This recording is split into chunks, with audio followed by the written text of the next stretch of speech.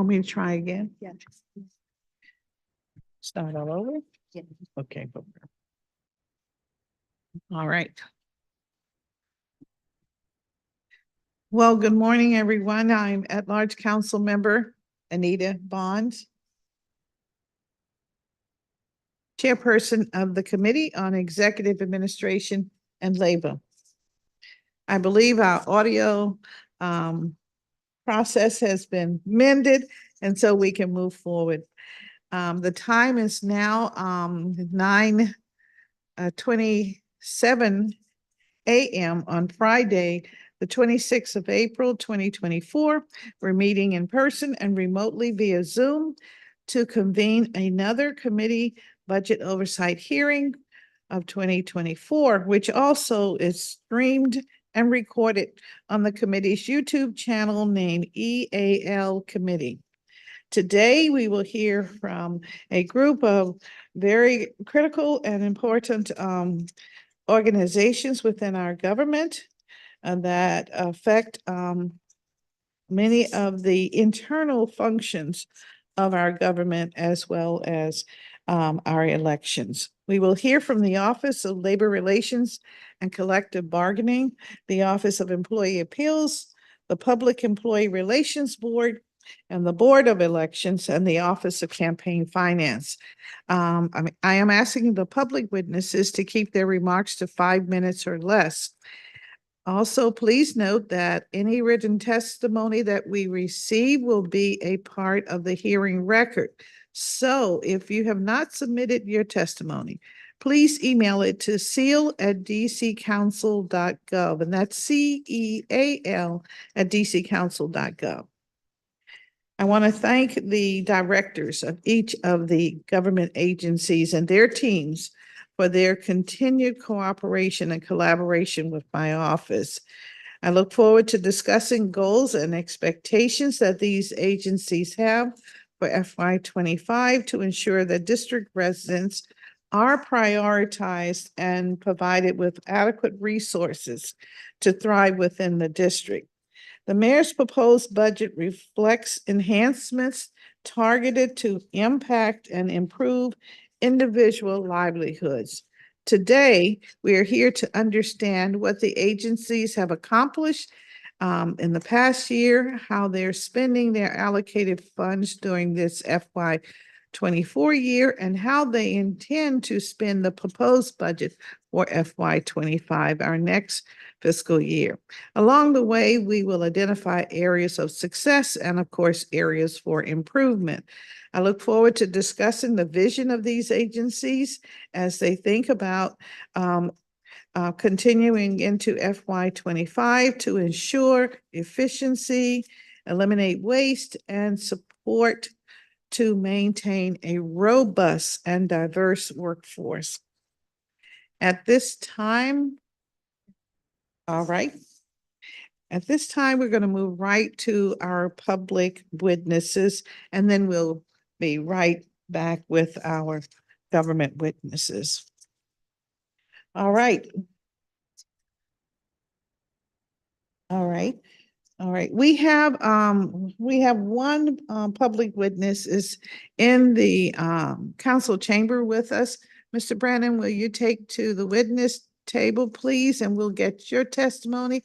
Just take your time, sir, and you can begin when you're ready, and then we will go to our online witnesses. Thank you.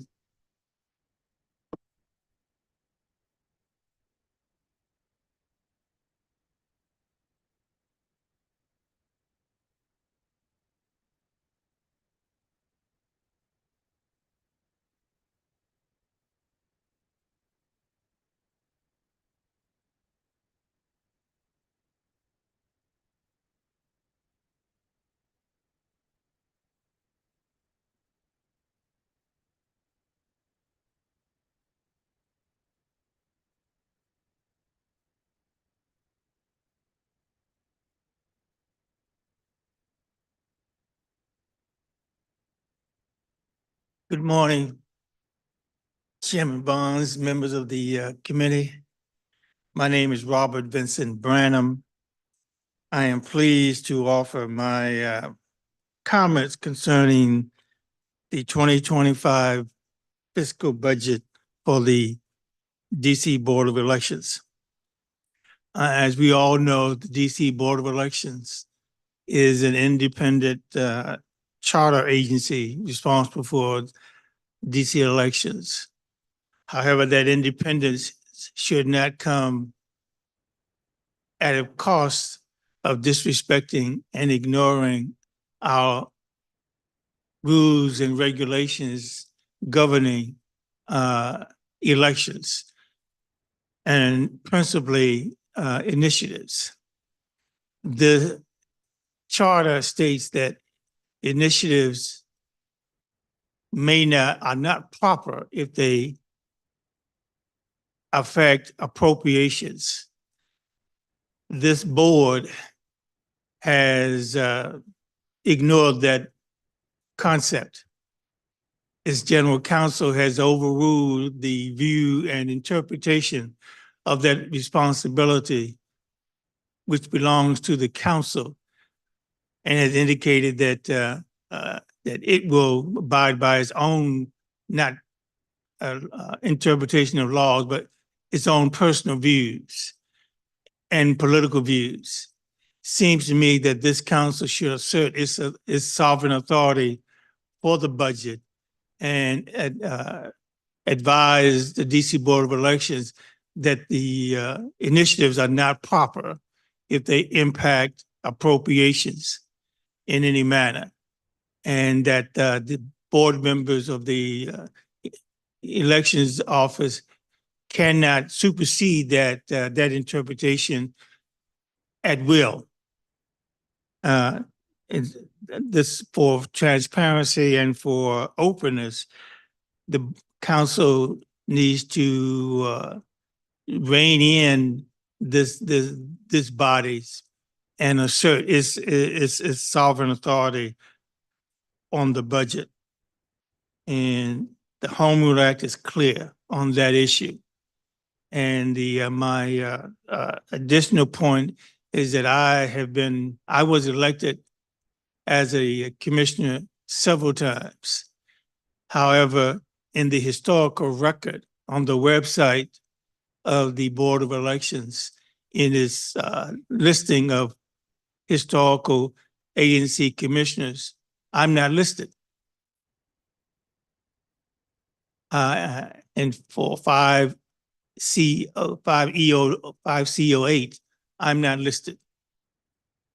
And it seems to me that the board needs to update its website information to be and make it more friendly. A lot of times when persons try to get information from the board, they have to be skillfully navigate the website, particularly when it comes to press releases, when it comes to notices for hearings, notices about pending rulemaking. That is hidden behind several layers of information, and that needs to be cleaned and made more accessible. It's there, but you have to search for it. You have to search for it and know what words to use in order to find them, because it's not readily visible on the website. And the other piece is that this board needs to assure the residents of the District of Columbia that it is taking adequate protective measures to protect its personal and private information from hackers. Recently, the board indicated that its internet provider, not internet provider, but web hoster, was not crashed, but invaded, and personal information and concerned DC voters became compromised. And it took a while before the Board of Elections was able to clear that up and to gain the assurance and to try to assure the public that its records were protected behind a wall so that it won't be hacked by other persons. And my closing piece is that while the other cities have been impacted by a former president who makes telephone calls trying to get votes, that doesn't happen here in the District of Columbia, and we should be grateful that his intellectual boundaries realizes that that would not work here. And with that, I'll rest my testimony. Thank you very much, Mr. Brennan. Could you expound just a little on that last point about telephone calls protection? Well, I feel that the information should be, to the extent possible, the board should be sure that its providers have the kind of cybersecurity measures in place so that our information that we have to give in order to vote is protected, and then we're not deluged or compromised in any way, or that we'll be taken off the roads by hackers from outside the district in foreign countries. So we need to be sure that those measures are in place, and there should be some ongoing assurances from the Board of Elections that they routinely have tested the system to be sure that that is not occurring. All right, well, thank you. You mentioned something about telephone protection. That's what I'm very curious. You made reference to, I think, former president.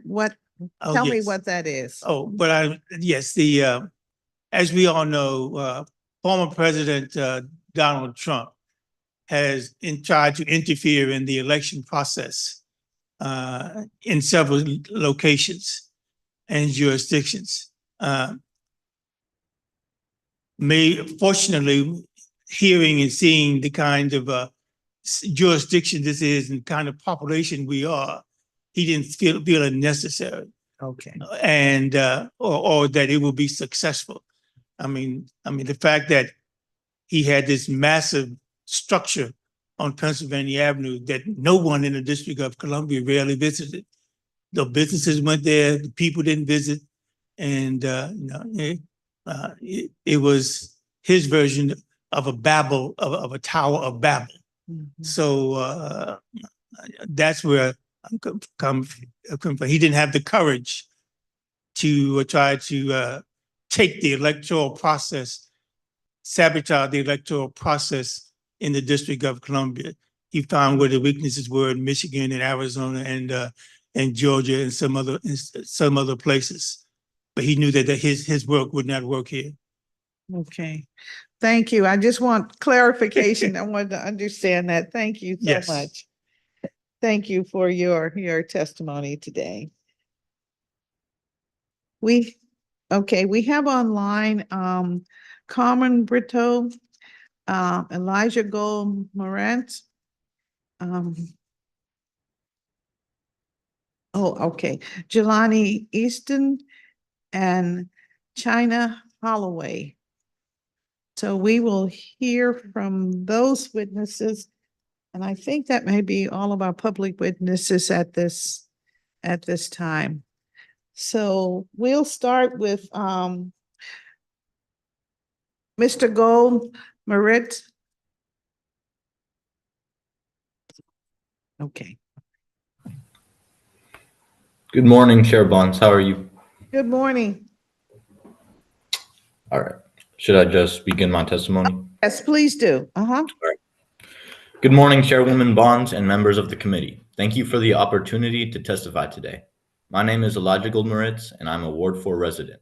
I'm a junior at Jackson Reed High School. I organize and currently manage the Jackson Reed rugby team, and I wrestle for the Jackson Reed wrestling team.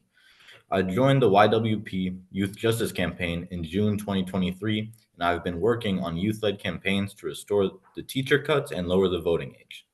I am here today to testify in support of reintroducing the Youth Vote Amendment Act, which would reduce the voting age in the District of Columbia to 16 years of age from 18 years of age, thus allowing 16 and 17-year-olds to vote. As you know, YWP worked on the Youth Vote Amendment Act in 2018, when Councilmember Allen Mr. Moretz, introduced can you legislation. just speak up a little? Oh, I'm sorry. You're losing your voice. Thank you. Can you hear me okay now? Yes, definitely. Should I just go from where I was, or did you Yes. hear the first part? Okay.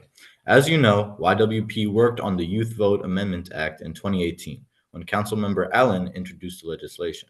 We are grateful to you, Chair Bonds, for signing on as a co-sponsor then. We are back again to work with you.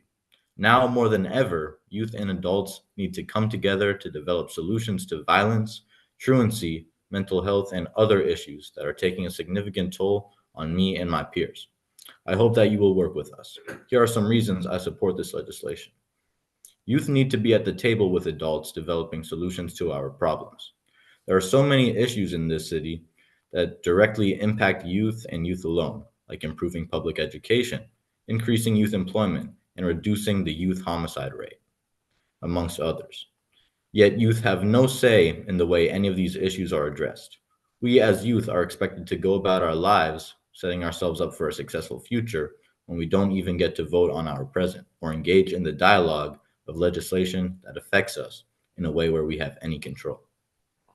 With the education budget cuts, youth are losing access to teachers and counselors, and we are not even included in the conversation. At Jackson Reed, I see many of my own classes overcrowded, limiting opportunities for individual help or developing relationships with teachers. Overcrowded classes also negatively impacts the teachers, with many teachers not having a planning period and still required to allow students to come to office hours outside of class time. Most teachers are swamped with thousands of assignments to grade at the end of terms because of the hundreds of students they teach submitting all missing work at the same time. DC's youth truancy rate is at an all-time high, and youth need to take the lead in reducing it.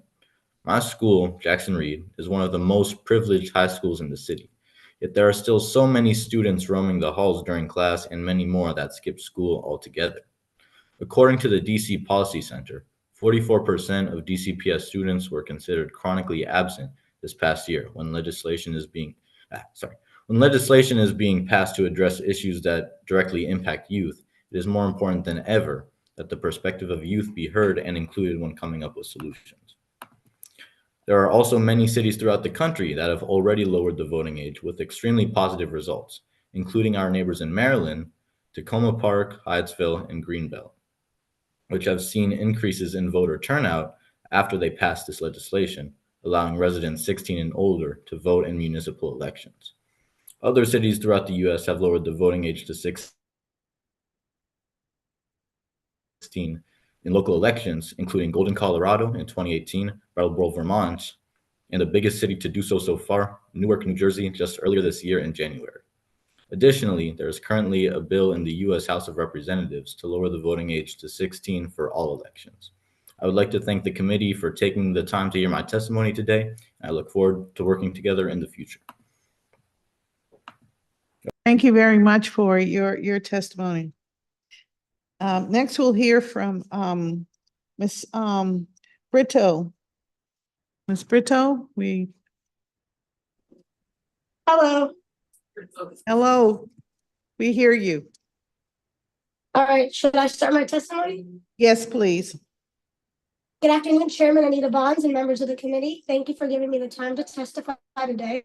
My name is Carmen Brito. I'm a Ward 3 resident and a senior at Jackson Reed. I'm a part of the Digital Media Academy, which teaches students the importance of digital media in the real world. It helps to develop skills in graphic design and media using Adobe Suite and softwares like Maya and SketchUp. I am also a part of the Jackson Reed Theater, working with stage crew and being a part of productions like our 1X. I will be attending BCU School of Arts in the fall 2024, majoring in graphic design.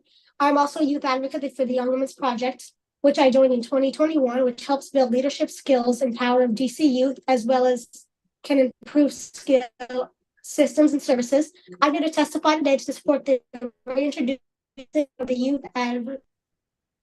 the Youth Vote Amendment Act, which amends the District of Columbia election of the 1995 to reduce the voting age in the District of Columbia to 16 years old instead of 18, thus allowing 16 and 17-year-olds to vote. YWP staff has worked on this campaign since 2018 and is hoping to work with you and your committee to finish the job. I've worked with the Yeoman's Project for 3 years. I was a sophomore, and now I'm a senior, focusing on mental health and education and advocacy.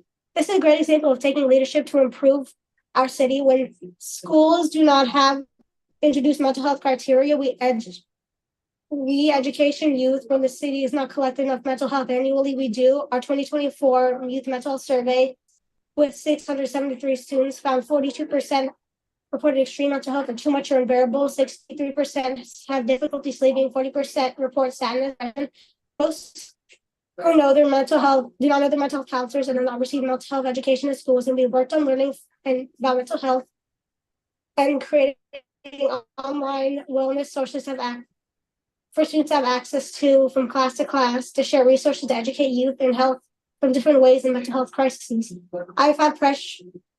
I have a pleasure to work alongside smart, hardworking youth advocates and who put work to help educate youth in their prospective schools, and not only mental health, but other lines of work like sexual education. And if you can vote, we have more mental health counselors and support groups in schools and better mental health education. Youth like my coworkers and myself all hold responsibilities and jobs outside of our schools and our academic careers. For example, 120 youth in YWP are employed and paying taxes. 11,500 are employed through the Summer Youth Employment Program. Many of us already work to support ourselves and families. Many of us work to gain access to respective fields and work experience in those fields. Examples, internships in fields like architecture and graphic design. However, youth are not able to have a say in how our taxes are spent or any kind of employment programs we need. We're able to hold jobs in such respective fields and have experience in work fields at such a young age. For example, 14 to start working. And who says we can't have the right to vote? 16-year-olds already know what they want to do and have so much experience and in their present day world. They should be able to have a say in how their future looks. And for education, last year I was a junior in high school. During the start of my second semester, I wanted to talk to my counselor about my schedule as I was double blocked during first period. When I left the office, she gave me a free period because, in her words, the classes were too full and there was nowhere else to place me and there wasn't enough teachers or classes. So I have a temporary, or what I figured out, not so temporary, free period until they could find me a first period, which they never ended up doing. Mario Bowser's FY2025 education budget includes 417 teachers, counselors, and other full-time positions, and 73 DCP schools.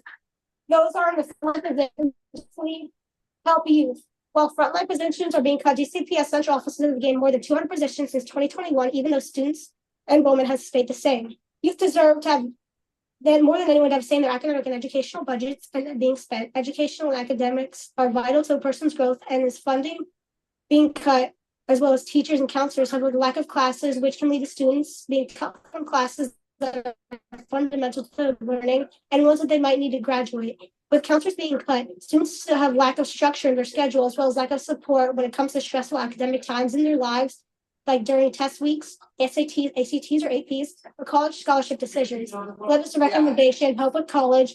Overall, if the council can make decisions regarding the administration at our schools, then students should be able to have a say in politics and what goes into those decisions. And therefore, students should be able to have the right to vote, to have a say in these types of decisions being made on their behalf.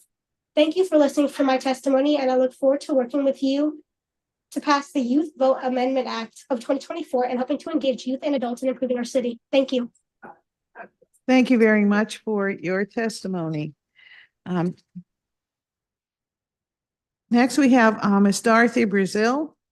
Ms. Brazil.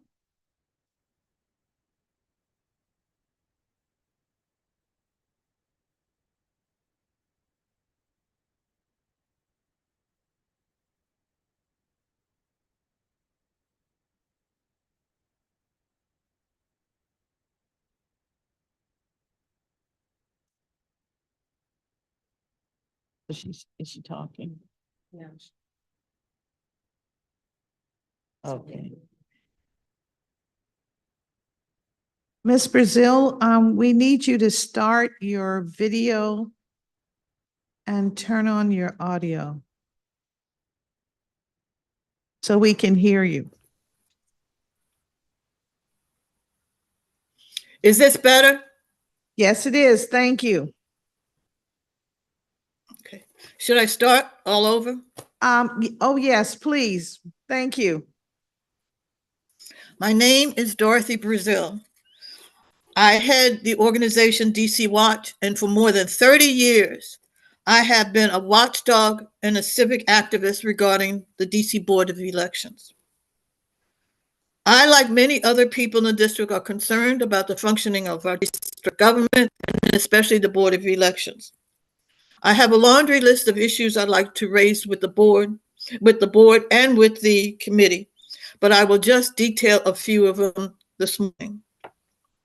First and foremost, I am always concerned about the management and the funding of the agency.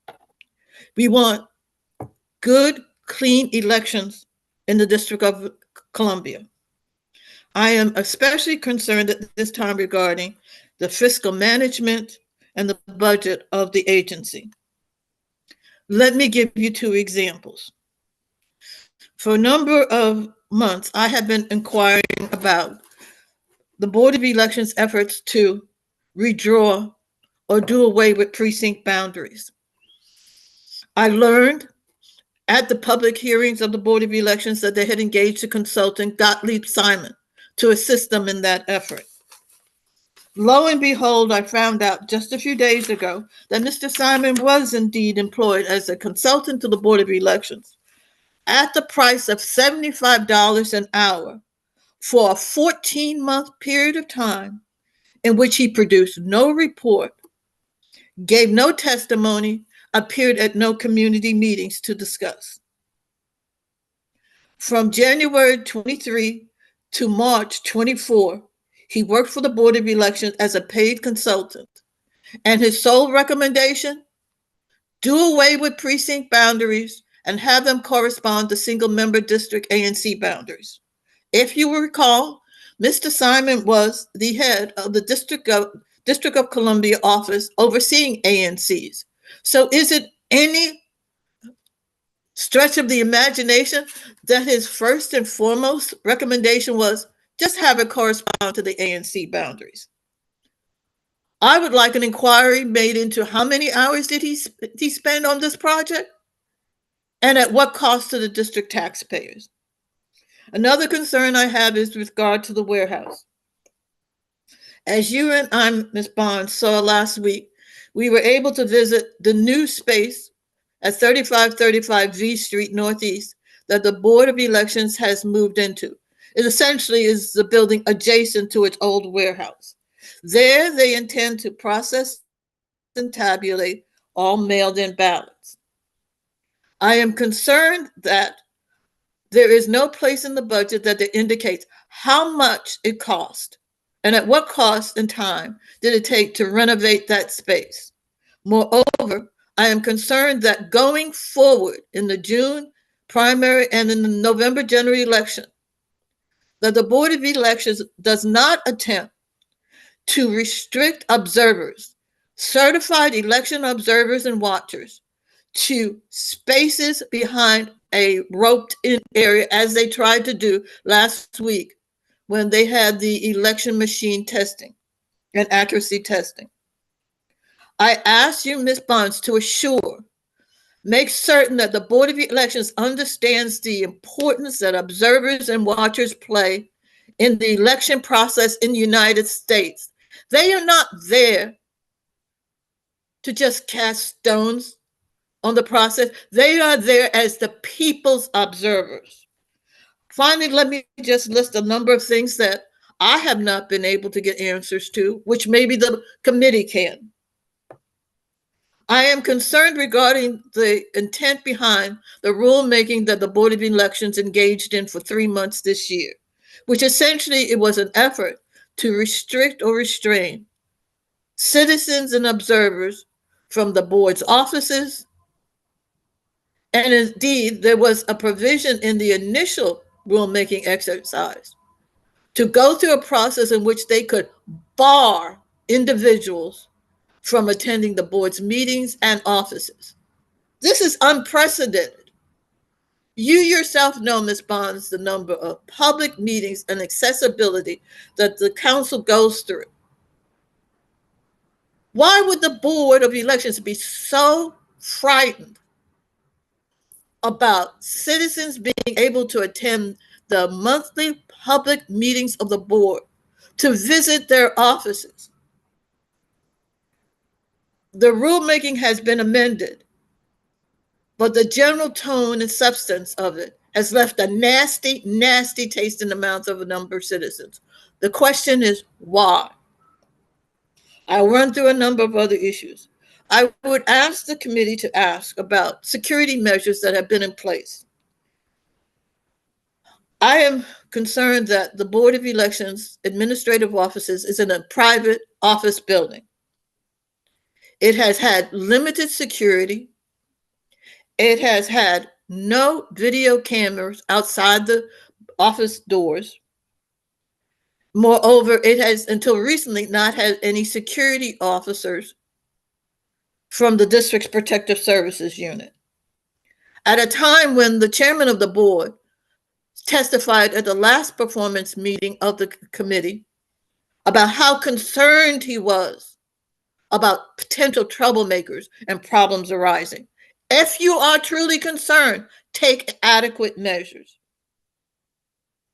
Finally, I would like to ask this committee to find out whether or not the Board of Elections has in fact, as in past years, engaged a private public relations firm to place ads so that the public is notified of particular deadlines and processes and procedures regarding the June and November elections.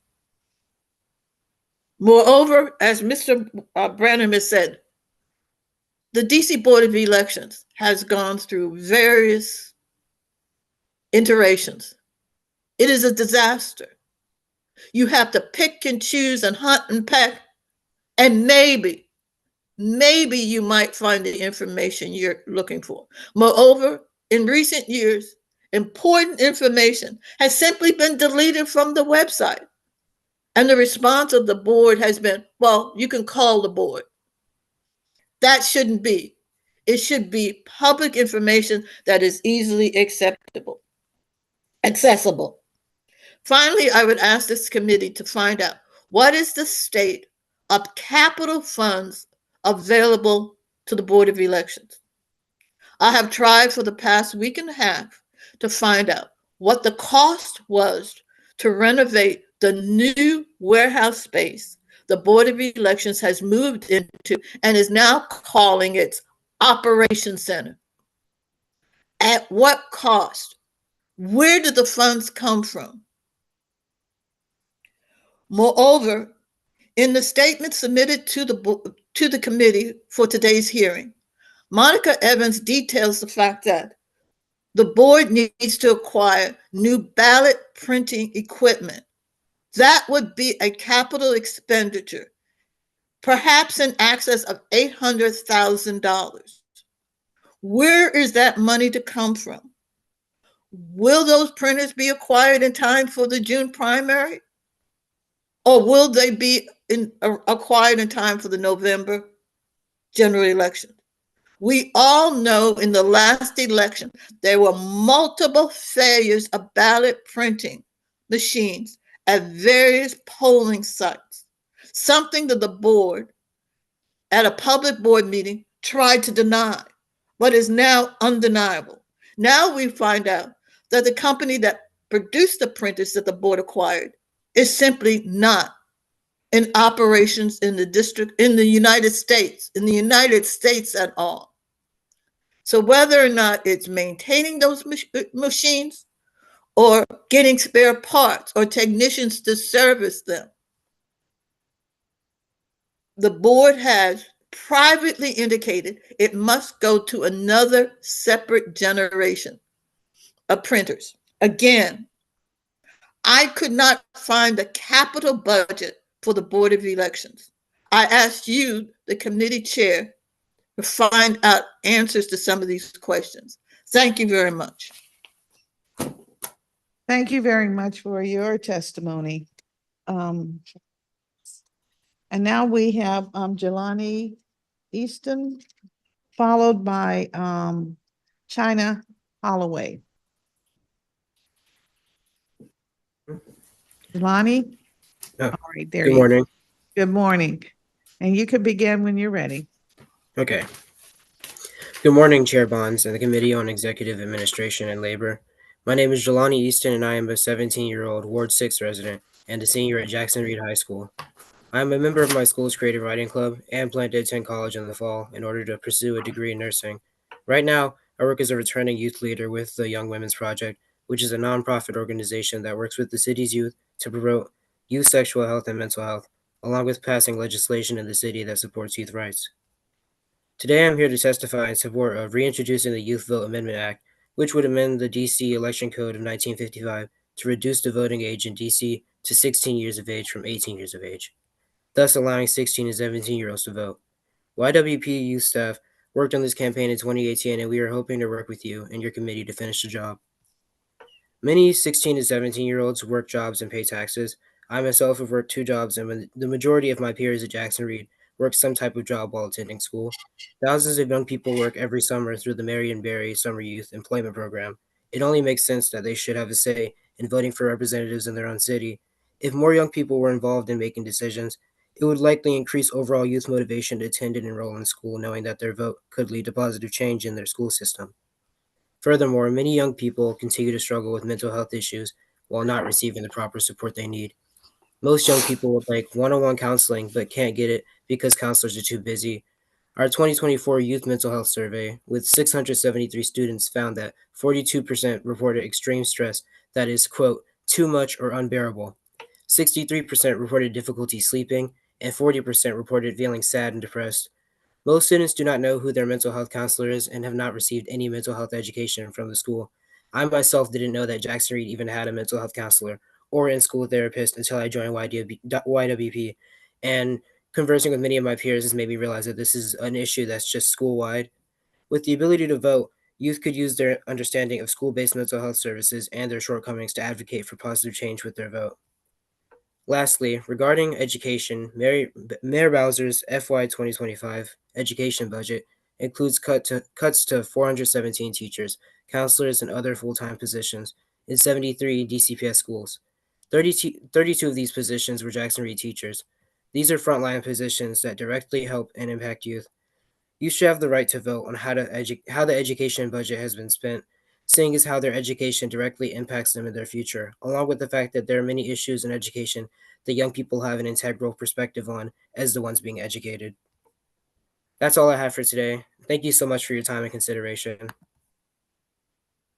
Thank you very much for your testimony. And now, Ms. China Holloway, we'll take your testimony now. Good morning. Good morning, Chairwoman Anita Bonds and members of the committee. Thank you for the opportunity to testify today. My name is China Holloway. I'm a Ward 1 DC resident and a senior at Jackson Reed High School. Currently, I am a Girl Scout. I occasionally write for my school newspaper, The Beacon. I'm a member of my school's Black Student Union and a member of a mental health council focused on African American teens. This fall, I'll be a freshman marketing or journalism major in college. My goals for the future are to become an entrepreneur, journalist, or author, own a restaurant, and create a nonprofit organization. I have been a peer educator with the Young Women's Project since September 2022, and I am a youth advocate working on sexual health issues. YWP is a multicultural organization that builds the leadership and power of DC youth so that they can transform policies and institutions to expand youth rights and opportunities. I'm in the Youth Health Educator program that focuses on educating peers on sexual health and reproductive justice.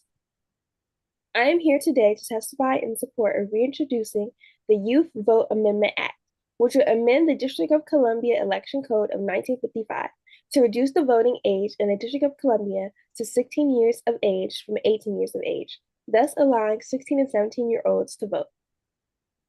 Between 2020 and 2022, I ran an activism account on Instagram. It started as a school project in 8th grade, and I expanded it during quarantine in the Black Lives Matter protest. I encountered many youth who were interested in politics and using their voices to better impact our country. It was a testament to youth involvement and active participation in their civic duty. I was able to witness youth empowerment firsthand and know the value of our influence. Many adults take their right to vote for granted. Despite voter suppression being a major issue in the past, lots of people don't realize how much influence they actually have on our democracy. With modern technology, youth are provided with many resources that can help them understand the power of voting, but aren't given the privilege to until they are 18. 16 and 17-year-olds are allowed to drive, work part-time, and be tried as adults in court. It is unfair to hold youth to these high standards without allowing them to be involved in politics.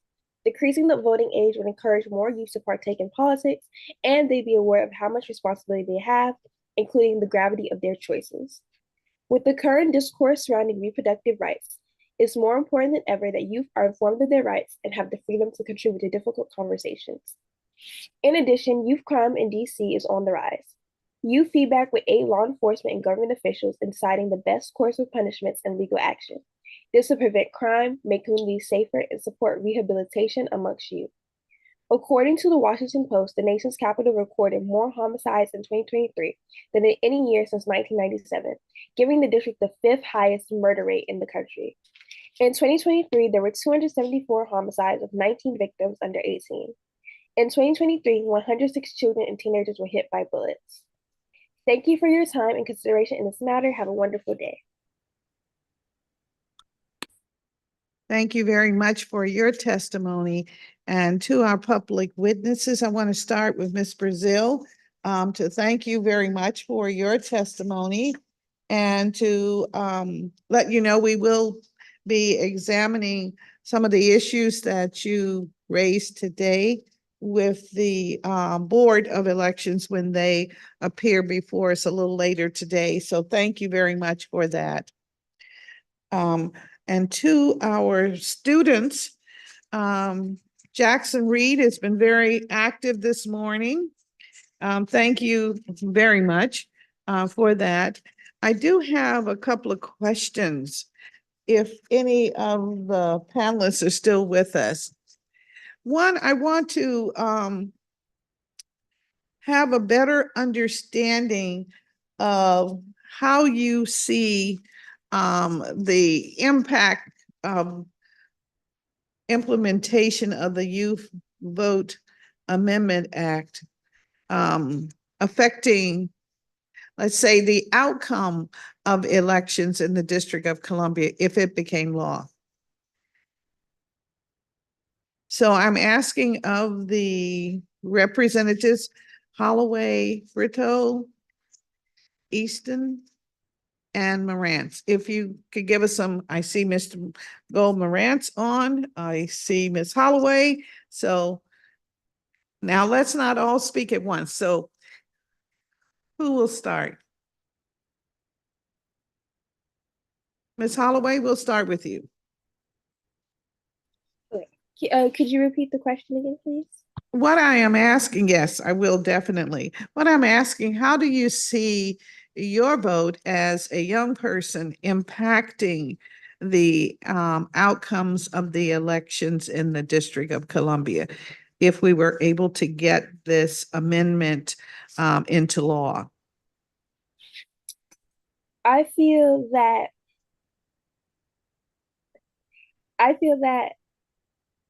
voting is very important, and especially as youth, I think that we have a lot of influence without realizing it. During, like I said, during quarantine and during Black Lives Matter protesting and protesting for abortion rights, I've seen that many youth want to use their voices and want to participate in politics. And a lot of us are aware of the current issues going on, especially with social media and how accessible we are to the internet. And I think that there are so many ways today that you can participate in your community. For example, volunteering, protesting, town hall meetings. So voting would just be a step further in the right direction to helping us get our voices heard and help our needs to get addressed. Thank you very much for that response. Mr. Morant, please go right ahead. I'd like to add that to answer your question and how it would change the outcome of elections, I think, well, first of all, giving the youth the vote would encourage our leaders to introduce more policy or listen to youth on policy that they feel is necessary and would benefit them, as opposed to how it is now, where we can testify, but there's like, it doesn't really help the leader's reelection. So beyond just helping us out, there isn't really motivation there. And yeah, then it'd help us introduce policy that we believe benefits us, as opposed to just speaking out, but not really having a real stake in the policy being passed. All right. Well, I appreciate just getting a word or two from you on that. Thank you. Thank you very much. Mr. Brennan is still with us. Mr. Brennan, you have Madam Chair, let me comment? say that I, for one, am supporting the Youth Vote Amendment Act. And I feel that what it will do, it would force our leaders, both elected and community, to interact more with our young people to assure that their voices are heard on the issues that impact them. Because we should realize that a lot of the issues that that's forcing the movement today, such as the environment, climate, and other transportation, impact our young people, and they want to have a voice in it also, and it will force our leaders to not treat them so cavalierly and to include them in the discussion. Thank you. Thank you very much for your response. As you were speaking, I was thinking about the fact that the current elections law is from 1955, and the thinking in 1955 certainly quite different from the thinking of today, and many decades, of course, have passed, but more than that, we have a society that is so different today from 1955. So yeah, one issue I know that impacts young people, but their voice is not really heard or respected, comes to school violence and guns and shootings, and their voices need to be heard on that issue as well. all right. Mr. Morantz, what are your thoughts about school violence? I completely agree with what he just said, and where we don't really get a voice on the issue, and it is significantly impacting us. I mean, in the city, but also throughout the country. And of course, this is to vote in local elections. Well, all elections for DC, including presidential, which definitely impacts the national policy on guns and violence, but also just beyond guns and policies to address disciplinary and preventative action towards the violence. We also deserve to have a say in that, because I mean, the violence is affecting us, and in schools, we're also, well, not all of us, of course, but the people being violent are generally kids at the school. So having a voice, like in programs to prevent like mental health, because mental health is often related to violence in schools. Because I personally don't believe that a lot of the kids taking violent action are necessarily bad people. I mean, we're kids, and a lot of us have issues, and we deserve outlets to figure those issues out and resolve it. And of course, violence is a terrible outcome of those personal issues. And being able to vote, and being able to vote on policy to address that within schools, I believe is very important to us and for us. Thank you for that. I believe it was Mr. Easton who mentioned the fact that he learned recently through the program that you are engaged in, that in fact, you have a mental health assistant in your school. Am I correct? Mr. Yes, Easton? you're correct. Okay, so you learned that. And in learning that, do you see if you were voting that the youth vote would translate to assuring that we would have mental health counselors in our school system? I do Throughout the believe so. system? Oh, yes, I do believe so. As a student at Jackson Reed High School myself, I have talked with many other people and my peers, friends, kids at school, and the majority of them that I've spoken with don't really know that about like our mental health services. They don't know that we have an in-school therapist or that we have mental health counselors or DBH clinicians. And it's not just that they don't know that we have access to these resources, it's that they don't know and they are willing to access these resources if they were able to find them or if they were previously aware.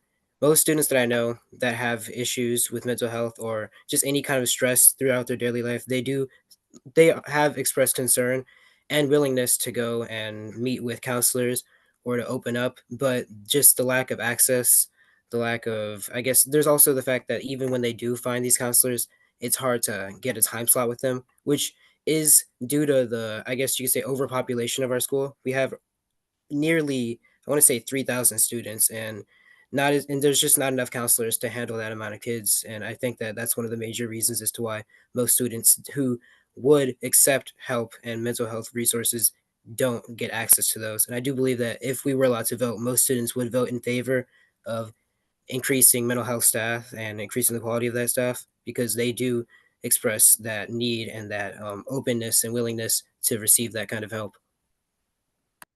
Thank you very much. Thank you all for your testimony, and you've inspired me to figure out how, before the conclusion of this school season, before I'll say July, that perhaps we need to have further talks about some of the issues that you in particular as our youth are very concerned with and want to see action on immediately. So I look forward to having the opportunity to reach out to you, and maybe you will have other um, friends that would join us, and we can talk to some of the students in some of the other schools. I think it would be very beneficial to understanding the youth vote amendment and the power that it might have, but it would also help us to just connect with those that many in society say, well, these are the individuals that we want to move our society forward. And so we want to make sure that we're hearing from you. So thank you very much for testifying with us this morning.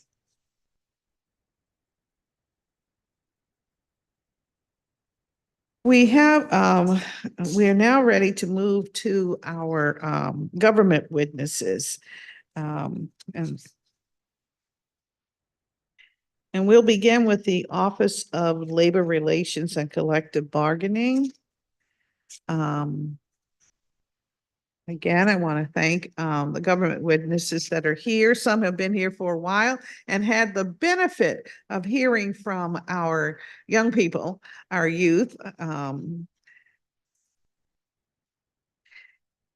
I'll quickly review the important work of the Office of Labor Relations and Collective Bargaining.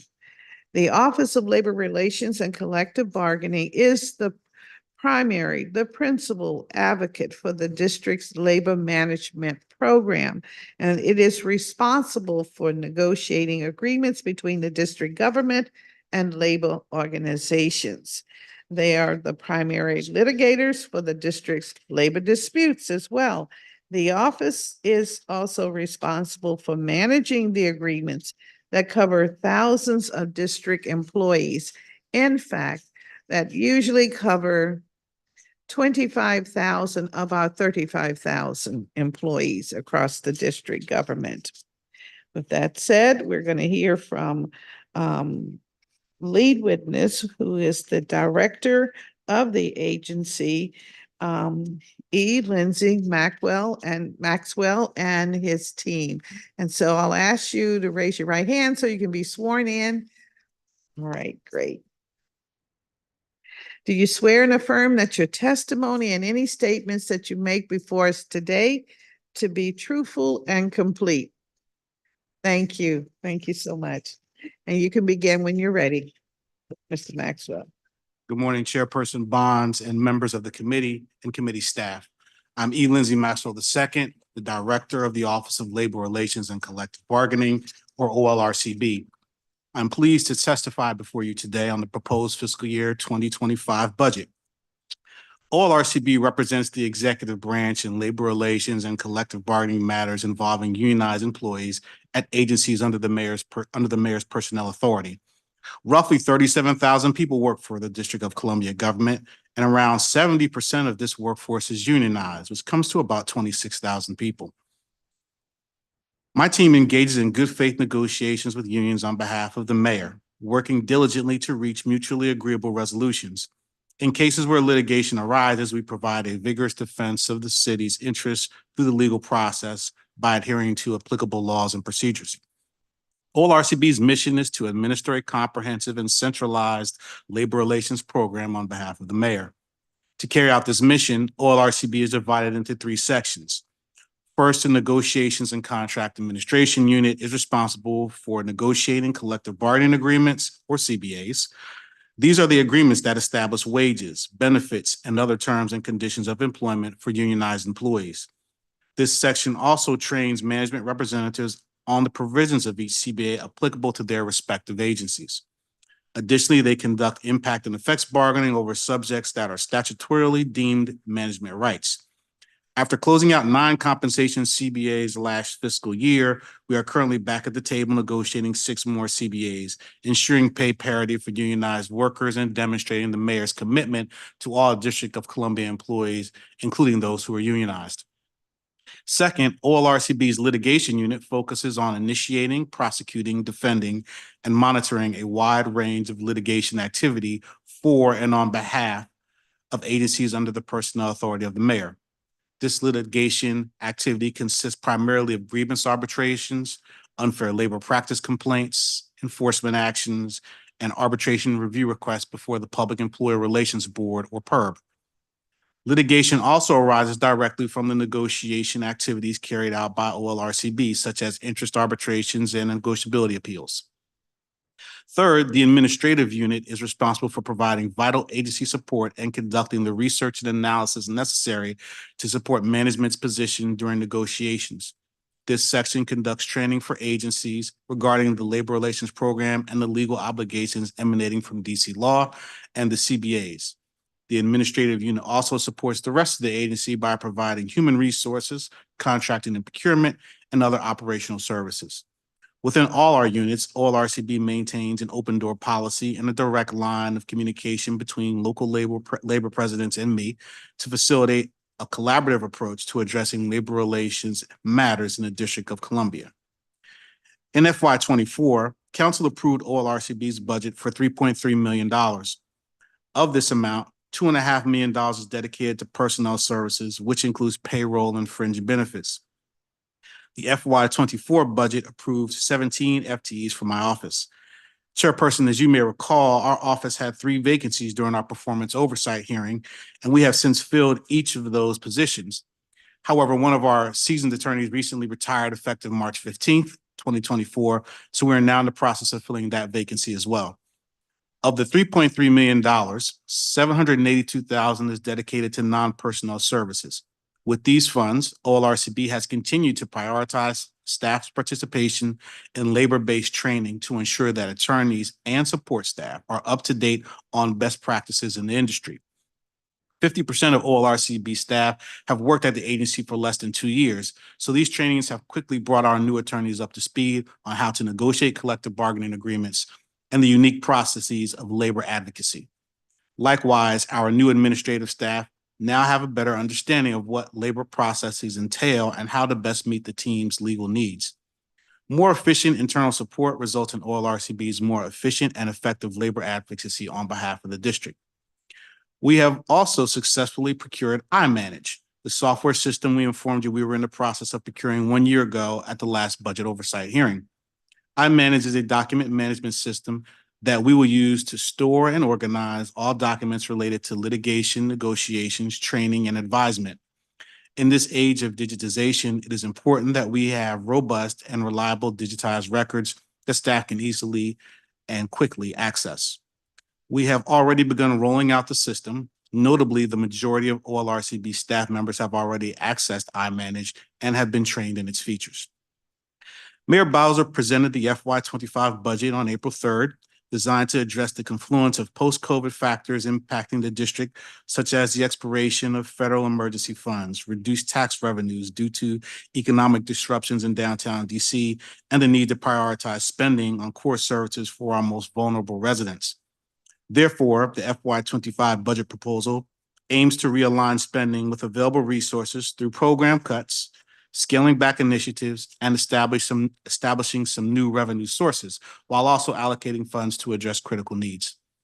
The proposed FY25 budget for Olrcb represents an increase in personnel funds and a decrease in non-personnel funds. Overall, Olrcb has proposed a budget increase of 10.4% or $343,500.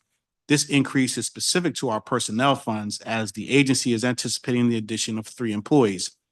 However, the proposed budget decreases our non-personnel spending by 1.8% or $14,000. The administrative staff support me, my chief, and the attorneys in assisting carrying out Olrcb's customer care and other district mandates. Their role is critical in the office's efforts to administer an efficient labor relations program because they are often the first point of contact with the public, employees, management, and labor representatives with whom we interact daily. They are crucial to streamlining office operations and supporting the agency's ongoing processes for moving towards a digitization of our services. Not only that, we look forward to adding a labor economist to our staff in FY25, which will give us the resources we need to conduct the necessary research to prepare for negotiations and assess costs and litigation matters internally without having to rely on third-party contractors and district agencies for assistance. In closing, the resources allocated to Olrcb will play a critical role in supporting Mayor Bowser's commitment to maintain and improve the labor force. The council and this committee, in particular, are critical allies in this mission. I want to personally thank you, Chairperson Bonds, for all you do to improve labor relations in the district. You are hands-on, you're informed about labor relations in the district, and my team has enjoyed working with yours over the past 2 years. I look forward to our continued work together to achieve our shared goals and to give our employees and all residents a fair shot to benefit from Washington, D.C.'s continued prosperity and fair labor practices. Thank you for the opportunity to testify today, and I look forward to answering any questions that you may have. Thank you. Thank you very much for your testimony. And I must say, I'm delighted that you are thinking more about the importance of bringing your economists in-house so you can have rather robust opportunities to explore the dollars that we have to use for our various contracts. So thank you very much for that. Sure.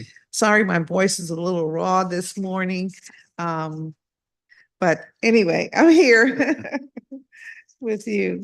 I do have a few questions, and I will try very hard. I'll start by saying I'll try very hard to make sure that all the dollars that you need remain in your budget. I know that in a few years we've had to move things around, but we want to make sure you understand we're trying to put the best foot forward, recognizing the importance of your office, particularly as you have a number of contracts that you must manage this year and the coming year. So Yes, thank you. Want to make sure. And you've been a good sport, so Thank you, we Deb. appreciate that. For the 25 proposed budget, you are going to receive these 3 full-time equivalents. It's in the budget. You've already explained that one of them will be proposed as a labor economist. Currently, you're expending in excess of $180,000 on that. Are you thinking that individual, or are you thinking several individuals will utilize that fund? And are you thinking it would be a full-time position or 2 part-time, or just what? Trying to understand how you see utilizing that opportunity. So thank you for that question, Chairperson Bonds. Joining me at the table is Chief of Staff Aisha Alt, who's in charge of all staff. So I'm gonna let her speak to that. That's All okay. right, thank you, sure. Thank you, Director. Good morning, Morning. Chairperson Good Bonds and morning. committee. Thank you for that question, Chairperson Bonds. The labor economist will be a full-time position, and the amount that they'd be compensated would be less than $180,000. Simply put, bringing a labor economist in-house would allow out the employee to do much more work for less money than paying the contractors. All right, thank you very much for that. I want the public to know that even this small organization within government is trying to save our dollars. Absolutely. I'll give you an opportunity to toot your horn, and that's so important in these days. You cited that the Collective Bargaining Fair Compare Amendment Act of 2019 and its need for an in-house labor economist. Are you going to, do you have individuals in mind to move into this position, or are you going to advertise and make it a competitive opportunity? Thank you, Chairperson. For right now, we do not have any individuals in mind for the position. We intend to recruit for the position. All right, you're going to recruit. And recruit means that you will be advertising. And it will be tell us a little bit how you think you might advertise for this position. Thank you. We post a vacancy announcement. And we also would welcome anyone who knows anyone and can refer someone who's knowledgeable, someone who's experienced, specifically with DC government labor relations. If you know a labor economist that's really good, you can always refer them to us. But this is a very specialized area of law. It's a specialized practice area in the industry, and it's also a highly specialized position. So we intend to cast the net wide, but if there's anyone if anyone knows of anyone that they can refer personally, then we'd always be willing to accept a referral. Thank you very much for that. And I agree with you. It is very specialized. And I just want the public to know that, you know, if you fit the bill, we certainly would like to have you have an opportunity at least to interview for this. So Absolutely. all Thank right. you. Thank you.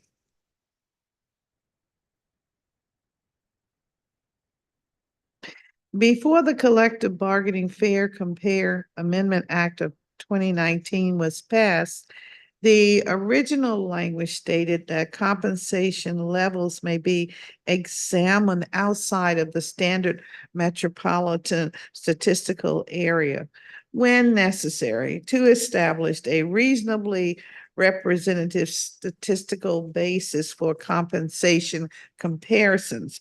So before the Fair Compare bill was passed, could you share examples of when it would be a necessary basis to examine compensations outside of the Washington metropolitan area as an example?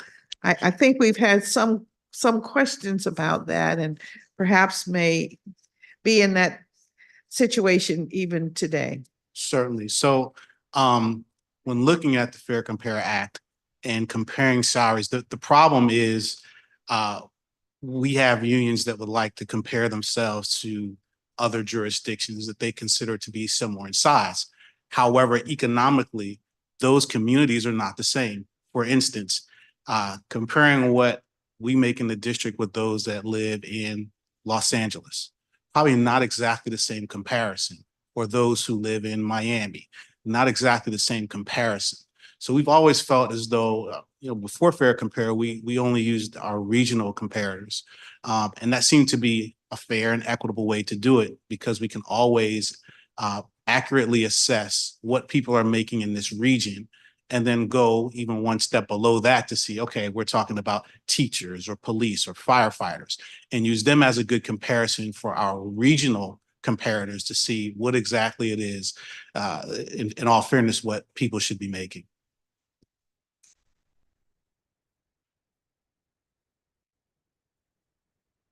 We currently have a law that is in place since 2019 that gives our unionized workforce the opportunity to look almost anywhere. I would dare say maybe anywhere in the world. And prior to that passage, we were more focused on our region. So do you have an opinion as to what would make sense today? Or what you think would move the dial forward as you're negotiating with various entities today? Absolutely. I feel as though sticking to the regional comparators is just a better system. Since Fair Compare, we've seen situations where we've now seen unions reaching out as far as Honolulu to compare exactly what it is and what the salaries are for similarly situated jobs in Honolulu or in Alaska, which just don't really fit the bill. This is a very unique region as it relates to compensation, the DC area, and then how we compare to our sister jurisdictions in Maryland and in Virginia. It's very different than what you'll find in other places. Also, this somewhat complicates this too, is the fact that, the District of Columbia is still considered a city nationally. And so we're looking at city compensation, but really a lot of the things that we do are more so on the state level.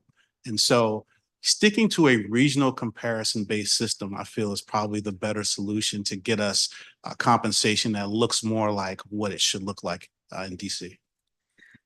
All right. Have there been discussions with you about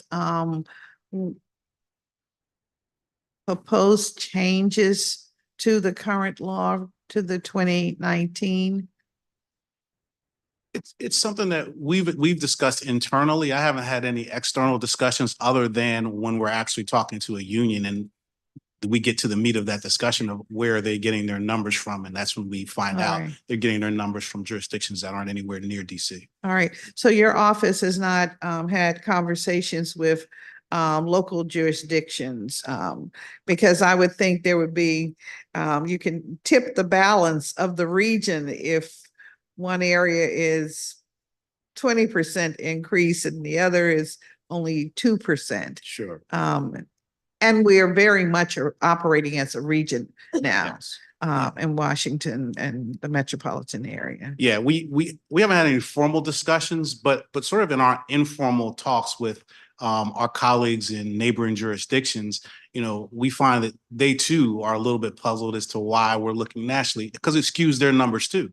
If we are comparing ourselves to Honolulu, that means that those workers that are doing that particular job in DC are now using Honolulu as a comparator when they leave and they go to Prince George's County or they go to Montgomery County.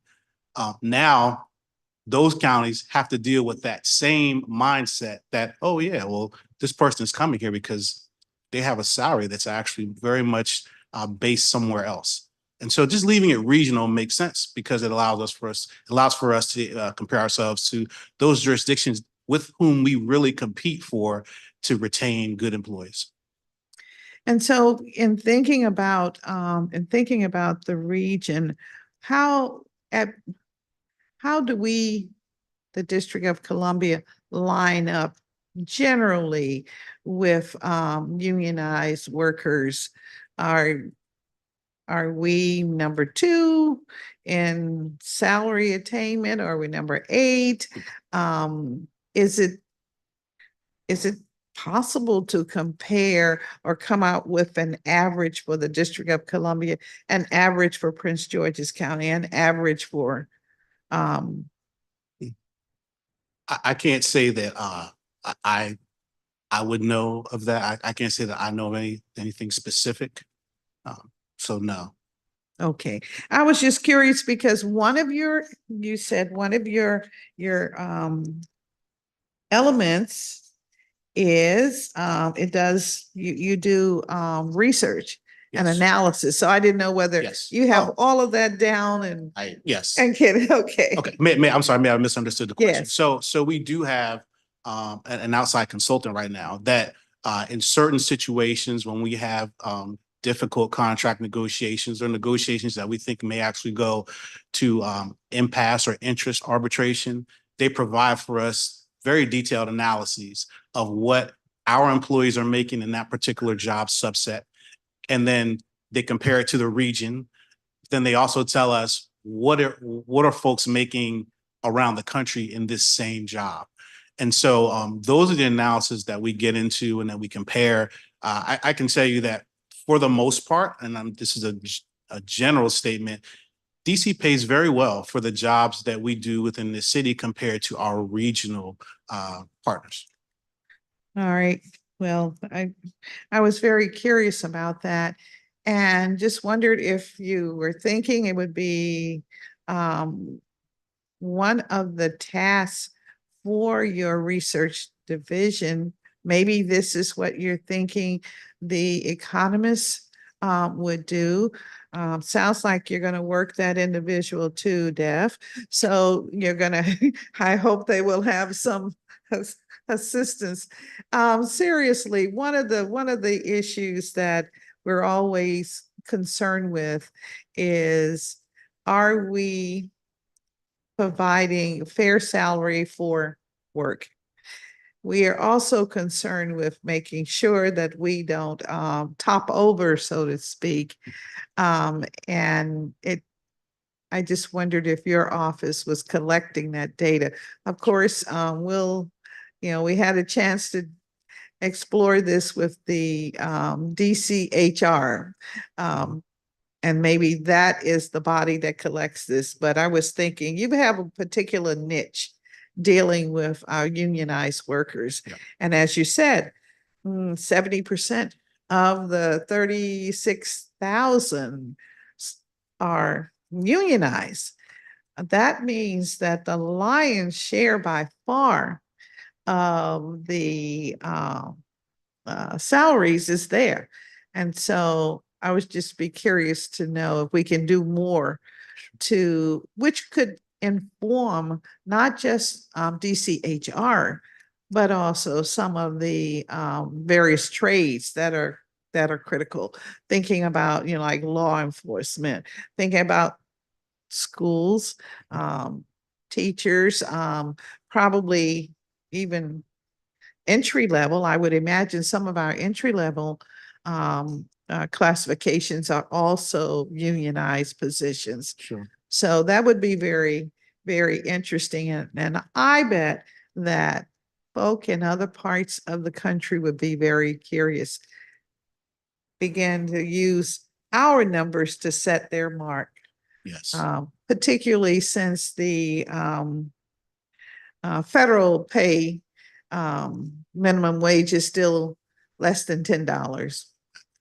Yeah. And I know we're somewhere else entirely. So I can tell you that, whenever we sit down to the table to negotiate, we get input from a lot of different places. We get input from our good partners at DCHR, who provide, a lot of salary research that they provide to us.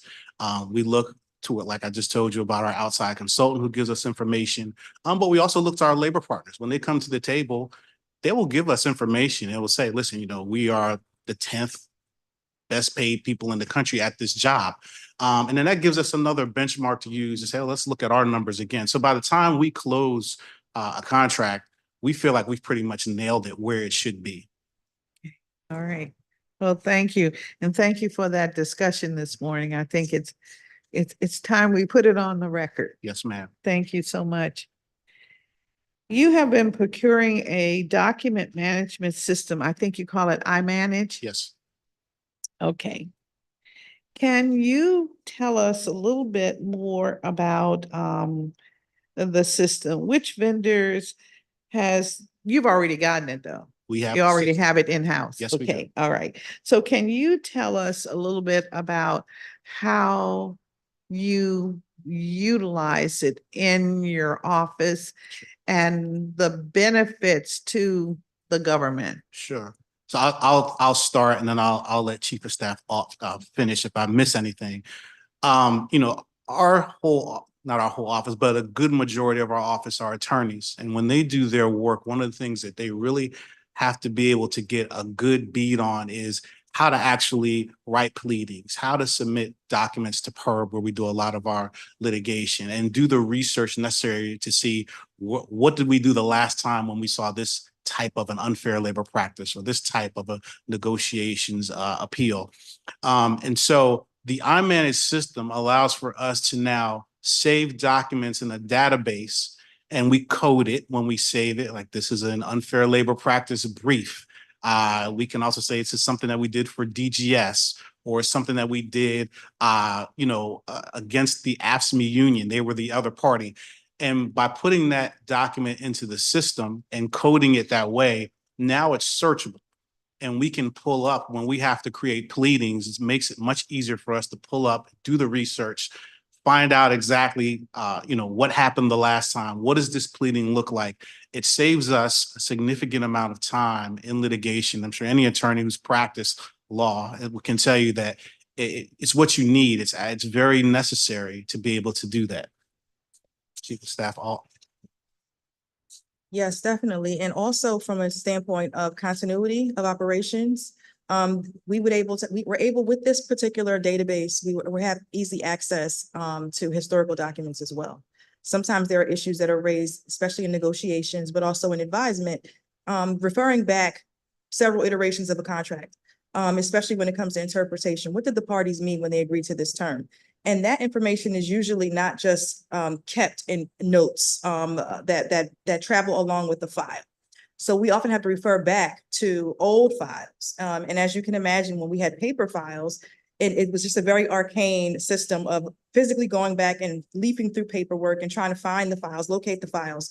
You're looking for files from 1999 sometimes. So having this database with these documents easy accessible and searchable for historical documents also assists with advisement and having accurate information for interpretation purposes. Fantastic. It sounds like something that many agencies in our government would really appreciate. And if you stop by my desk, you'll know why I'm curious about this. And I'll leave it at that. Quite embarrassing. But thank you for that. Let me ask, with this, is there a maintenance plan that is included in your 25 budget? And where would I find that? Or is that, or does it, or is it AI and it takes care of itself? Chairperson, I believe that we do have maintenance included, at least for the first year, but I will double check and get back to you if that answer is not correct. Please, thank you. Be very curious as we try and perhaps promote it to other offices. Thank you.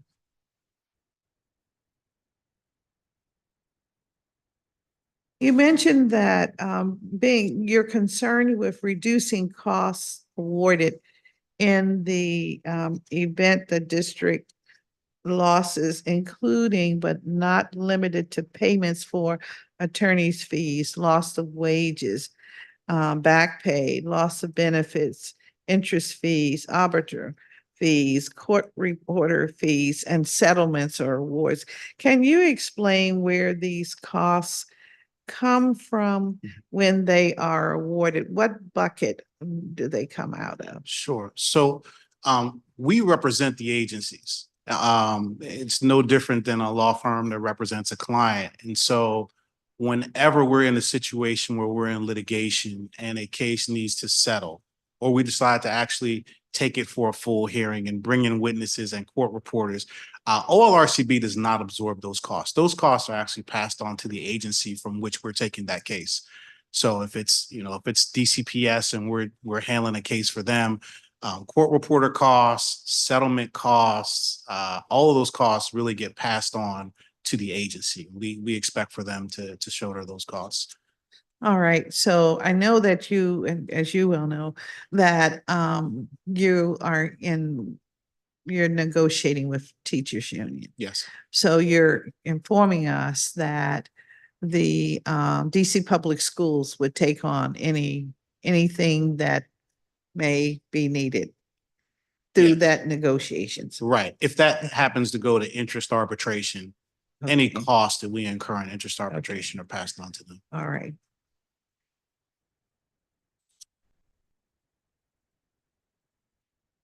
Can the claimants request payment of interest?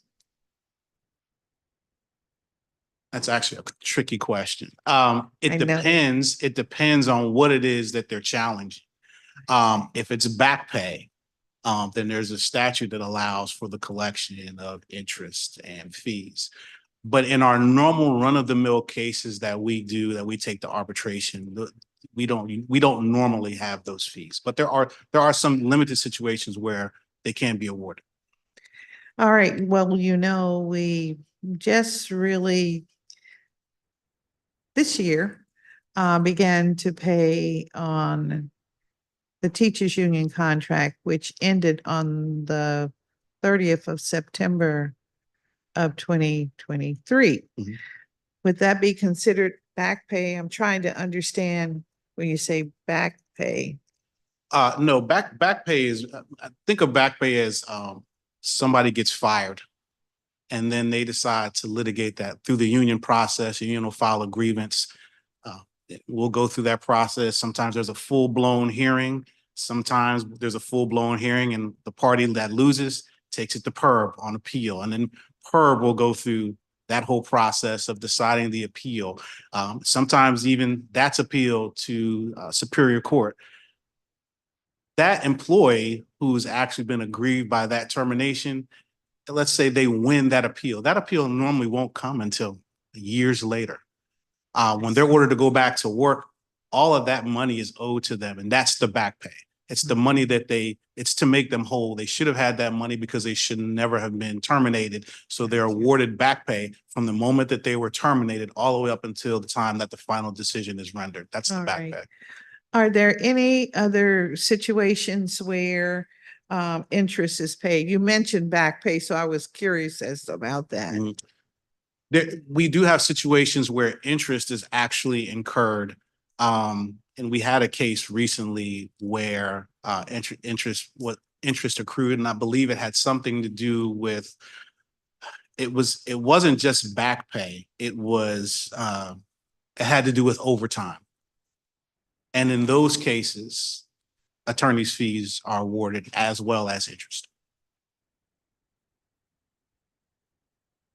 Do we have many of our unionized employees working overtime? Yes, That's the police, yes, fire, yes,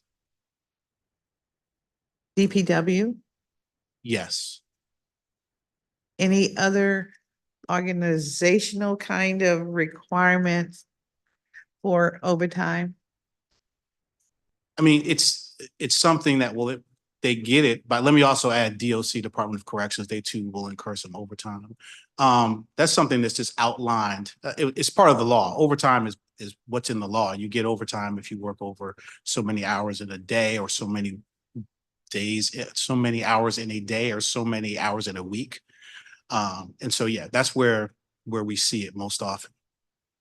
Okay, and I'm aware what I'm also trying to understand is where is it customary?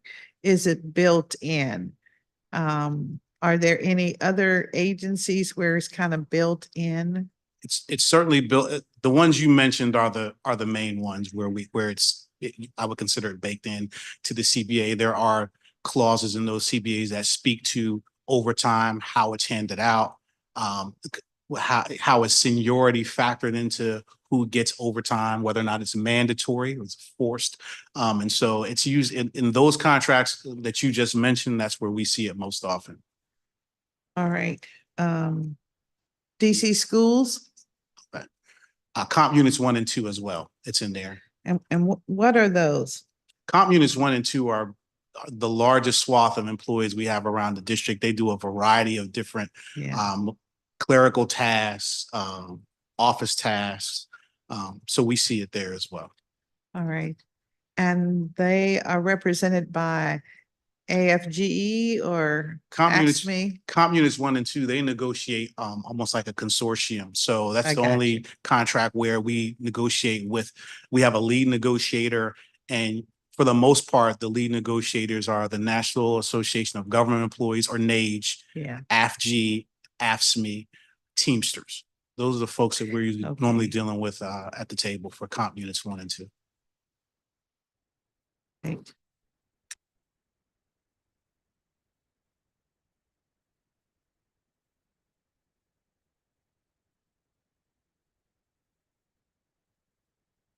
When we, as a government, make a determination that compensation will increase, what is the funding source? I couldn't answer that question because I don't know. We get the authority from the city administrator, and then we go to work to close the deal. Usually, the city administrator and budget make a determination about what Okay. bucket or where they're getting the funds from. Okay.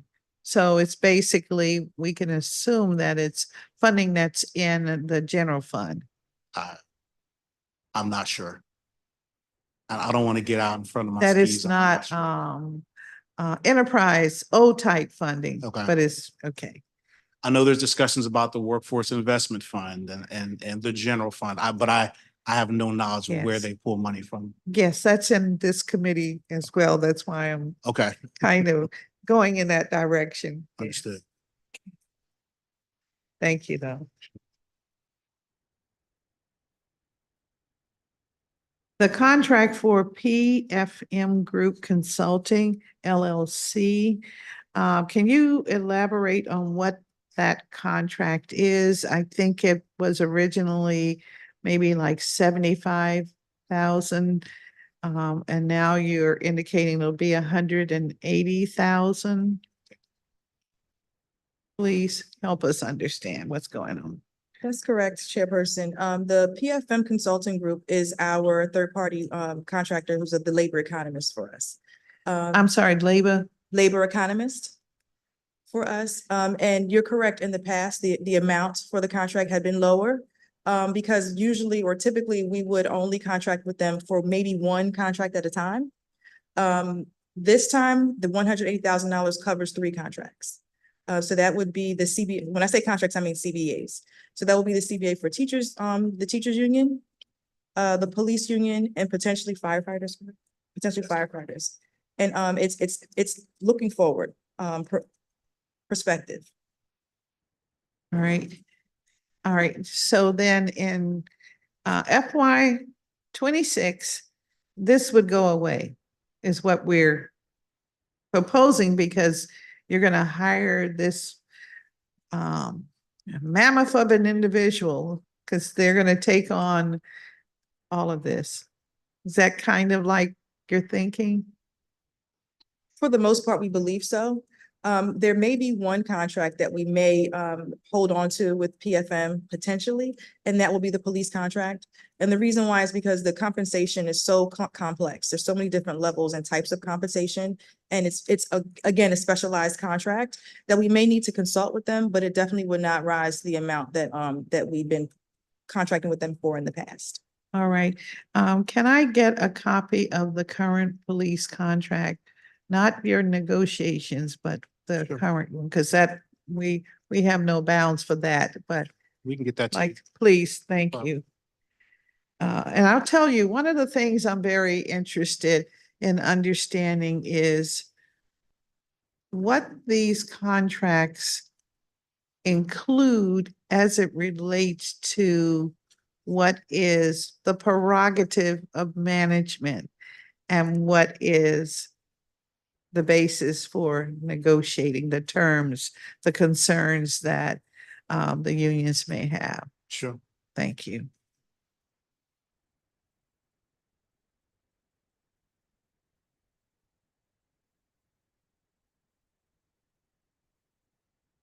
The PFM group contract is coded non-competitive.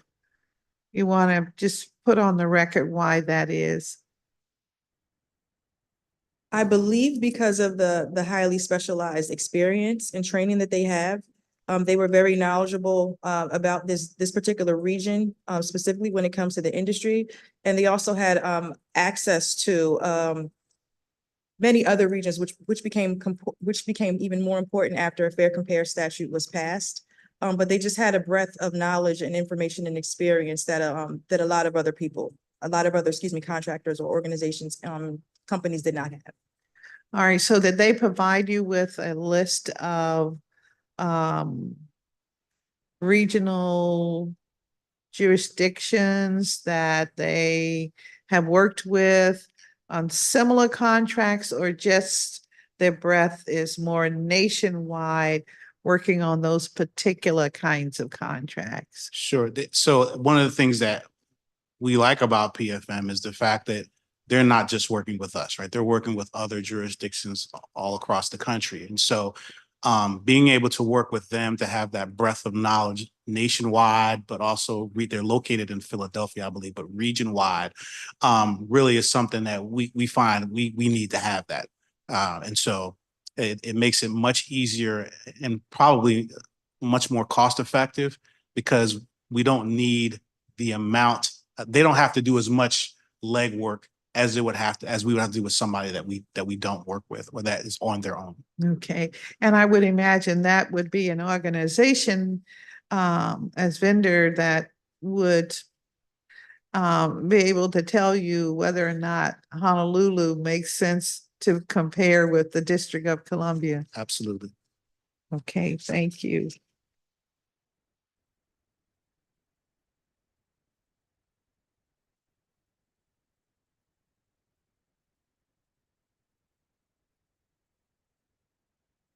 Is there any thing you want to add to the record? Or do you need $500 or do you need $50,000 more?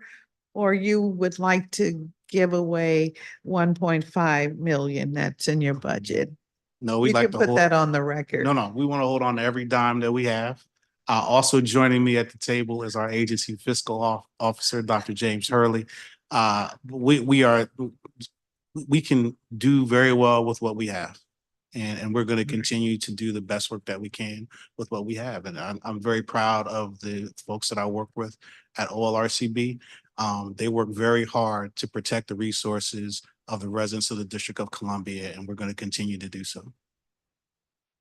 All right, well, we appreciate that, and I am hoping that as we move forward, particularly with the teachers union negotiations, that we will have a contract soon.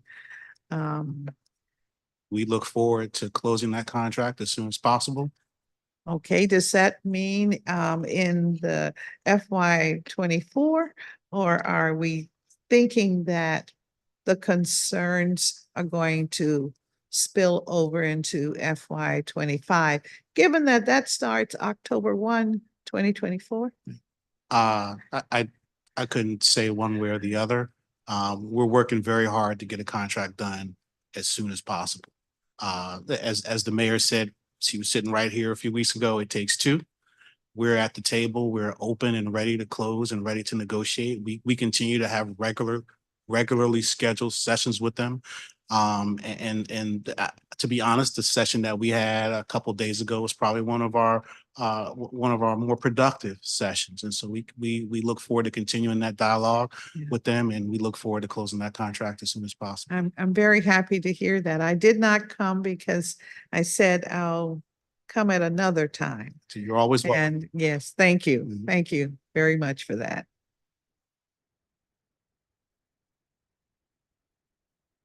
And thank you very much, office.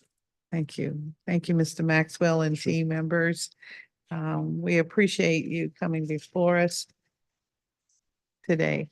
Sure. Well, thank you. We've enjoyed working with your team, with Jean Marie and with Julia. They have been always very helpful in being sure that we get everything that you need to you. And the open lines of communication have been very helpful. And I just want to take this opportunity to thank my staff for helping me to prepare for today. Some of them are here today to observe. Could not do this without them. So thank you very much. All right. Well, thank you. And we'll see you, I guess, hopefully we'll see you October 1, 2024. Yes, As you ma'am. begin to, because you're spending all your 2024 FY24 monies, We right? absolutely are going to spend every dime of it. Yes, ma'am. Okay. All right. Thank you. Thank you.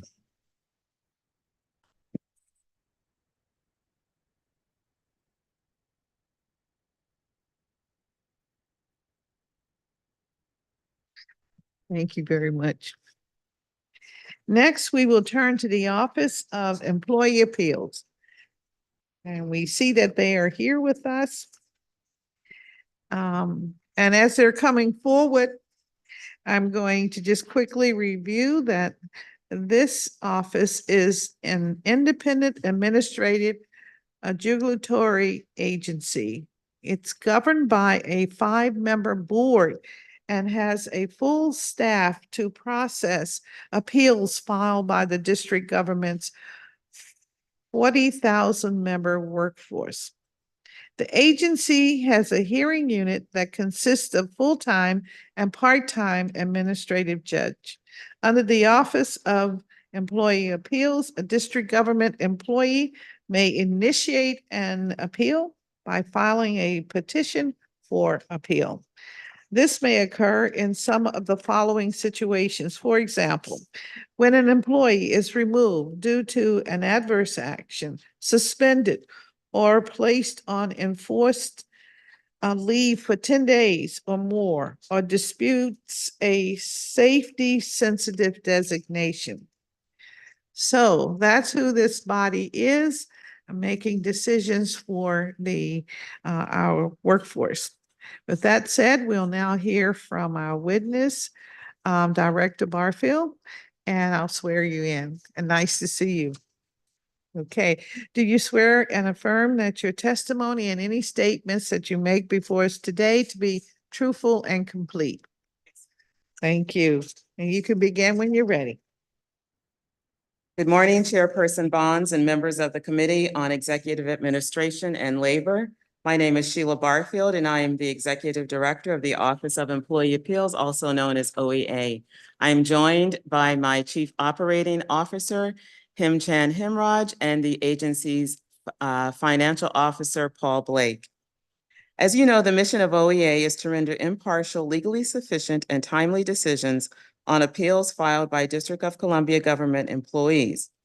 OEA's jurisdiction extends to appeals filed by employees who have been terminated, suspended for at least 10 days, placed on enforced leave for at least 10 days, reduced in grade, or had their position abolished pursuant to a reduction in force.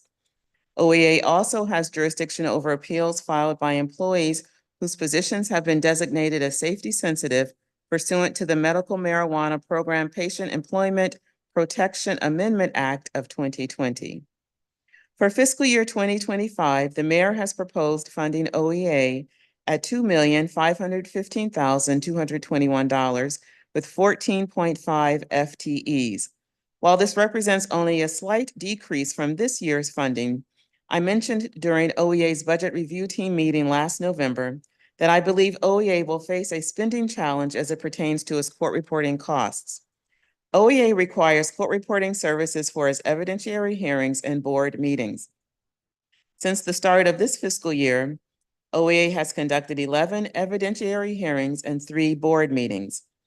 By way of historical background, in FY 2022, OEA conducted 12 evidentiary hearings for the entire fiscal year and 6 board meetings and had an actual cost of $24,982 for court reporting services.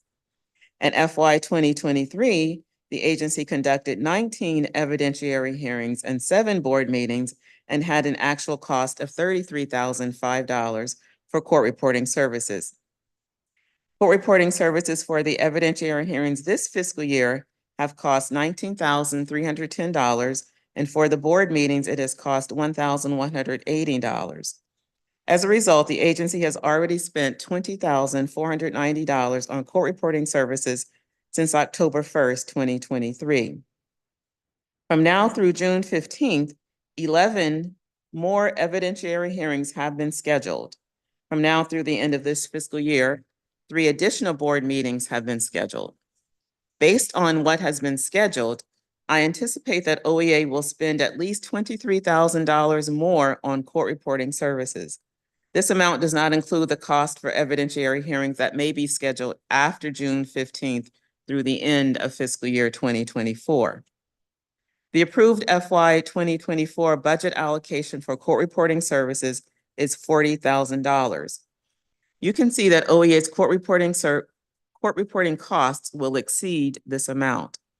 I not only expect this level of spending for court reporting services to carry over into fiscal year 2025, but I also expect that our court reporting costs will increase during the upcoming fiscal year.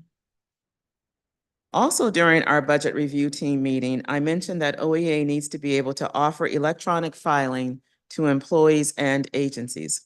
Currently, we are working with OCTO to determine what will be needed for us to have electronic filing.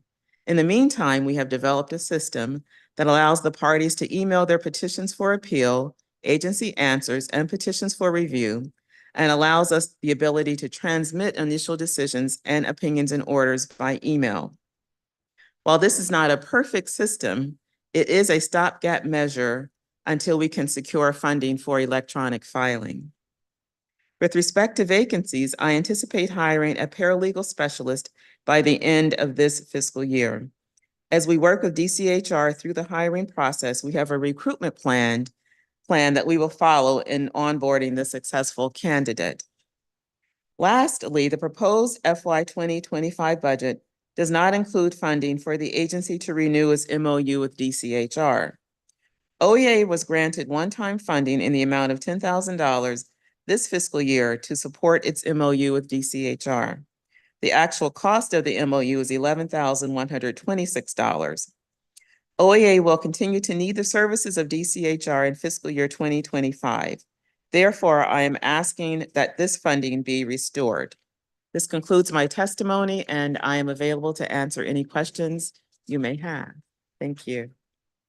Thank you very much for joining us today. Ms. Barfield, can we start with you're asking restoration?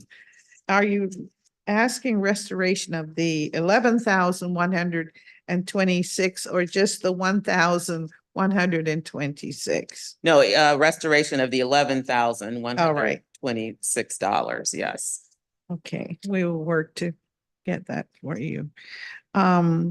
You indicate you're anticipating hiring a paralegal specialist. Yes. Would that individual help with your filings that you receive?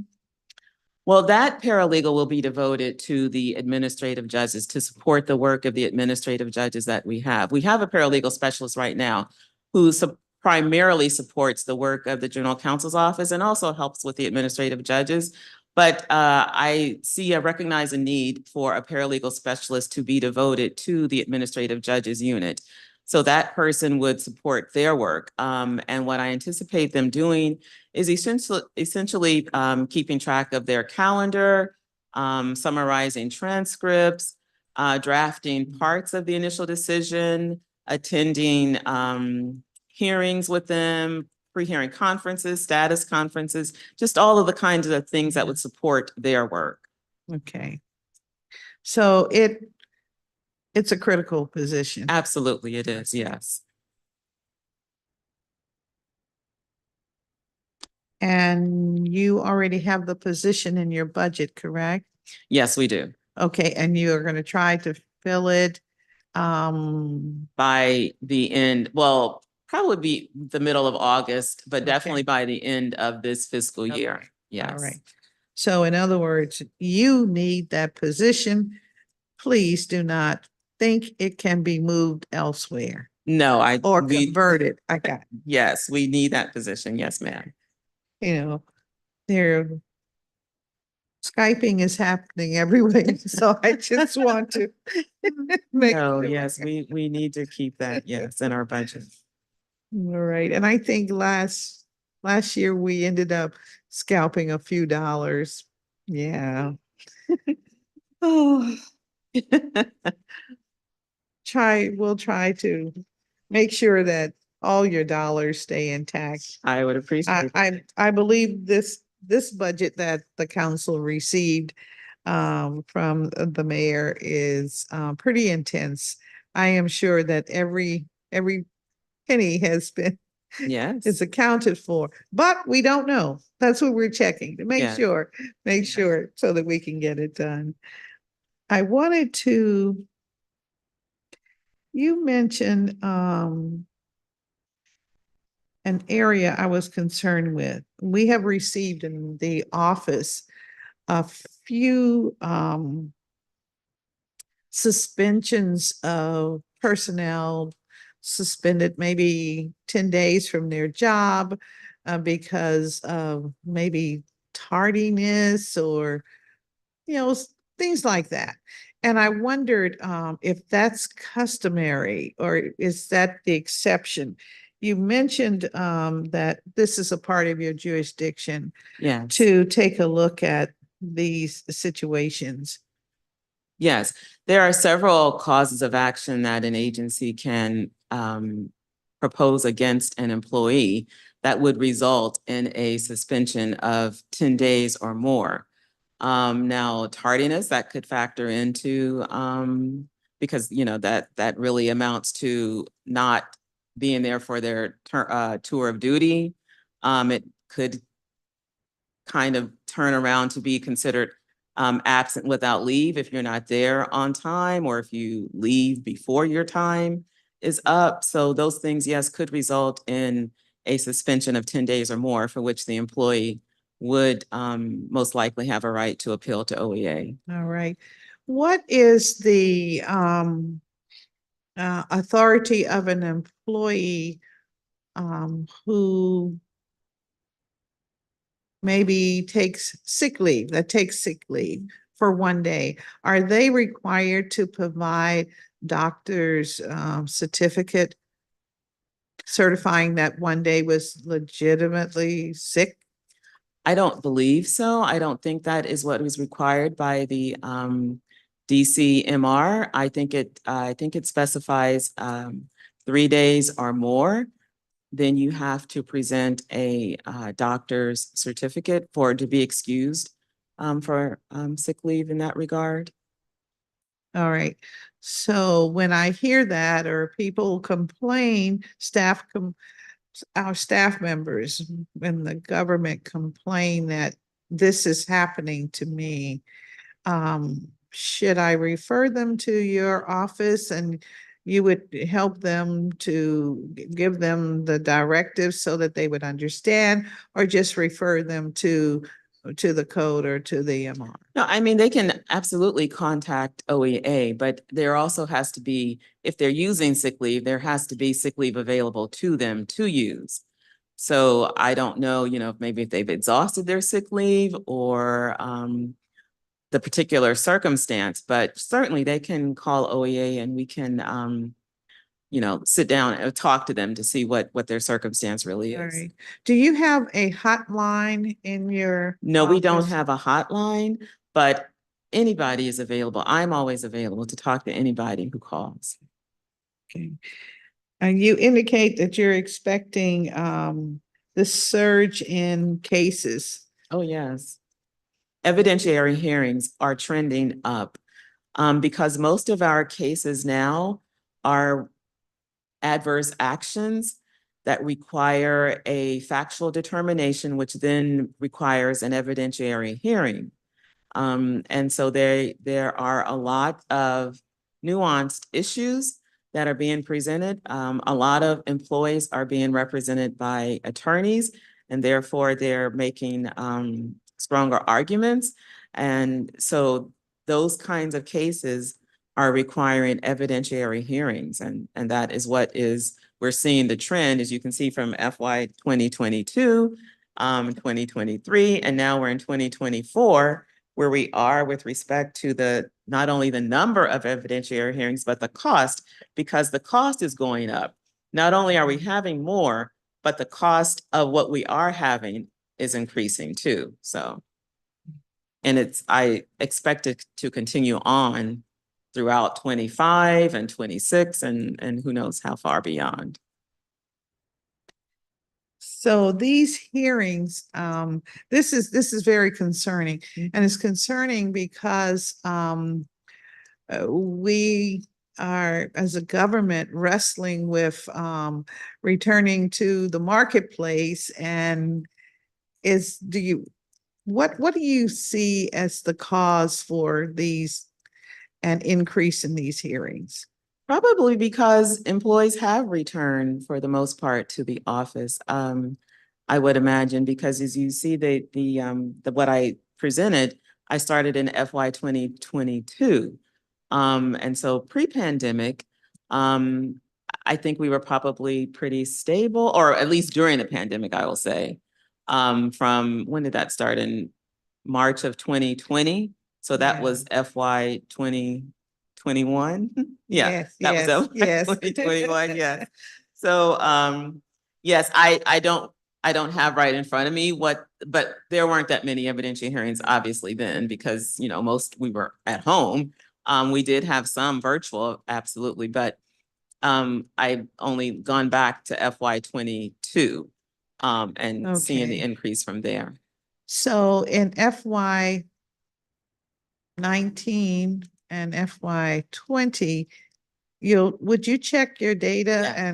and inform us so we can have a sense of things?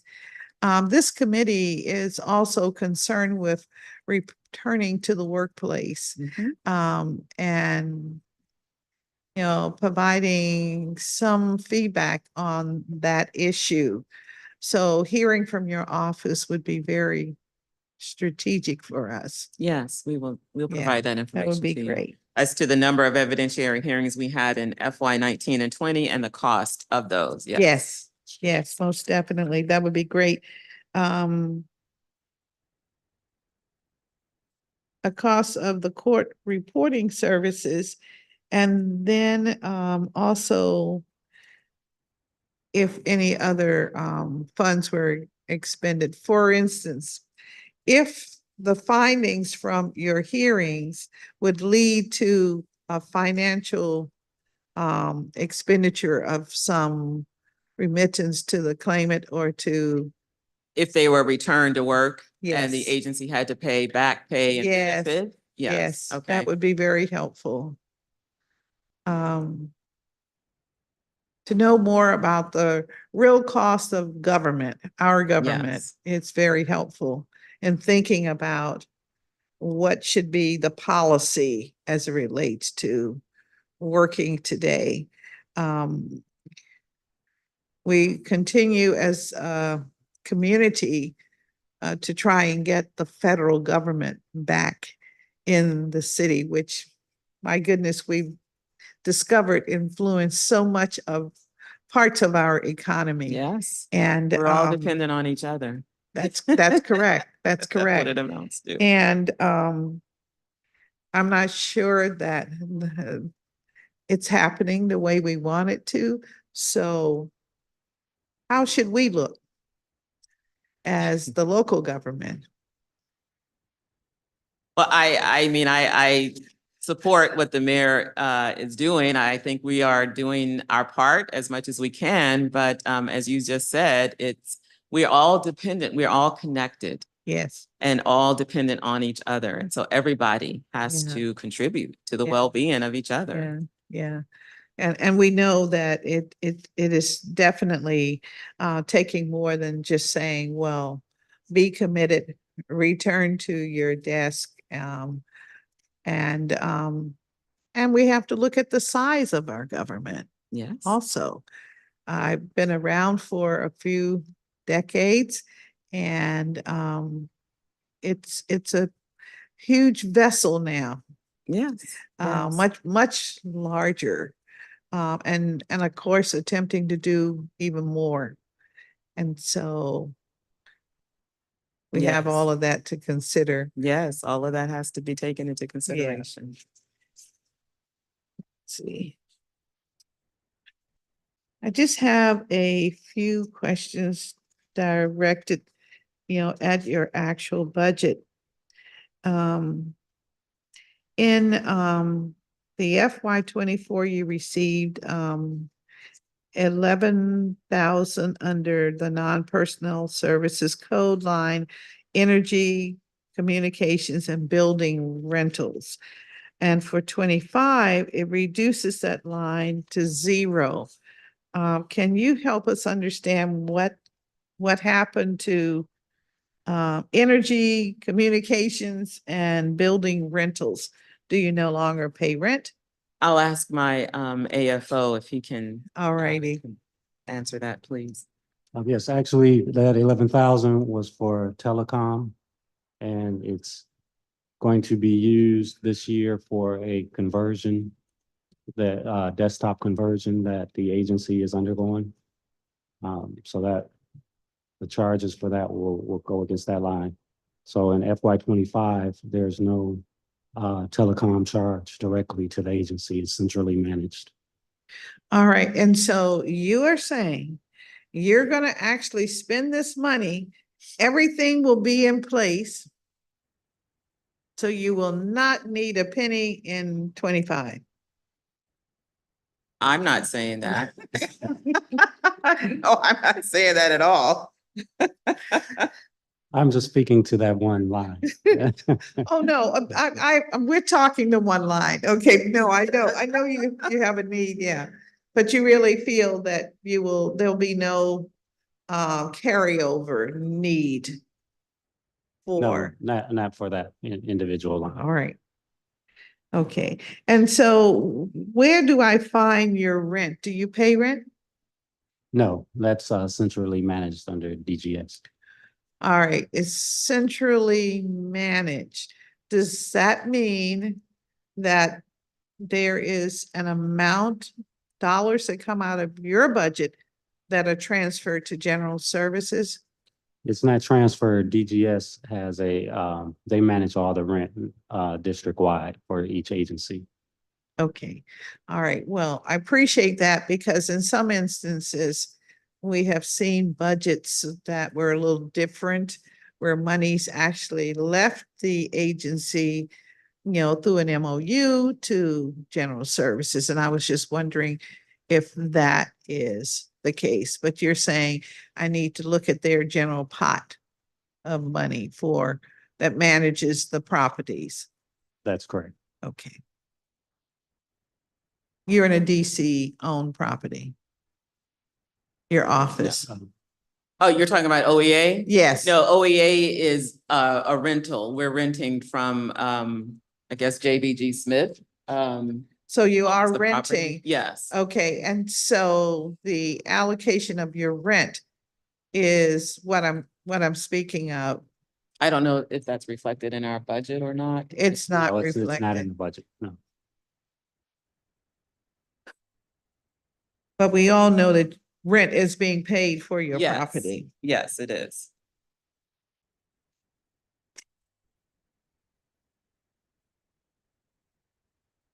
In your looking at the adjudication spending in FY25 proposed budget, the appeals and mediation line items were reduced to 0. whereas the adjudication process line item increased by 144,000. Does this reduction in appeals and mediation expenses reflect a planned reduction in service deliveries? No, it does not reflect a reduction. We do not intend to reduce our services that we provide. I don't know the meaning behind, I guess it's just accounting kind of action that took place, but no, we do not intend to reduce what we do, no. All right,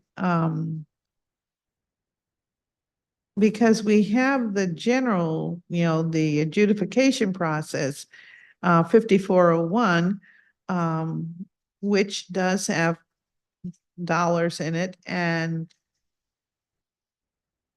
personnel, but the appeals line, which is 5402, is zeroed out. And just curious as to what does that mean? It went from 11,000. That must be that 11,000 we spoke of earlier, correct? About. Okay, all right. And the mediation went from 93,000 to, or is it 93? I don't have the caption at the top. Yes, I think it's at, 93,000. it's now 93. Am I correct? For FY? FY24. Yes, it does say 93,000 in that category.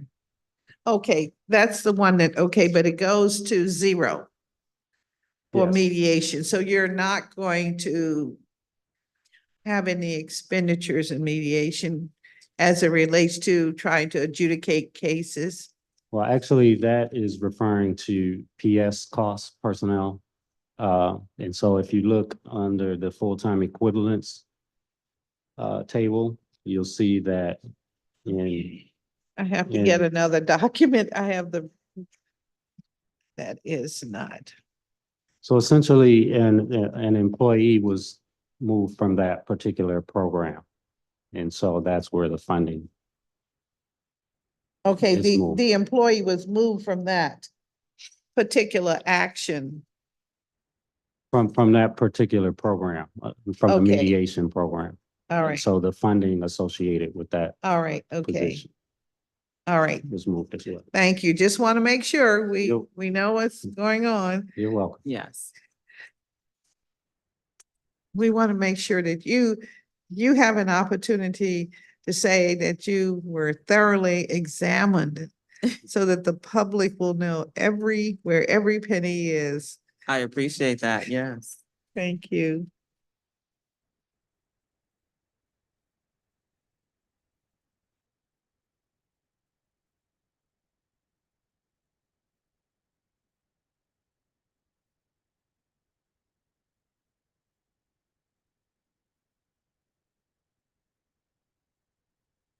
In your budget questions, you indicated that the agency will be able to meet all your statutory mandates. Does that remain your position other than this 11,000 that you would like to have restored? I believe so. It depends on also court reporting costs. At that time, we didn't know exactly what our court reporting expenditures were going to be, even though we had allocated $40,000 in that category for this fiscal year for court reporting. But as you can see, we are trending up. We continue to go up. Prices for court reporting services continue to increase. So it's hopeful, I hope, that we will be able to have all of the evidentiary hearings that we need to have this fiscal year, but I cannot say for sure. Would your office conduct hearings after June? Let's say July, August, September? We would like to be able to, at least definitely through August, and possibly the beginning of September, because there is a cutoff time for the government as a whole for spending in preparation of tying up the current fiscal year. So yes. Yeah, that's the end of the third quarter, correct? Somewhere thereabouts. I don't know the exact date. I think they Okay. let us know at some point what the exact date will be. Yeah. All right. So there is the possibility, maybe even the likelihood, that you will need a 24 supplement if you're going to continue your mandate. Yes, yes. it's Okay, of advised. having these hearings, conducting these hearings. Do we have a round figure what that would be? Is it 20,000? Is it 50,000? We can definitely get back to you on that. I don't Please, have an please exact let us figure right know. now, but we can certainly get back to you on that. Yes, that would be great. I would imagine it's very important to not slow down the process of the No, hearing. we don't want to do Um, that. You do not want to back. Councilwoman, I think we'll be able to address it through vacancy savings that we've achieved or. So attained how through many this year. vacancies do you have? We currently have 2 vacancies, but one of them will be filled by the end of this fiscal year, the Yes. paralegal specialist. And then we will, as we go into FY25, we will look to fill the second vacancy. All right. And one vacancy we've kind of discussed, and the other vacancy you're looking for a particular kind of, Well, in this fiscal year, we're going to hire the paralegal specialist. right? In FY25, my thinking is that the administrative support operations team will Yes. need more support. And so it'll be a position in that division part of the office. All right. To manage your documents and what have you. Yeah, to just to support the entire Okay. structure of the office, yes. All right. Well, thank you for that. So if you got a few additional dollars now that you recognize the history is telling us that you're likely to have additional hearing needs, it might be helpful. Absolutely. Okay. All right. Absolutely would be. Thank you for that.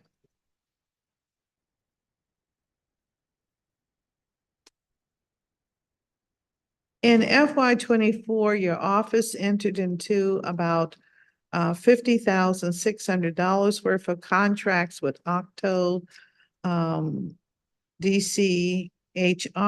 DGS, DSLBD for a variety of services, including the case management system and security.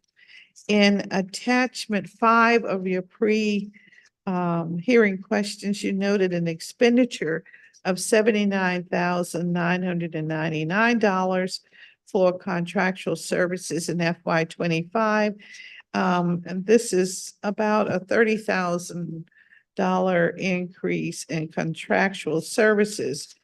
Can you fill me in on what that might be? It's line 713-2001. Yes, so that line just encompasses everything. It encompasses MOUs and all other expenditures that may fall. It could be P card expenditures as well, which are classified under that budget line. All right, because I see the purchase of equipment separately. Yes, but it could be purchases that don't qualify as equipment, but still qualify under the contractual services designation. All right, thank you very much. You're welcome.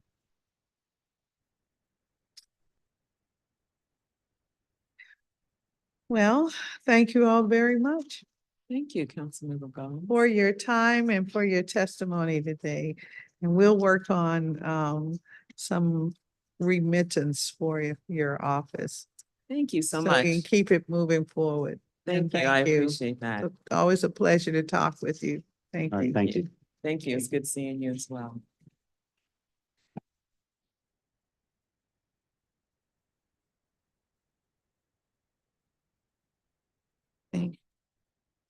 Okay.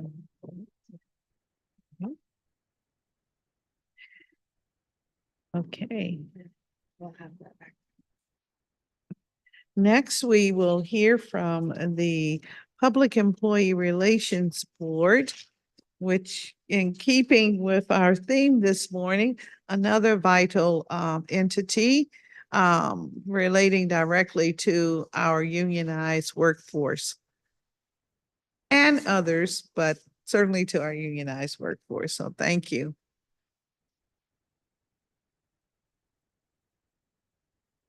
Okay.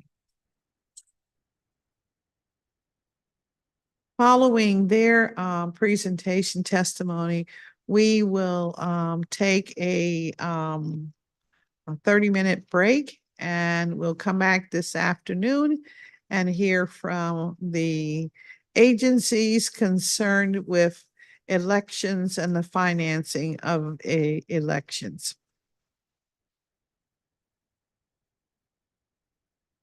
So I think our time may be closer to, I guess we'll start that around 1:15 p.m. this afternoon. All right. Now, we have before us the Public Employee Relations Board. It is an impartial, quasi-judicial, independent agency that resolves labor management disputes between agencies of the district government and labor organizations representing the agency employees. The board consists of 5 members, which are appointed by the mayor with the advice and consent of the council. The board is tasked with multiple responsibilities, such as adjudicating unfair labor practice complaints, considering appeals of grievance arbitration awards, investigating standards of conduct complaints, and facilitating the resolution of impasses in contract negotiations. As such, we will now hear from our government witness, the acting executive director, Mr. Sims, and I will swear you in, and of course you have your capable with you. Do you swear and affirm that your testimony and any statements that you make before us today to be truthful and complete? Yes. I do. Thank you. Thank you, Bill. And you may begin when you're ready. Good morning, Chairperson Bonds and members of the committee. I am Royale Sims, Acting Executive Director of the Public Employee Relations Board. With me today is Agency Fiscal Officer Paul Blake. The Public Employee Relations Board is an impartial, quasi-judicial, independent agency empowered with the exclusive jurisdiction to resolve labor management disputes between the agencies of the district government, district employees, and labor organizations representing employees of district agencies.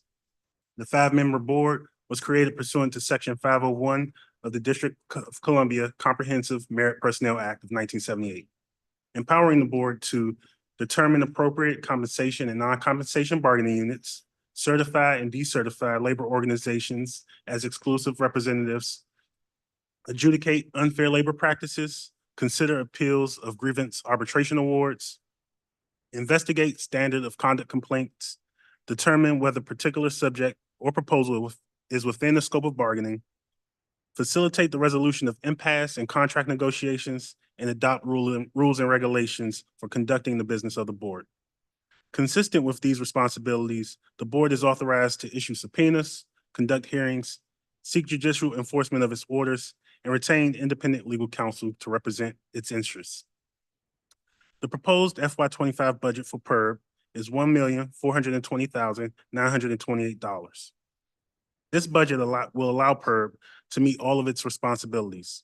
It provides funding for 5 attorney positions, including the executive director, 3 support personnel, and stipends for our 5 board members. It sufficiently provides for the costs associated with mediation and hearings and the services of independent legal counsel for the appellate defense of board decisions. At the same time, the budget allows Perb to continue its well-regarded labor relations training of the district's government, union officials, and managers. Although Perb is requesting additional funds of $163,000 to support our move to 899 North Capitol and the installation of audio-visual equipment. This concludes my testimony. Thank you for the opportunity to appear before this committee, and at this time, I will happy to respond to any questions. Thank you very much for your testimony. When do you expect to make the move to the new location on North Capitol? The first quarter of FY25.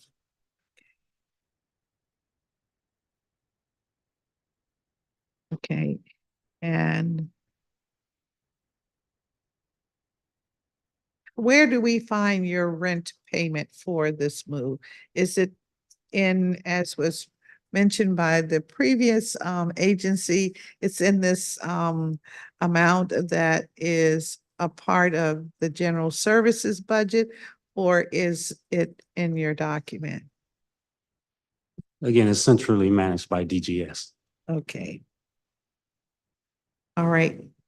And do you have an estimate of what that is, or do you have real numbers as to, they say, well, we're going to manage your $16 million rent in our budget, and or do they say, well, you know, we're not going to manage it? I don't have an estimate, No but I estimate. can reach out to them to Would you get those please? figures for you. I would like to know what it is and for what square footage you're paying. Okay. Yes. I mean, I know it varies. Square footage costs may vary from building to building by location, but would like to know what our spaces are costing us. Is this a DC government-owned building? To your knowledge? It's actually, it's the same building at OEA. It's, No, 899 North Capitol, or Yes, you're talking about there. 899. Oh, you're talking about 99. I'm not sure. Okay. The building you're in now is DC building, correct? On 4th Street Southwest? No, you're in the same building with OEA, right? We're at 1100 4th Street Southwest. Yes, Yeah. So that's that's DC government owned building, right? no, it's the same building as OEA that they were referring to. Okay, okay. Same building, okay. But it's across from the Safeway store there on 4th Street? Yes, we're above. Okay. We're on the same side as the safe. Okay, all right. What I'm trying to understand is how the rents are accrued for the various agencies. And we have some that are in DC facilities, and there is an appropriation of an amount, or an amount is attributed to DC-owned buildings. Then there are some that are in privately owned buildings, and it may be a different amount. Again, I think most of this is dictated by square footage. I'm just trying to understand the scale of economy as we are thinking about how do we make best use of all of our dollars. So that's why I'm asking these questions today. I understand. Years ago, rent used to be included in the operating budget, but it was moved to DGS centrally, I think, to kind of alleviate directors discussing rent and things of that nature, which are kind of out of their normal function. So. Well, I think it's time for us to discuss it again. When we have buildings that are in our city that were valued at, let's say, 200 million, which gives us an indication of what kind of commercial tax is remitted to the city. But today may sell for value of 57 million. it gives us a sense of what's going on in the real estate community. And so if we are entered into an agreement that is 10 years, or we're on the 7th year of a 10-year agreement when it was a 250 million, and now it's maybe there's room for some negotiations so that we, the government, gets to benefit as the private investors when they purchase these buildings. So I'm trying to think about our dollars and how we're using our dollars. I agree, it's very important. Oh, I know But the there are finance people people who, would, yeah. there are people who specialize in that, who work under the Department of General Service. Yes, And they would be yes. better to address All those right. specific nuances. All right. Well, I'm always open to getting opinions from throughout our government. So it's in that spirit that I'm trying to have this conversation. So thank you very much for that. Excuse me, please.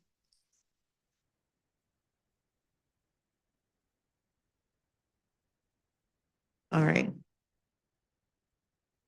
Okay, great.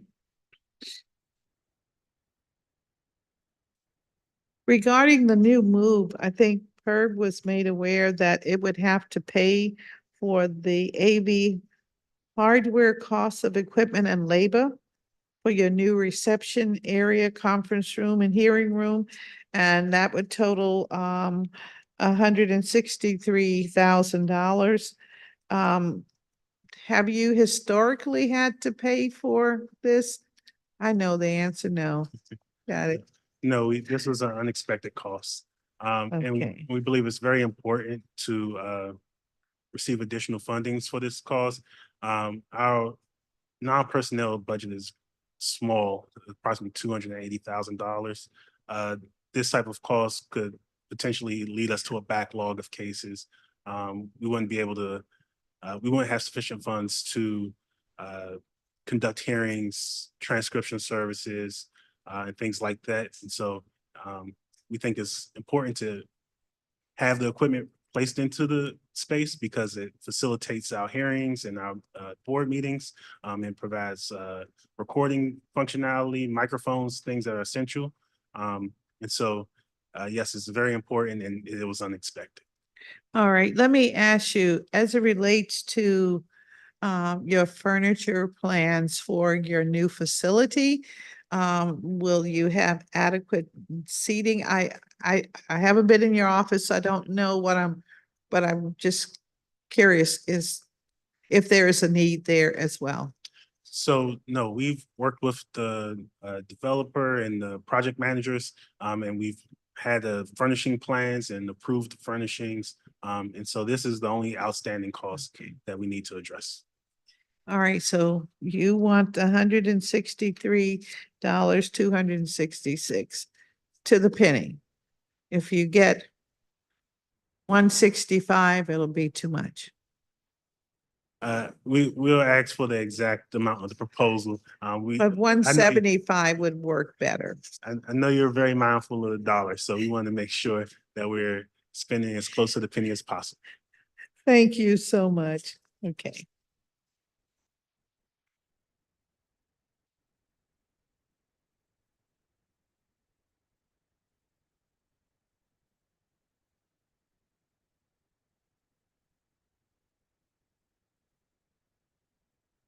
I also noted that your fixed cost for telecommunications and IT services is the $25,857. Would this carry over in the new building?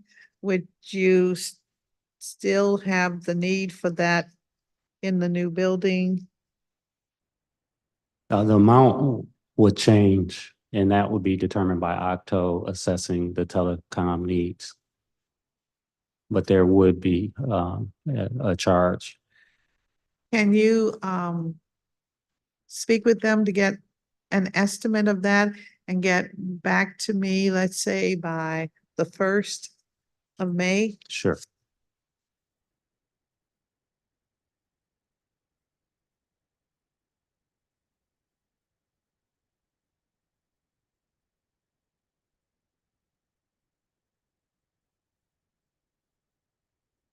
So to just clarify, do you expect any surpluses or deficits in Perb's budget for FY25, No, we do not.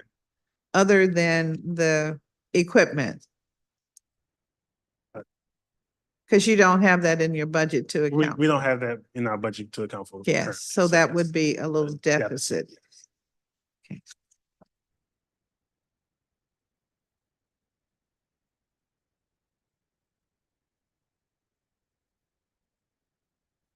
How is the process moving forward for recruitment of the executive director vacancy? How is that being handled? So If you it- could elaborate on that. So it is the executive director is appointed by the board. It's an independent agency, so the authority rests with the board.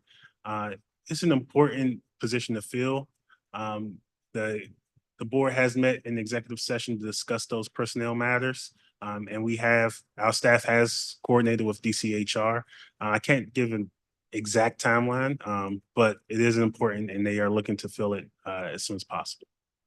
All right, is there a mandate or any stipulation within the regulations of the Perb that say it must be filled by X amount of time or? There is no time limit. The statute does require that the executive director be a district resident That's the only requirement? and an attorney. Okay. All right.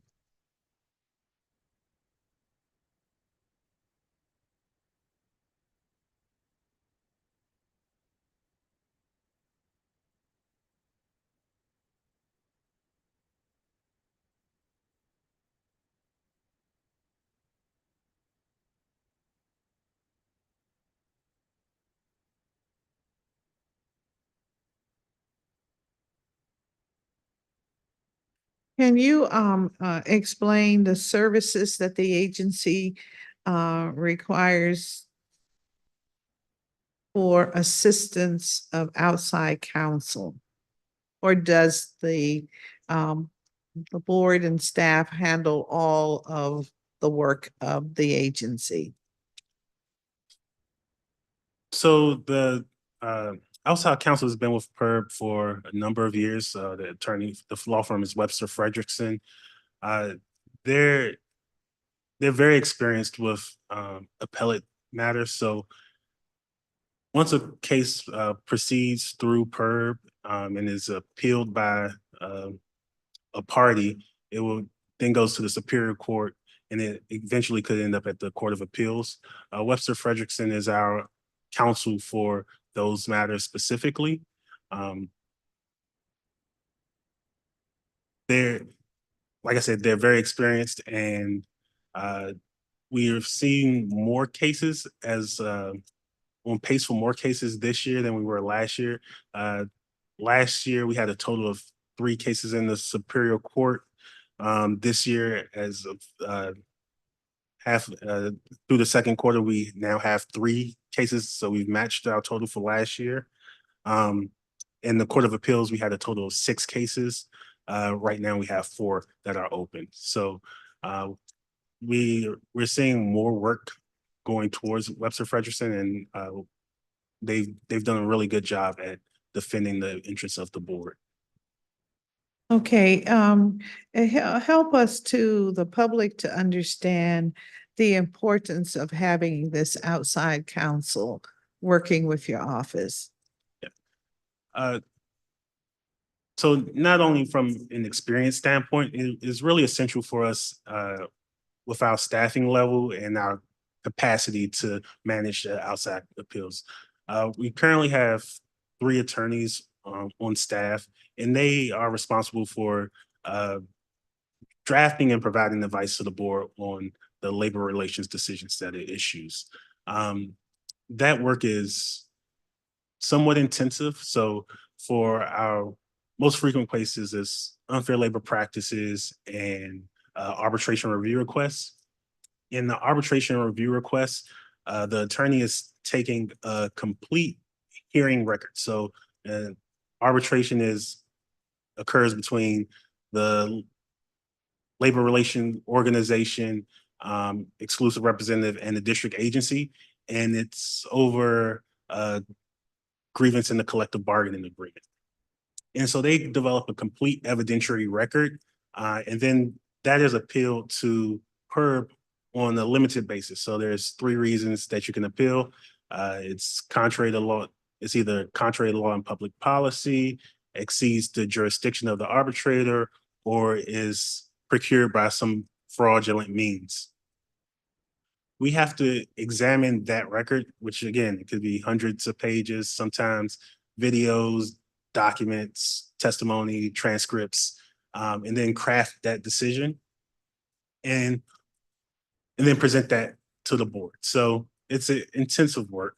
And it's similar for our unfair labor practice complaint hearings. It's only we're developing that record in-house. And we have hearing examiners who draft a proposed recommendation, but we still review, again, the transcripts, the documentary evidence, and we review to see if those recommendations of the hearing examiner are consistent with our precedent and are reasonable in the record. And so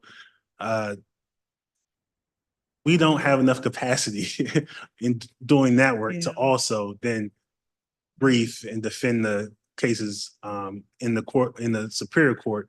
But more importantly, when it comes to the Court of Appeals, where those decisions will change the law of the district and change labor relations law for our agency, it's really,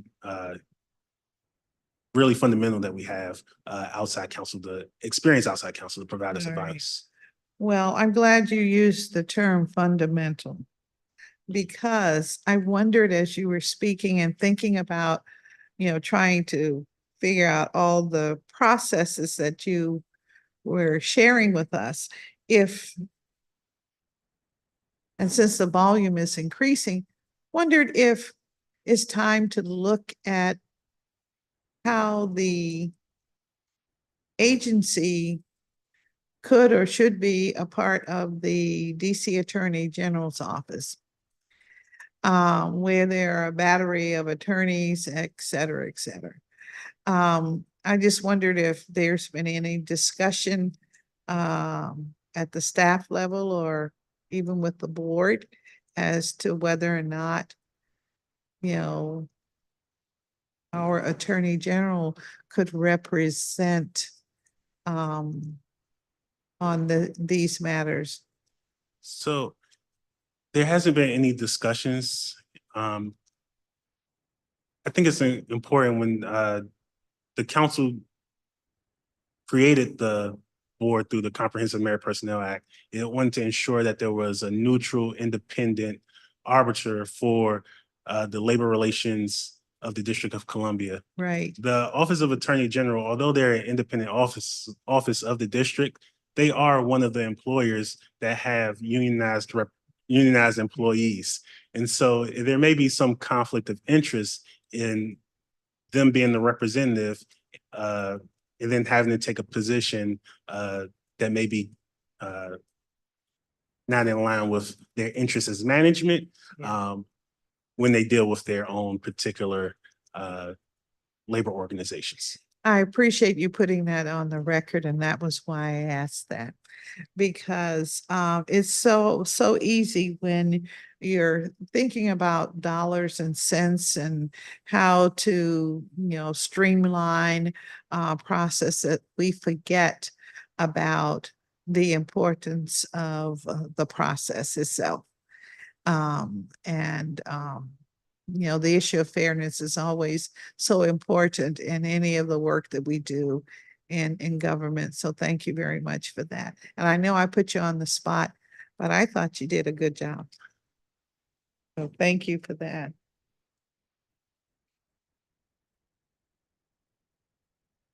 In fact,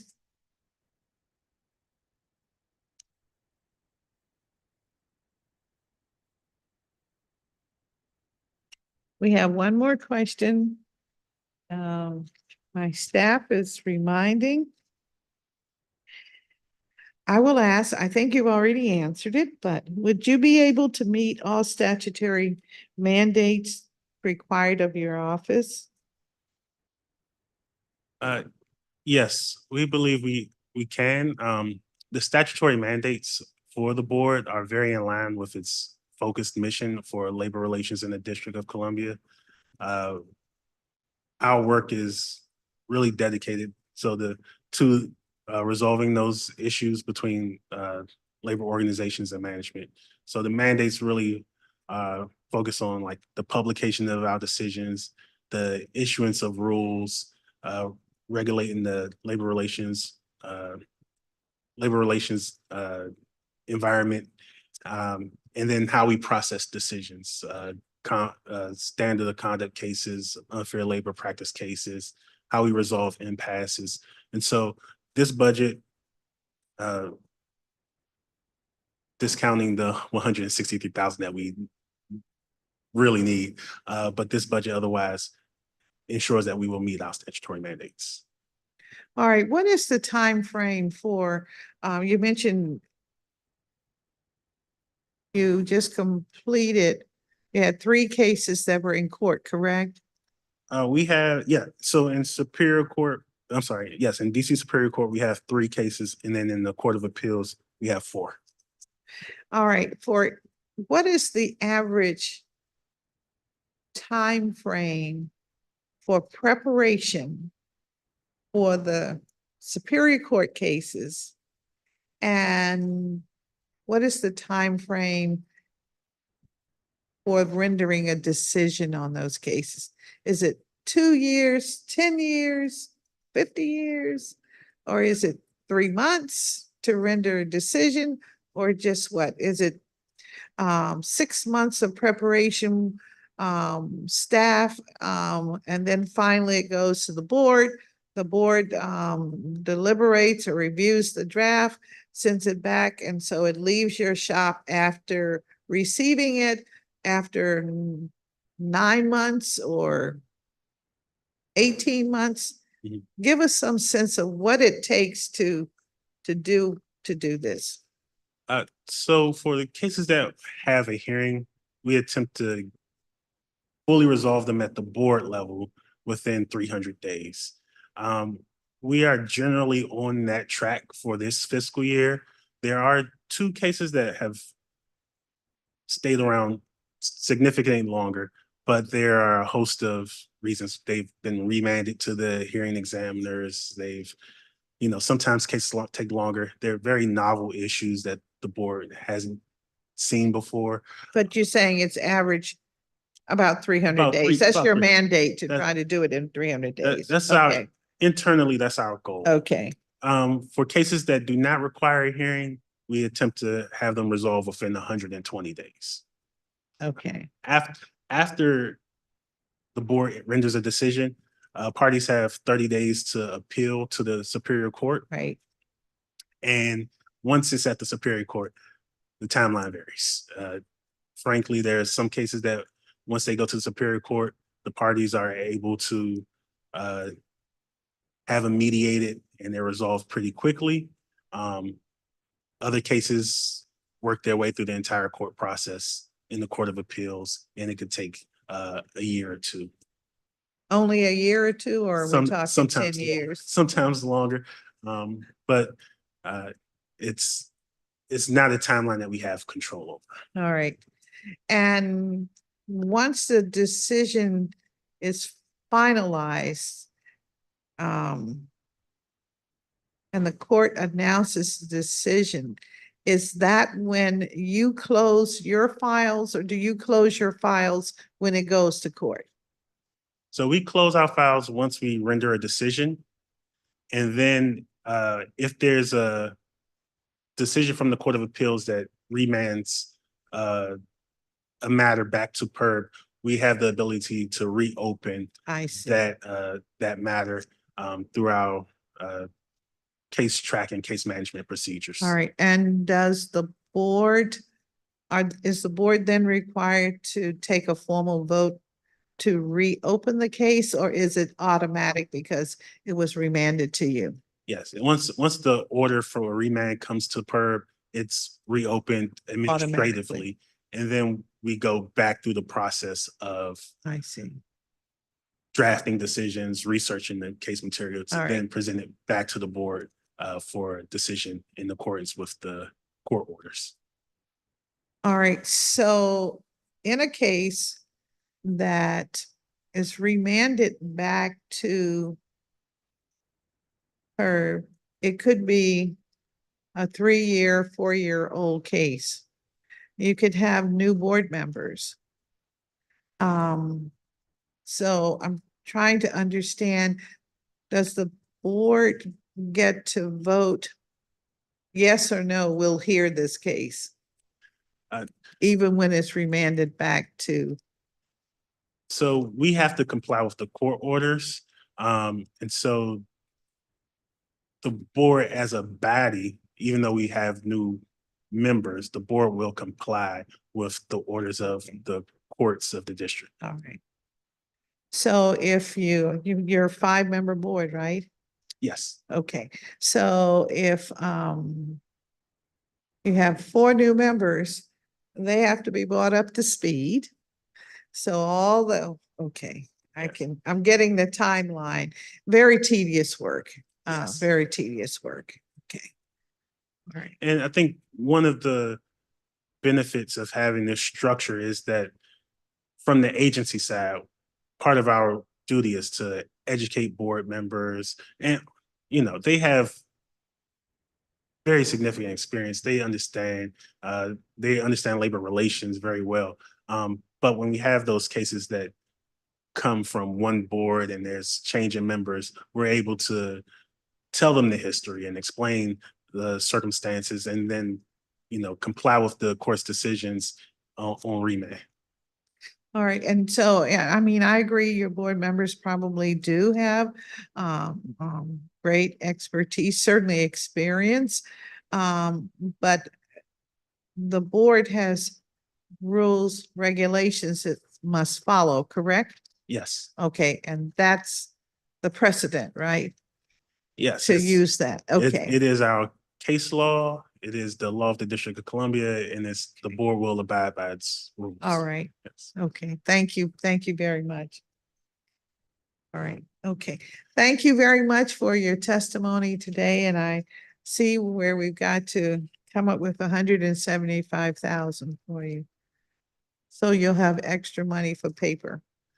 Thank you, Councilman Thank you. Bonds. Thank We you. appreciate all of your help. Jean Marie All has right. been very helpful Sure. to our committee, and I want to thank our staff and our team. Oh, for yes, preparing thank you us. to your team, the entire office and your board. Thank Yes, you and very my board, much. yes. We are now going to we will be back, we're going to take a break and we'll be back at 1:15 PM this afternoon.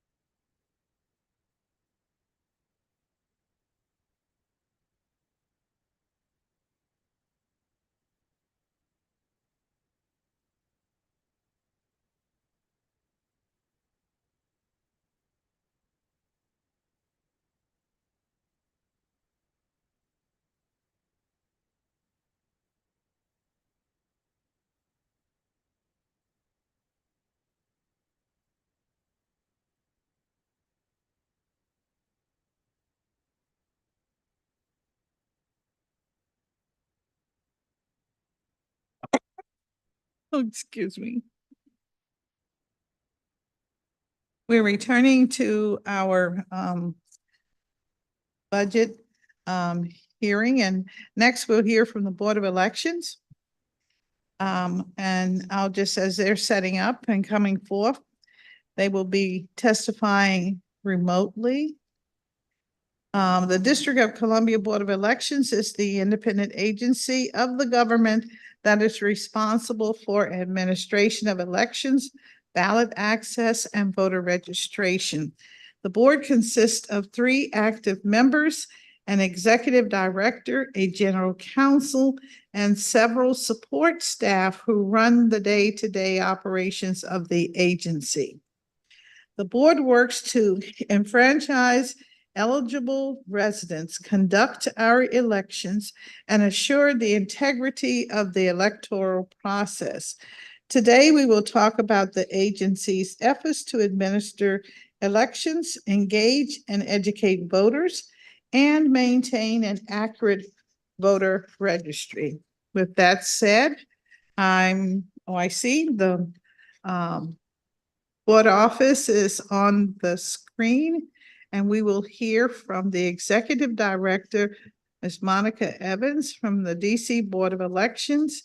First, I'll swear you in, Ms. Evans, and any of your team members that may be testifying today. And welcome and thank you for joining us. Thank you. All right. If you you have your right hand up, thank you. Do you swear and affirm your testimony and any statements that you make before us today to be truthful and complete? I do. All right, and if you would also remind us of who you have with you once you begin your testimony. Thank you. Absolutely. Good afternoon. Greetings, Chairperson Bonds, members of the Committee on Executive Administration and Labor and staff. I am Monica Evans, Executive Director of DC Board of Elections. Thank you for the opportunity to appear before you today to comment on the board's proposed fiscal year 2025 budget. With me today are the board's Deputy Director, Sylvia Goldsberry Adams, and the board's agency fiscal officer, Paul Blake. As you know, the Board of Elections is a charter independent agency comprised of a 3-member board who, along with a small but dedicated staff, carry out the agency's mission. The mission of the Board of Elections is to enfranchise eligible residents, conduct elections, and assure the integrity of the electoral process.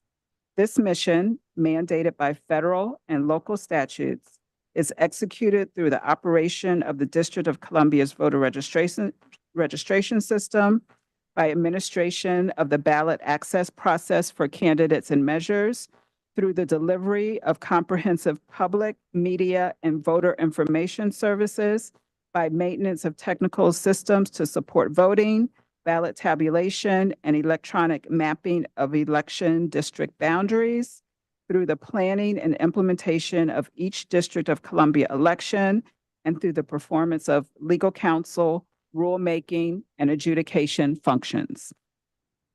The 2024 election cycle is underway.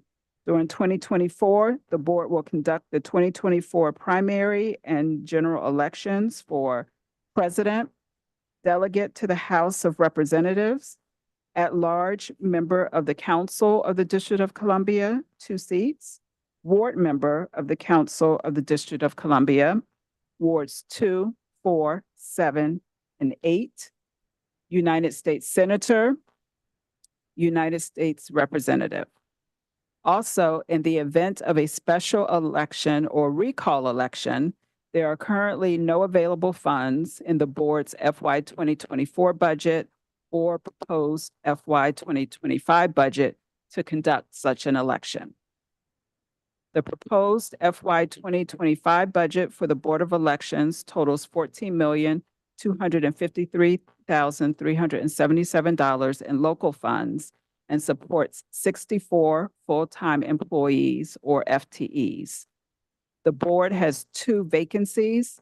The 2 vacancies are in the Voter Services Division and are the result of resignations that occurred in March 2024. We are currently conducting interviews for these vacancies. As far as enhancement requests, during the FY 2025 budget development phase, the board submitted 3 enhancement requests. These enhancement requests are the result of an analysis associated with the 2024 election cycle. As indicated in the enhancement request, we have to modify our process to be in compliance with the Elections Modernization Amendment Act of 2022, or EMA.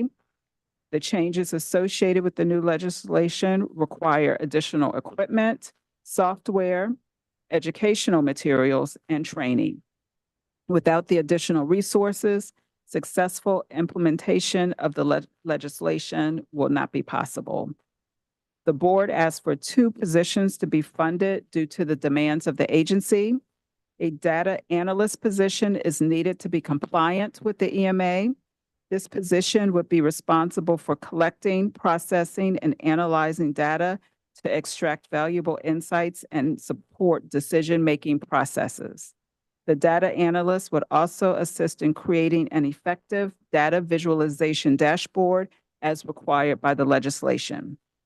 A cybersecurity specialist is needed to provide security systems development, testing, analysis, and implementation, system vulnerability assessment, and management.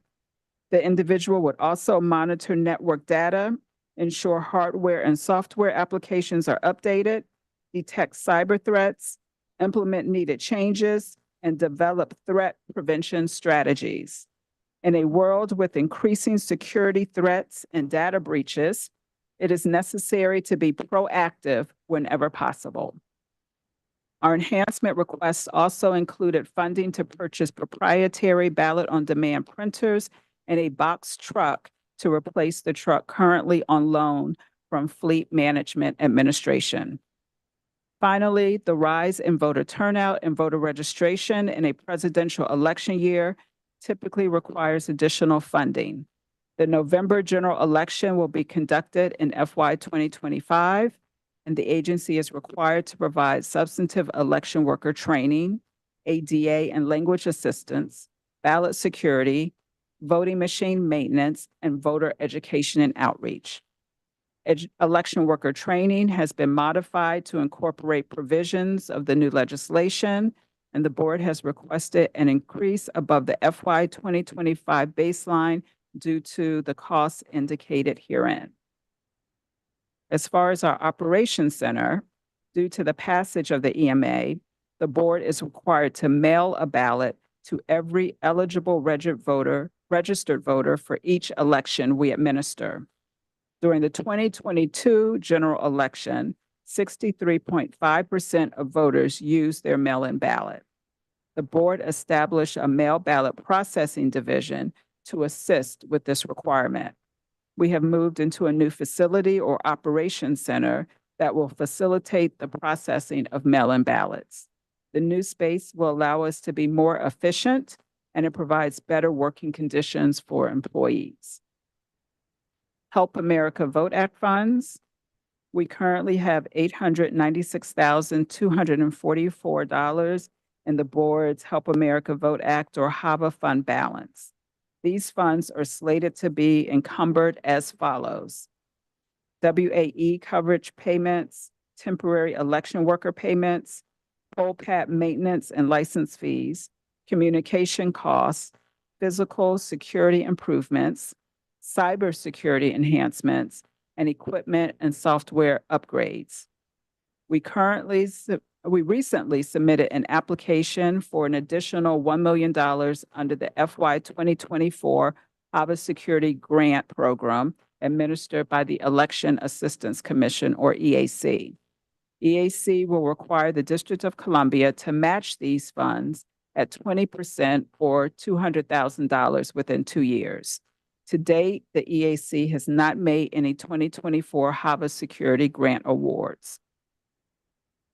Of note, we are not able to use any federal funds to support the Local Residents Voting Rights Amendment Act of 2022 or its activities.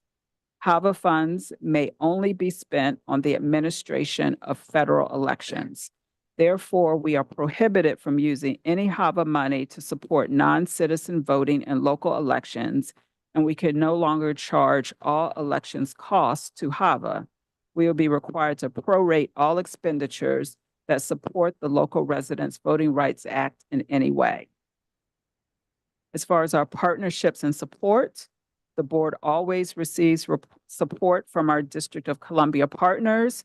We work with the Department of General Services, the Office of Disability Rights, the local and federal departments of Homeland Security, the Department of Transportation, the Office of Contracting and Procurement, the Office of Chief Technology Officer, Metropolitan Police Department, DC Parks and Recreation, DC Public Schools, DC Public Libraries, the Department of Motor Vehicles, the Department of Public Works, Sweep Division, and other government agencies.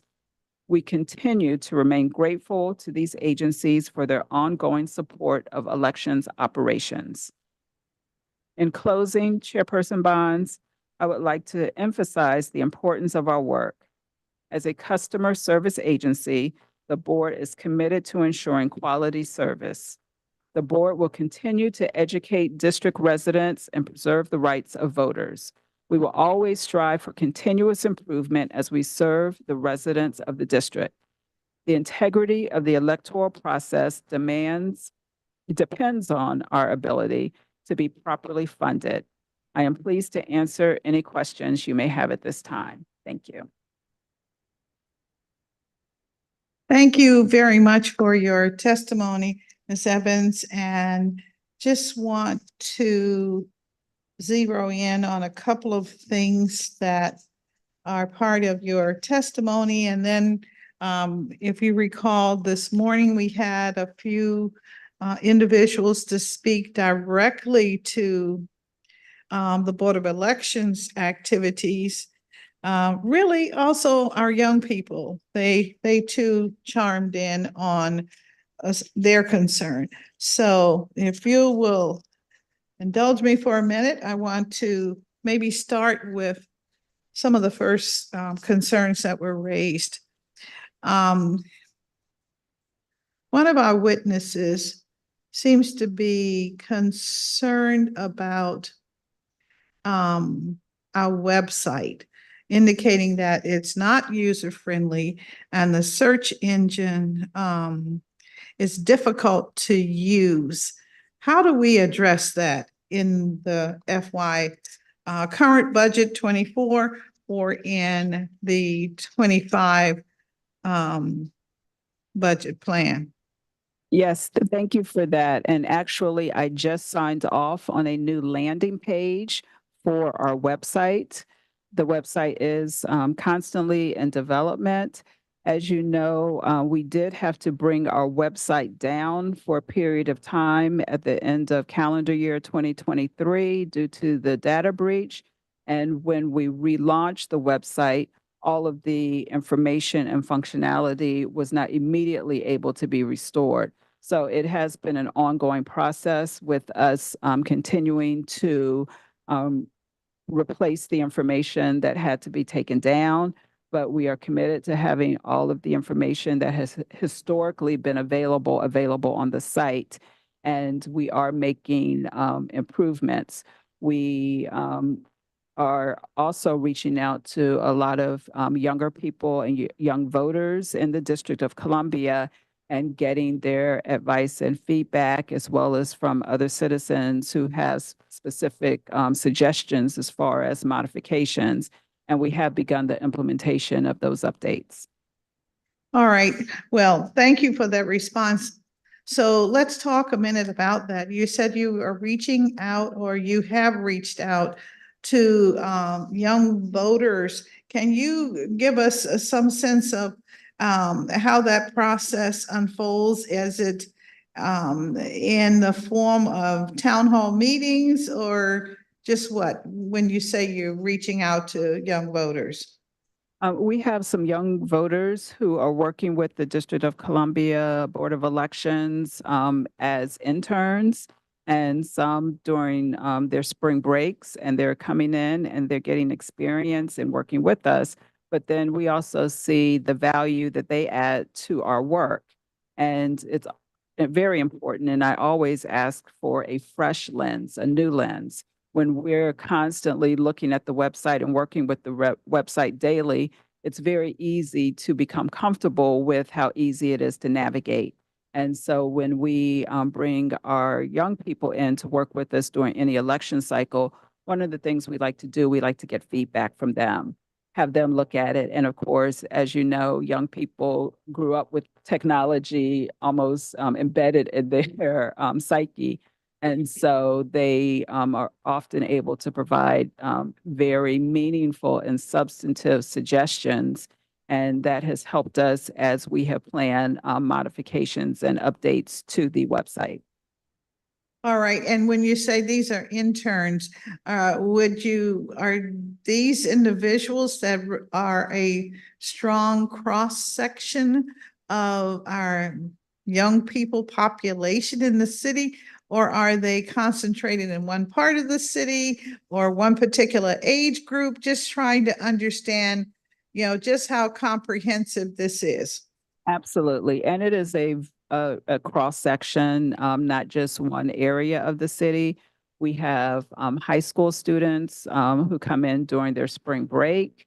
We have high school graduates who come in and they are interns in our space.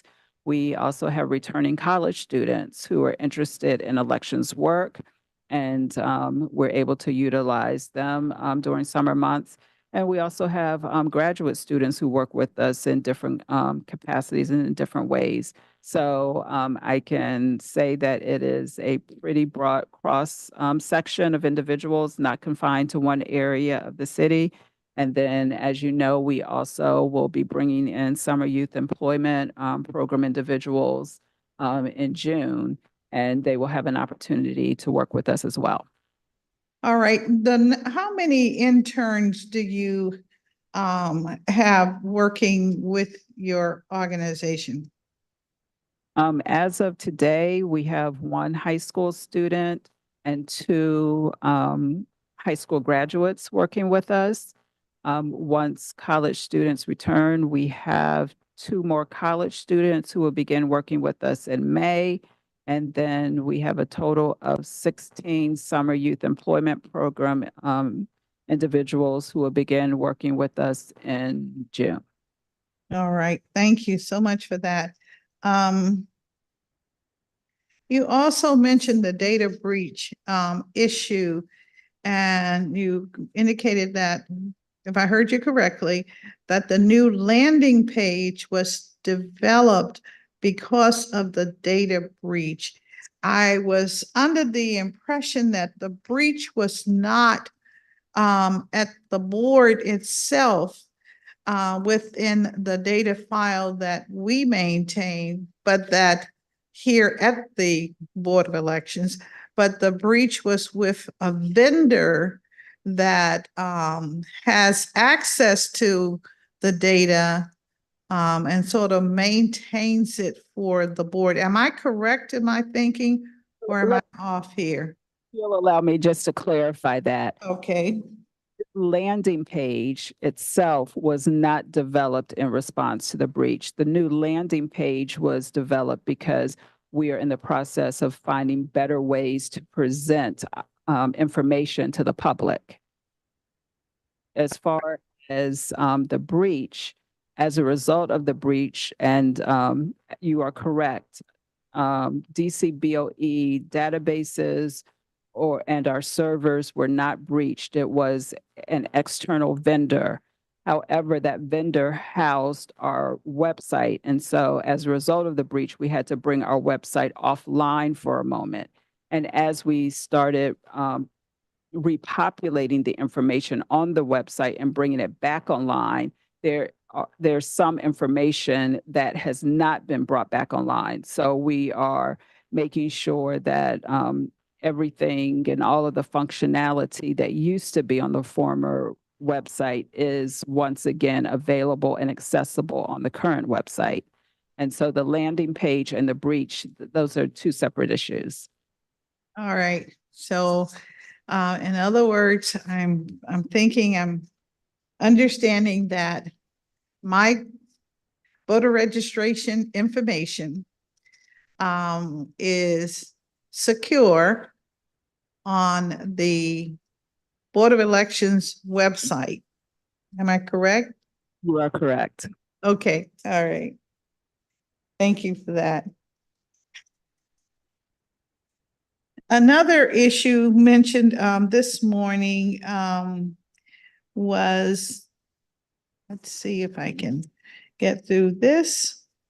A question about the rulemaking that that restricts citizens from the Board of Elections offices and bars them from the offices when citizens attend the monthly meetings. Can you help me walk through that? Because I believe the witness earlier today was giving me a scenario of coming to your office for a monthly board meeting and somehow being excluded from the opportunity to visit the individual offices within your premises while they were there at the board meeting, implying to me that during the board meeting, they would be located in one area.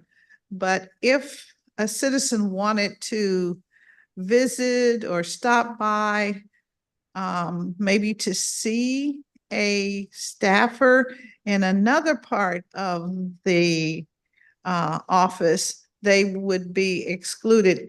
Is that the situation? Is that how you maintain security, which is so vital, or is something else going on?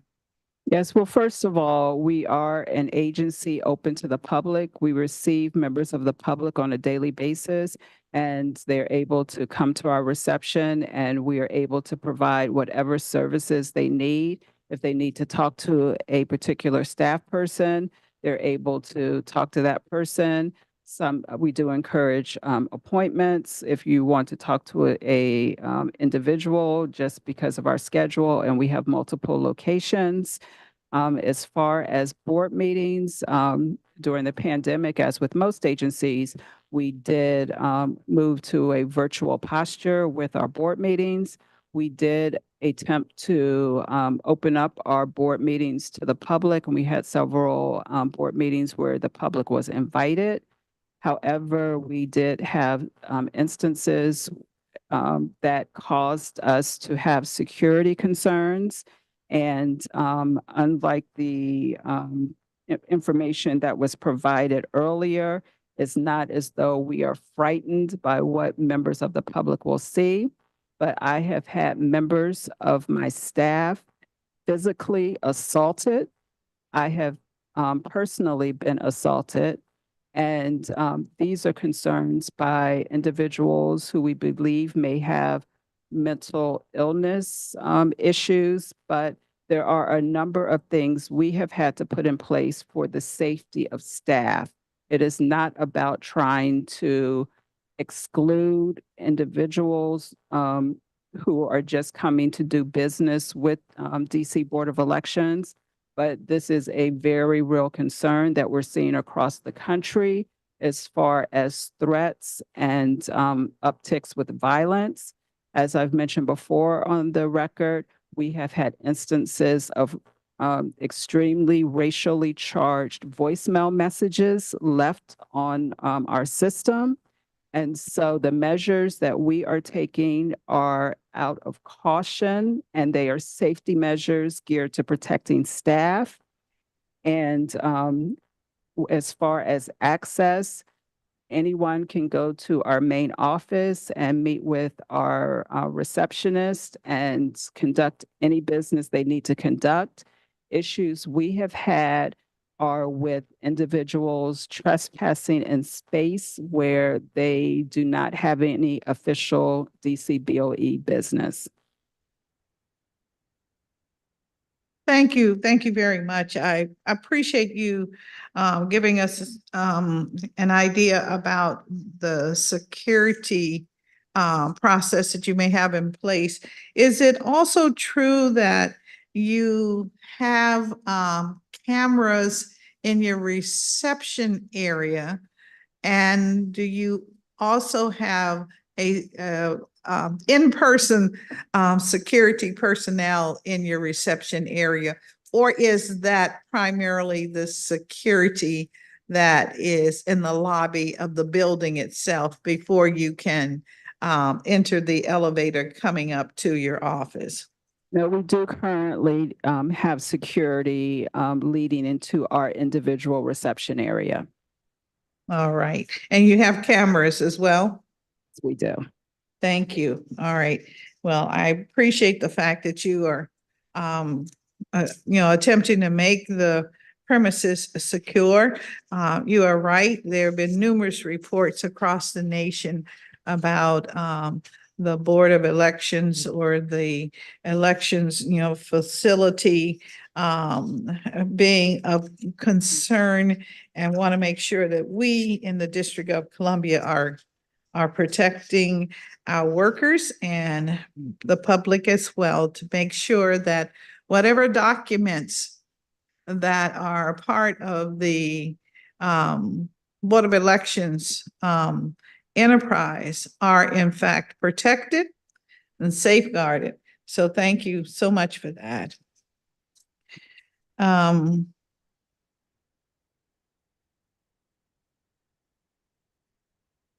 have questions already on my list regarding the ballot printing equipment and general expenditures.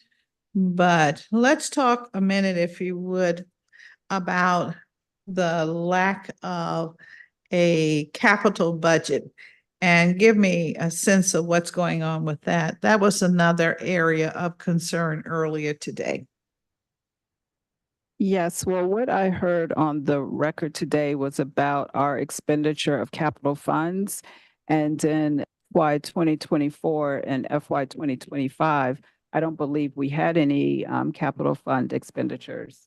Is that correct?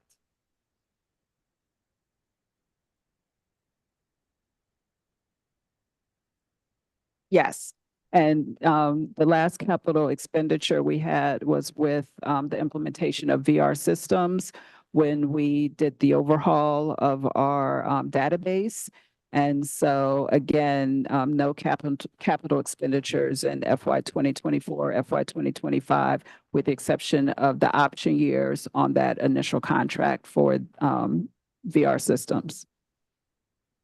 All right, and so the VR systems are capital expenditures. And so we would find that in your capital budget, or do we find it in the operating budget because it's really training the use of the equipment? Right now, I believe just the expenditures that are a part of that are more with maintenance expenditures. And yeah, and that is in the capital budget that, again, was from a previous year. And so now we're just in the option years. All right, you're in the option years, but how do you carry it in your budget, your FY25 budget? Because you plan on expending the option year information. You're going to spend those dollars in 25. Am I correct? The remaining amount, yes. It will be expended after October 1, 2024, correct? Yes, that's correct.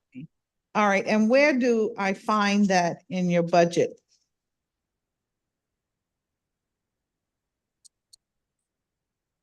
So you won't see the expenditures until they're actually realized.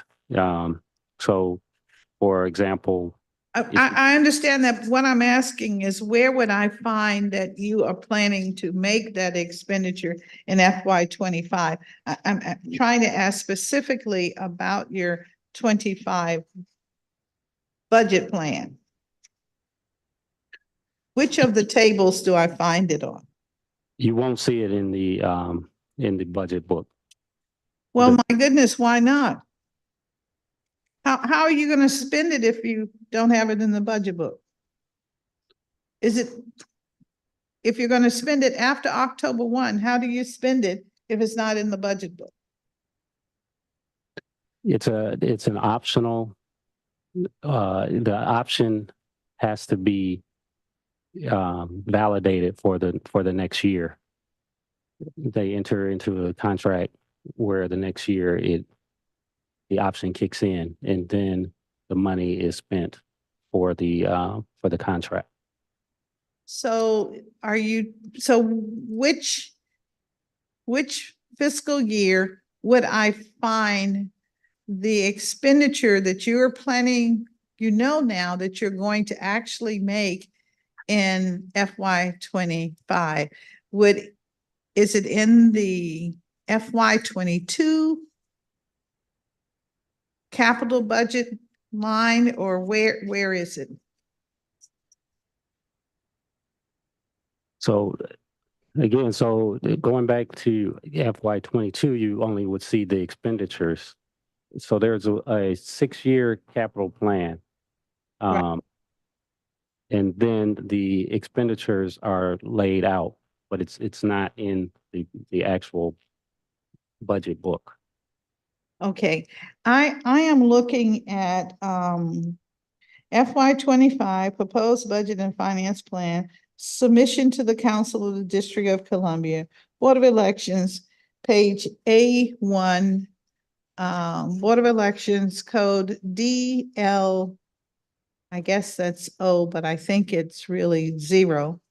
And it gives a breakdown, and it does the capital budget, operating budget, FTEs, and it's for the actual for 2022, actual for 2023, then the approved for 2024, and the proposed for 2025.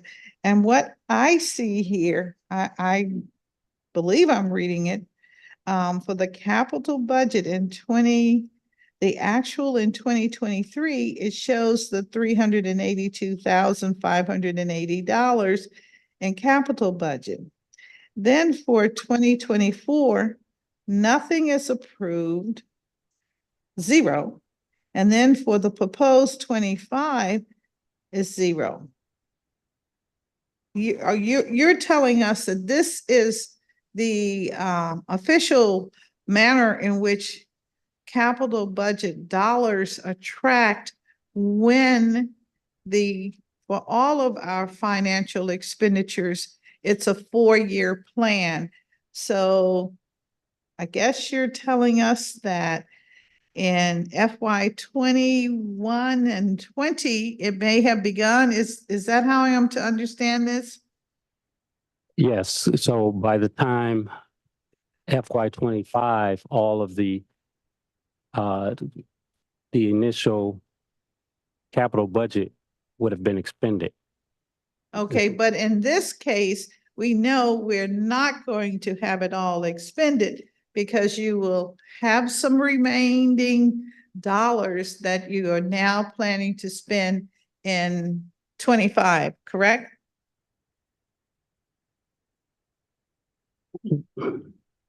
The capital budget will be expended completely before 25. And so there will be a need for additional dollars in order to continue the maintenance fees. Okay, well, okay. So I would really, if you would, please provide us with, by the 1st of May, an explanation of where your capital expenditures are listed or should be listed in your budget plan for FY25. And if you have expenditures that you have made in FY24 or plan to make moving forward through FY24, if you would provide that with us as well. Absolutely. Okay. And Okay. yes, because this was actually started in, I guess, FY 2017 with the $3 million in capital funds. And then we can share with you kind of the breakdown and the expenditure of the funds from the option periods of that contract and where we are to date, and then remaining funds and how they will be expended. So I think that will be a little clearer once we kind of provide that breakdown to you. So we will get that to you in short order. All right, because the only other document that I have access to is this table 3, which does the accounts, and in the accounts, it shows 71,71,000 C purchase equipment and machinery. And I would assume, since it has 1.3 million there, that this is where you are going to expend for your portable printers, the 130 that you have outlined in your budget. Am I correct? Yes. Okay. All right. And so you're telling us that this line 71,71,000 is not capital budget, but it's included in the operating budget. Correct. Okay, all right. I just want it clear with the public as to where they can find the equipment that you need and how services, goods, and products can be delineated in our budget, our overall budget, whether it's operating or capital. So we may have found the solution. Yes. Wanted to be clear to the public because it's so easy to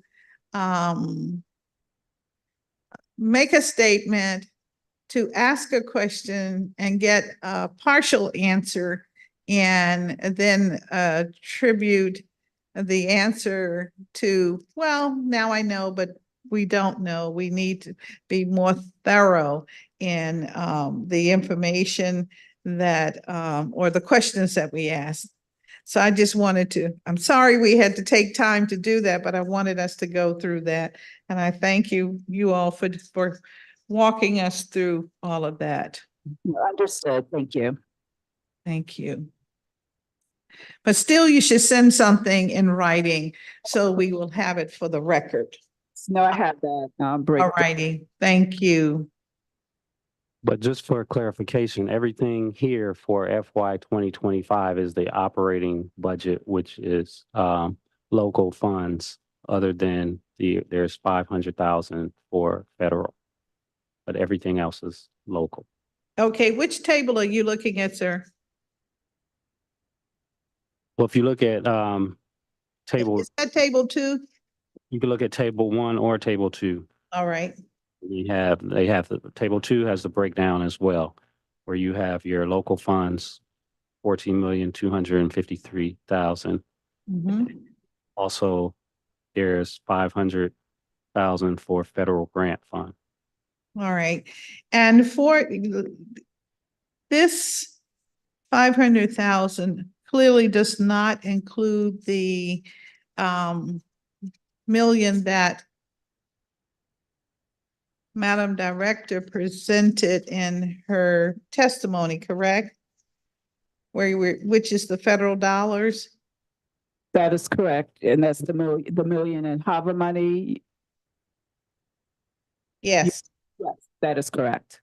All right, so currently federal dollars, you actually have no federal resources, but you're proposing that you will have 500,000 of federal dollars for 25, correct?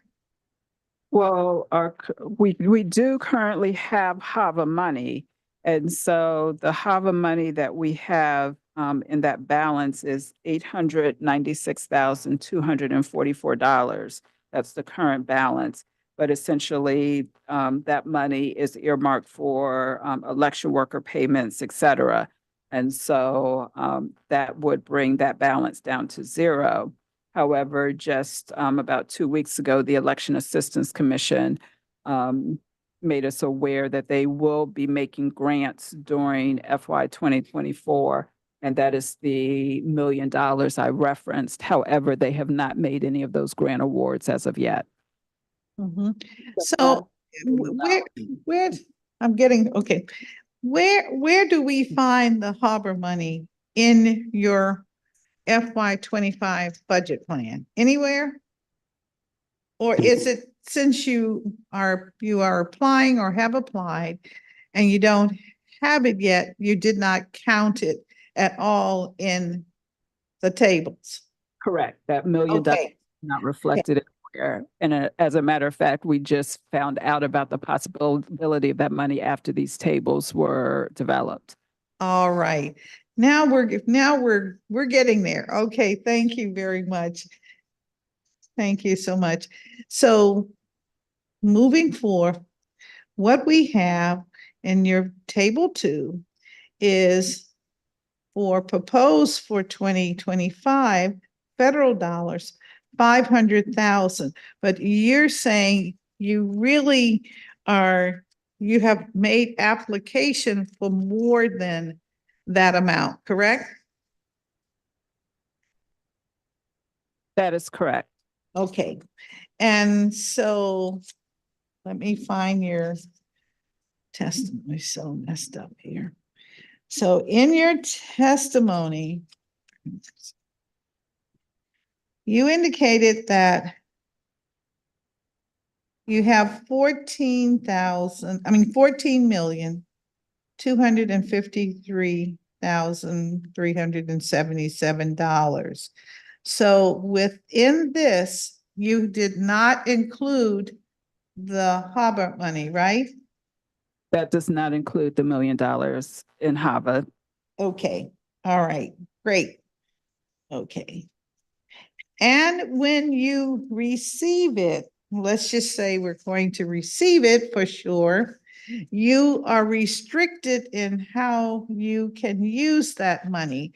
It can only be used for federal election expenses. That is correct. Is there a restriction on using it for capital products like voting equipment? There are no restrictions on using it for voting equipment. However, for instance, now our voting equipment will not be solely used in the administration of federal elections. And so we will have to come up with a strategy to prorate those funds now that we are engaged in non-citizen voting in the District of Columbia. All right, and so let's be real now. You need the equipment. You need the equipment ultimately for the election, the November election, which is where we will have a surge in, usually there's a surge in turnout, which translates to a surge in use of this type of equipment. Am I correct? That is correct. All right. So that be the case, what is the latest that you can order that equipment, take delivery on the equipment so that it would be set up in time for the federal November election? And all equipment is different because we get our equipment from different vendors. And so the main thing we're looking at that we're in need of for the November election would be our ballot on demand printers. And so at a minimum, I believe they said it was 12 weeks, the 12-week turnaround time for getting a PO and getting that equipment delivered to us. All right. So would it be fair to say that you are going to order that equipment as early as June or July? Or maybe May? So that you have it, you can test it and can utilize it? Absolutely. We will definitely need to have that equipment on hand as soon as possible. And then one of the things, the later you wait to make a commitment with a vendor, they are also working with other jurisdictions. And so you want to make sure that, for instance, now 12-week lead time doesn't become a 20-week lead time because you waited too long to actually engage with the vendor.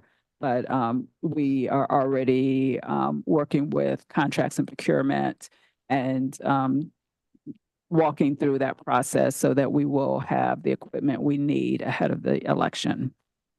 All right, and so this is the 130 printers that you need, is that correct? That is correct. All right, so 130 printers, and the cost of that is 800,000? Yes. Okay, all right. Just want everything on the record so it's clear as to how we would be spending this $1 million if we are able to get it. If we do not get it, I think your testimony said, well, you said we don't have an option. We have to have it. Am I correct? Yes, we do need the ballot on demand printers as a result of the Elections Modernization Amendment Act. We now have vote centers instead of precinct-based voting, so any voter can go to any location in the city and vote. And so now we have to have the capacity to print each individual's ballot at each vote center, and that is done through the proprietary BOD equipment.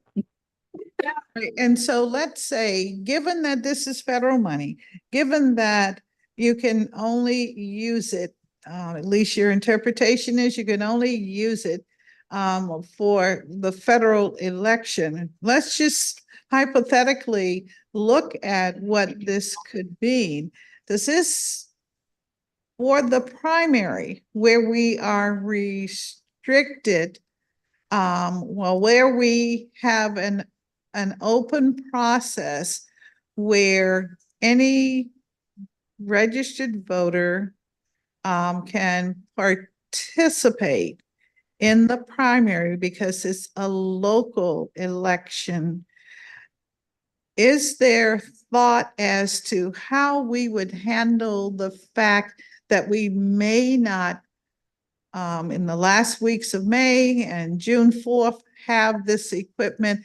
What is the optional plan? How are we going to manage that? Is it that we think we will not have as much of a turnout as we anticipate in November, so therefore we probably can manage with the equipment that you have, or just what are your plans for that? Yes, and even though it is, as you said, considered a local election, we do have federal contests on the ballot, and so that does allow us to use HAVA funds for the primary election as well. But yes, as you mentioned, we do have some equipment. We have an older model Oki brand ballot on demand that we are currently using. And we're trying to upgrade that equipment because we had significant problems with the Oki printers during the 2022 election cycle. And so with those problems, we're told that Oki is no longer supported in the United States. And so we had to move to the Lexmark ballot on demand printers. In the interim, if we have to use the Oki, we did work with the vendor. The same vendor supplied both types of printers to DC Board of Elections, and they have implemented and they're working with us so that we have some workarounds so that we will be able to deploy that equipment during the primary election. All right, so you have a partial solution for the primary. And most importantly, you said the magic word that the primary also includes some federal offices. So I guess in the strictest term, you're informing us that because we have federal offices on the ballot in the primary, whenever we get these new printers, we could use the new printers, whether it's in time for the primary or not until it's time for the general, correct? That is correct. All right, so we now know that if we can get the money, we can use the money and what we're going to do with that money. So thank you so much for that.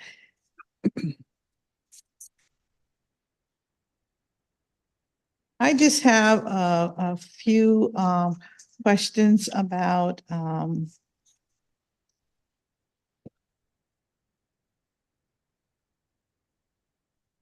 in your budget responses, you indicated that you only have 2 vacant positions. Is this correct? That is correct. All right, great. And so you're in the process of filling both of those prior to October 1, 2024. Correct. We're in the interview process now. All right. Okay. And again, back to your federal budget, it shows that, well, you mentioned that you had 1.6 million of federal funds available. And that was as of the time we submitted that. And so Okay, submitted that April 1st. That balance is now cut in half, I believe. And so now it is currently about 896. okay. And so you have expended half of that and you spent it on equipment or personnel or? Equipment. Okay, on equipment. Okay, great. So you only have less than 900,000 left. Okay. All right.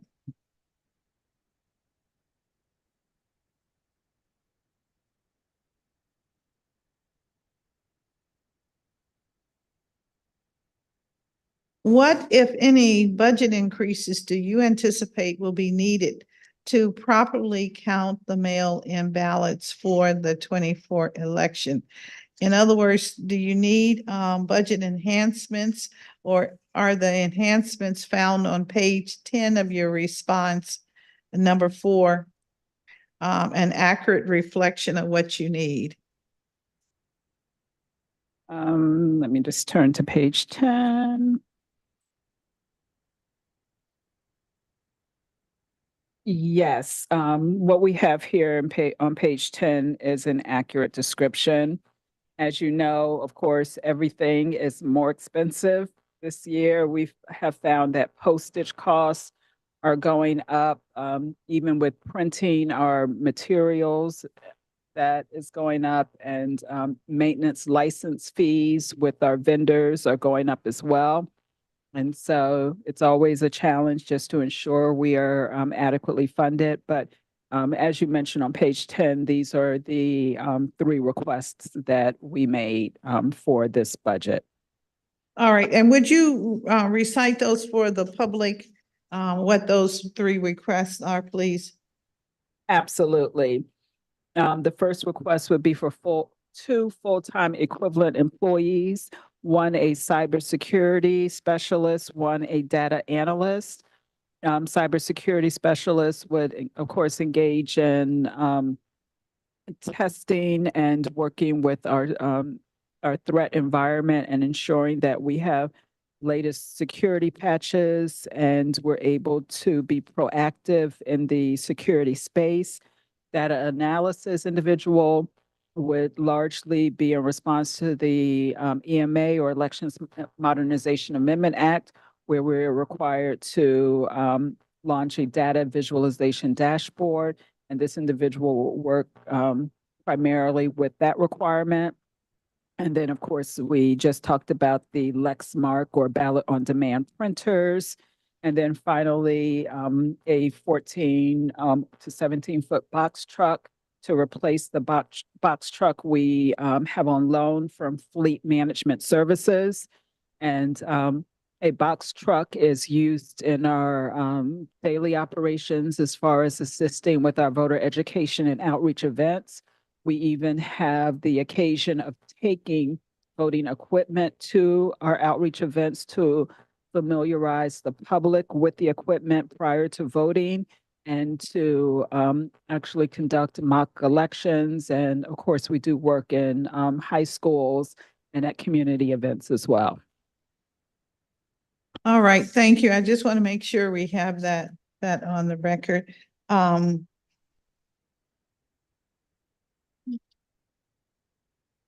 have any of the 130 printers been ordered yet, or is that order in progress? We are working with Office of Contracts and Procurement to at least try to get 100 of the 130 printers. And the price tag for the 100, I'm assuming exceeds the current 890,000 that you have? Just for the 100, it's about 730,000. Okay, all right, excellent. Thank you.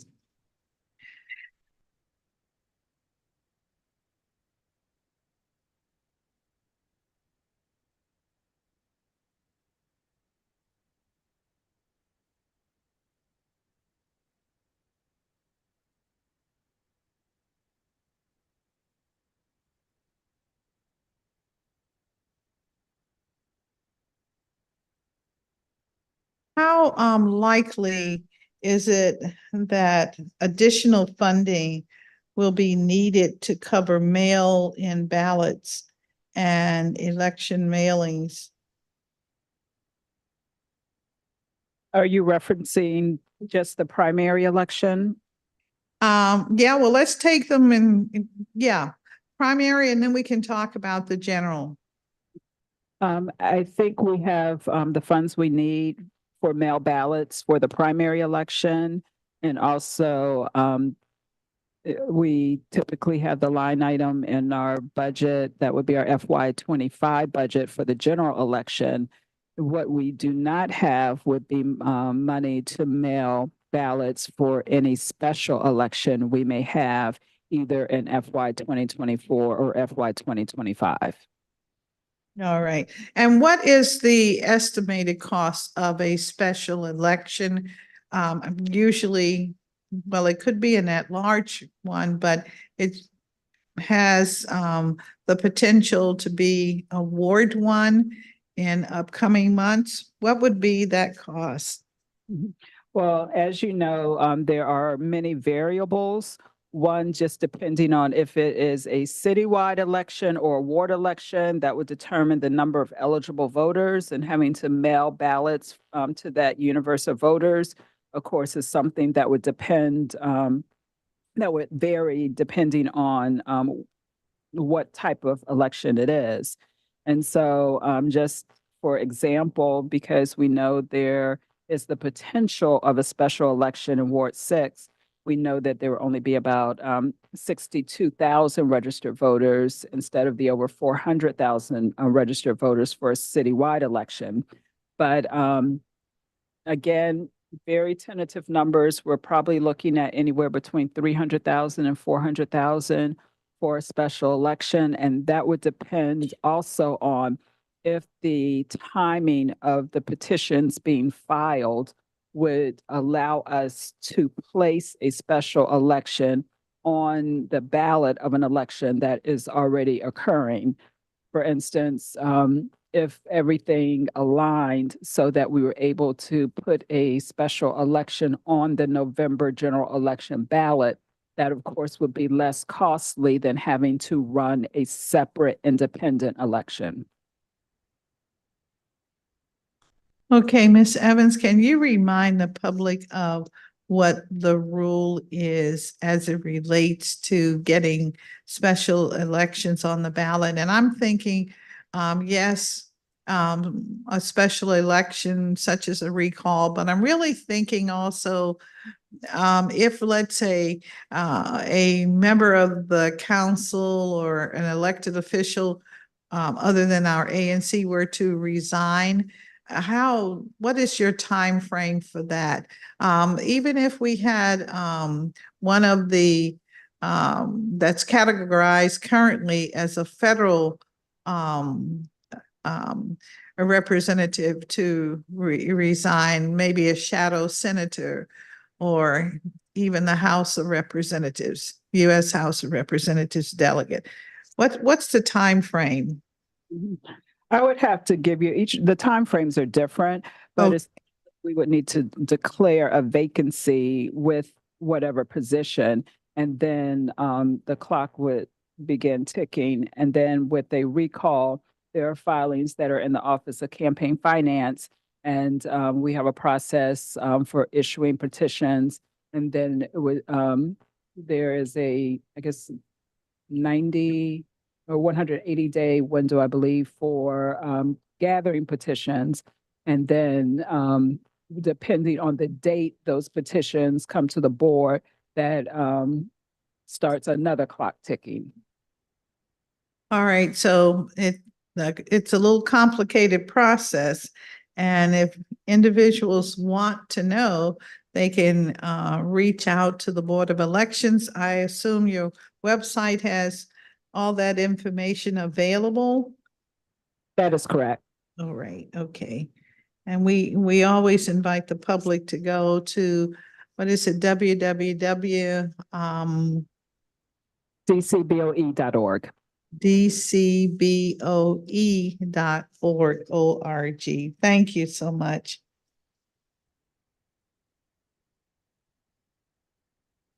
I see that you have a MOU between the board and DGS to provide security services to certain locations. What is that amount? Is that the 210,000? And where are the locations where you have the security services? Yes, so these would be security services at our vote centers during early voting and on election day. And I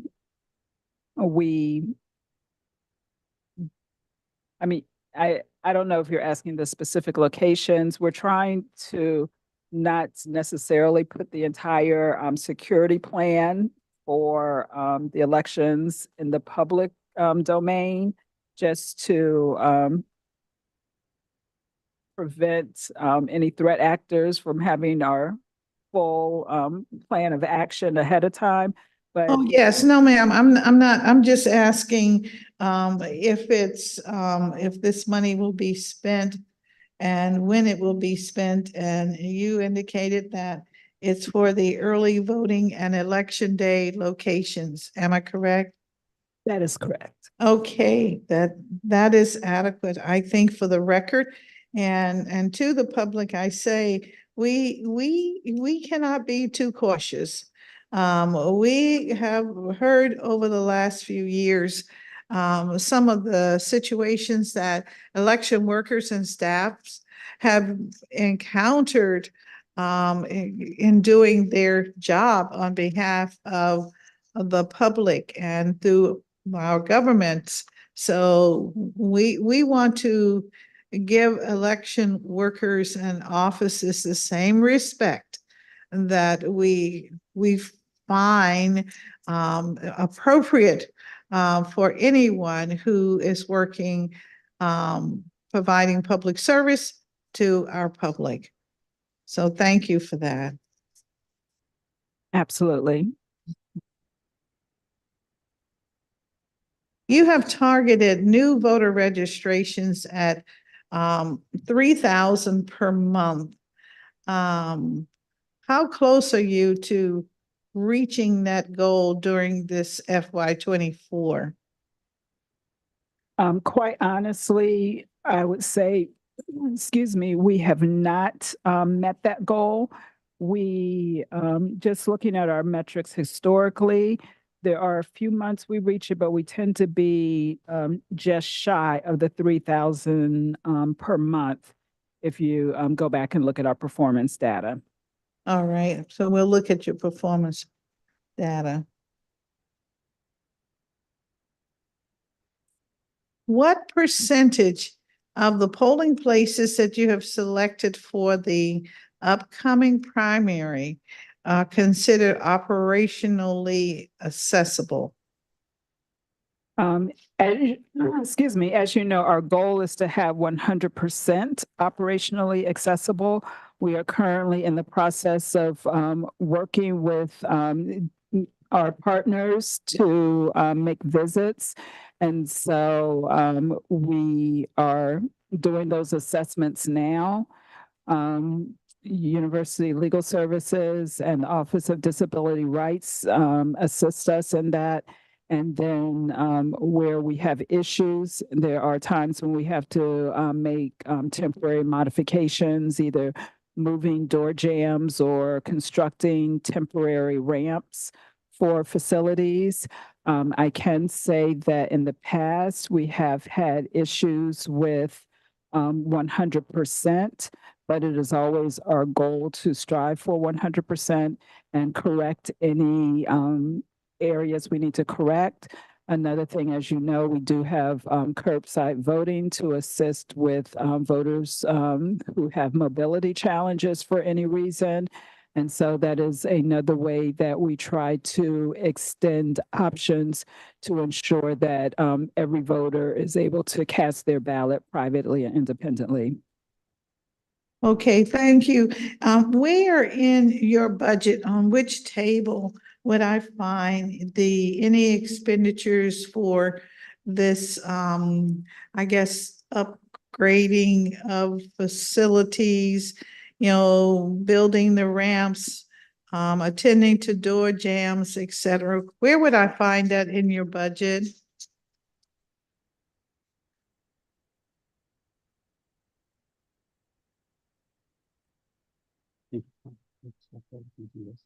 Yes. The facilities are managed via DGS. So those type of improvements would be handled by that agency. All right, and so how does your agency work with them? I know you have an MOU, but do you put in like a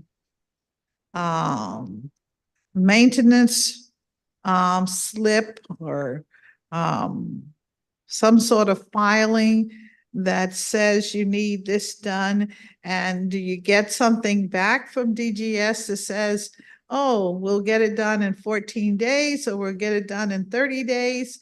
Is there any monitoring on the part of your organization, the board, staff, to see if it's done? Or tell me how this money is utilized.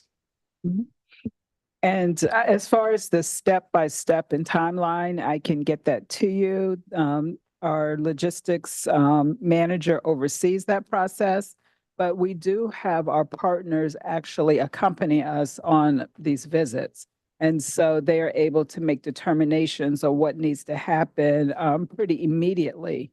And I can say that they happen quickly, and we're not ever in a position where we are opening a vote center and the facility does not have the proper accommodations or changes or upgrades, whether they're permanent or temporary, in place. So as far as like if it's a slip or what the paperwork is that's filled out in communication, I can get that to you.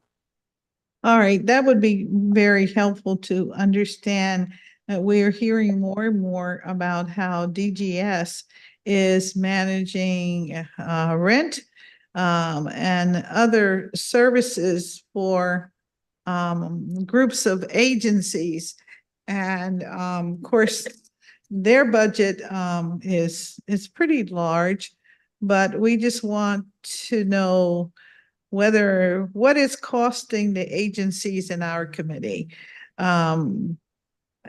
in general, and how is this process operating to the benefit of the agencies in this committee, and therefore the public that the agencies in this committee serve.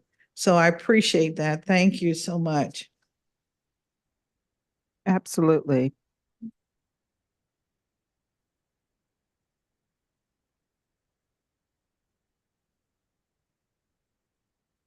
I think the information that was shared with us is that you had a target of 100% increase in accessibility, public awareness, and knowledge of the electoral process. That was your target. You've already said you have not met all your goals. Do you have any updates today to indicate whether or not you're further along than where you were in, I think the last data we had was 59% in FY23. So we've had a year going into the new year. So are you better along? Are you at 70% now, or is it still just teetering? And if you could just clarify, are you solely talking about voter registration numbers with that? Well, this is what I have, the performance measures. You said you were going to increase accessibility, public awareness, and knowledge of the electoral process. And then the percent of polling places that are operationally accessible. And 23, it was 59%. Your target for 24 was 100%. You've acknowledged that you're not at 100%. So I was just trying to get a sense of where you feel you are today. So it is about polling places accessibility. Understood. Thank you. And so we are conducting those assessments as we speak. And it's hard for me to say exactly where we are because we are well into that, and we have staff members going out weekly with our partners to conduct those assessments. But I will be able to provide final data once those assessments are complete. Okay. You know, Ms. Evans, I was just wondering if, since you will have polling locations all over the city for the primary and the general election, if there is any way that maybe our ANCs can be trained to do that little quick check-in, and then where you may find problems, your staff can do the follow-up. Just wondered if it would be helpful. I just feel strongly that we're all involved in this now, trying to get a leg up in our community, and they may be interested in helping out since, well, yes, they'll be on the ballot, but just in general to help out in their community. Sure. And of course, we, absolutely love feedback working with our partners and residents in the district. We do have a plan, and I think our plan is adequate to visit all the locations and to assure that they are structurally accessible. And I guess one of the concerns I would have with ANCs would be accountability. When we have people on staff who are being paid to perform a duty, then there is some accountability when someone is doing it on a volunteer basis or just helping out. If something is not done properly, there are concerns there, especially with me being the ultimate responsible body for something that doesn't go correctly.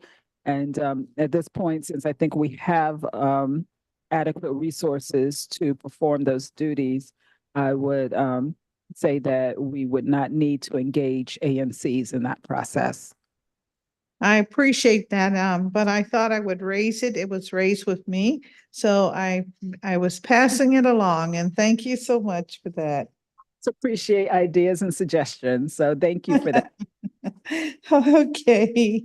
Um, you also indicated that the number of voters who register or update their voter registration information electronically, you were focused on that, and your target for 24 is 15,000, but in FY23, you actually report 10,243. I'm assuming when you said you have not met your goals, that means that for thus far in FY24, you have not obtained 15,000. Correct. And we are getting close, but we also are in the process of looking at some of our metrics. So for instance, in March, we registered about 2,884 new voters and processed over 2,000 voter registration changes. And so just based on trends, we need to make sure we're right sizing our measures. All right. On that note, we've had a couple of issues brought to our attention where individuals have circulated petitions or organizations have circulated petitions amongst our voters. The voters have signed, put in their name and their address. And then when the files get to your office and are checked, it's discovered that yes, that name and possible signature match, but the address does not match. According to our law, it requires a registered voter to inform the board of their change of address. But we know that does not happen per se. I'm wondering when a voter signs a petition and puts their address in, their current address, does that or could that be considered an affirmation that this is their change of address? It's not considered a change of address at the time that they put that address on the petition, but there is a process for them to update their official registration. And so under law, we cannot accept that as an official address change. All right. And you cannot accept it because that is not the current law. Am I correct? That is correct. All right. So it may require a law change. Okay. Thank you on that.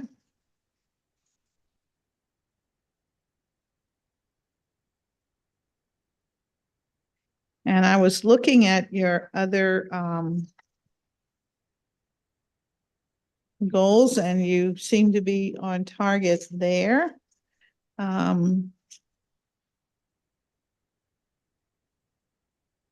There was another question this morning about the rulemaking.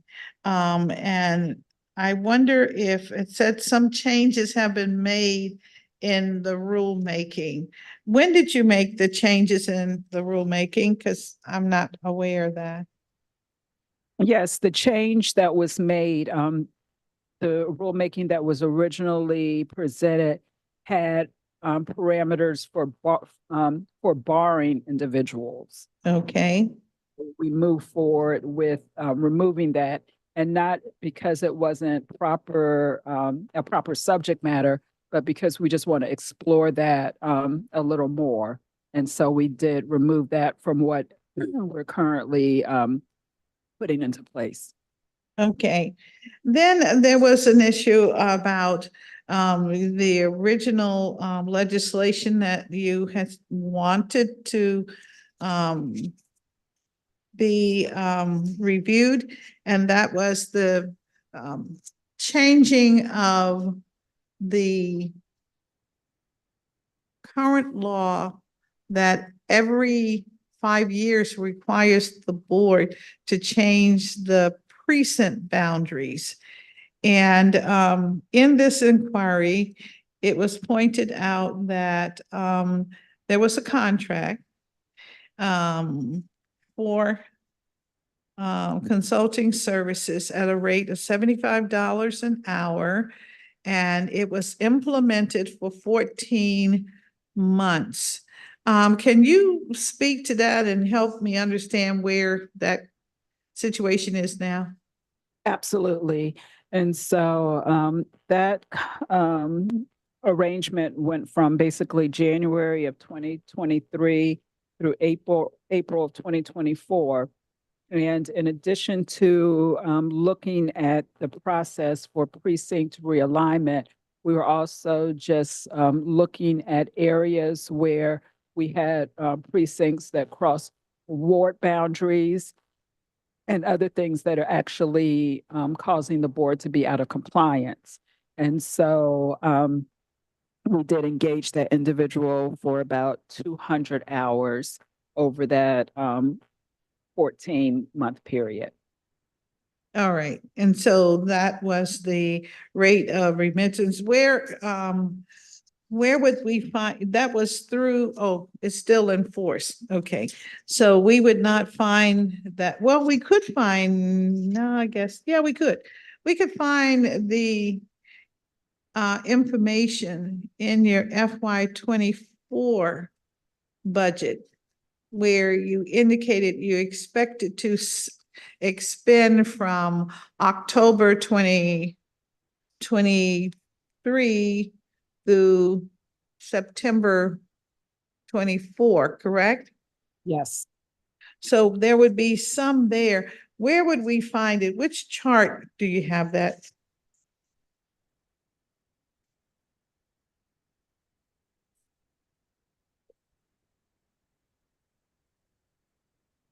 Yes, that would be where our temporary employees are listed under personnel. I'm just All looking. right, okay.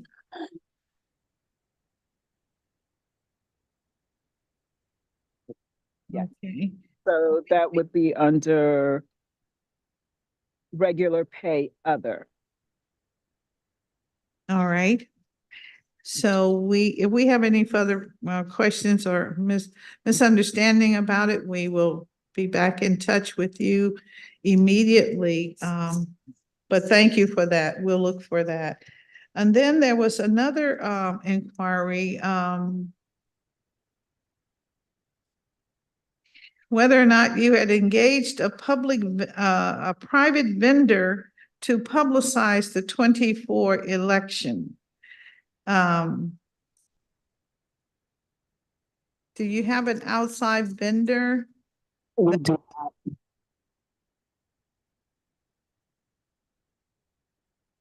You said you do not? not, correct. Okay, all right, great. And so where do I find the amount of resources you are expecting to spend through FY24 to publicize? Which chart am I to look at for that? Just a moment. Thank you.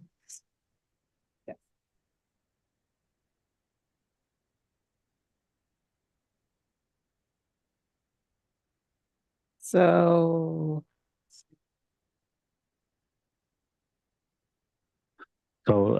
Advertising would be listed under other services and charges. All right, okay. We thought so, but I needed it for the record.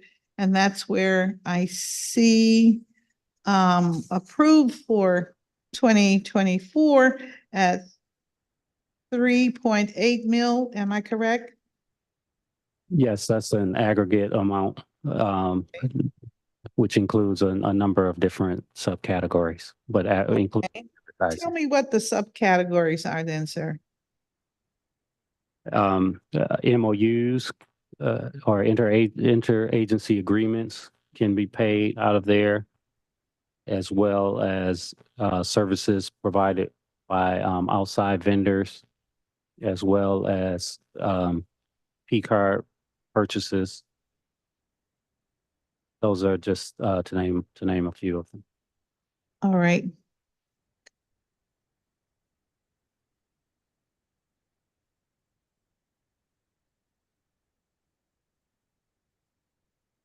And so what is the amount that was spent on grievances? I don't think we had any amount spent on grievances. I think Okay, all right, not in FY24. correct. And what are you proposing for your 25 budget?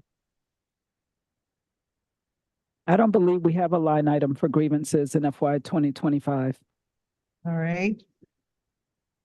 What about outside vendors? Is this where I would find this 200 hours at $75 each, or is it in the FY25?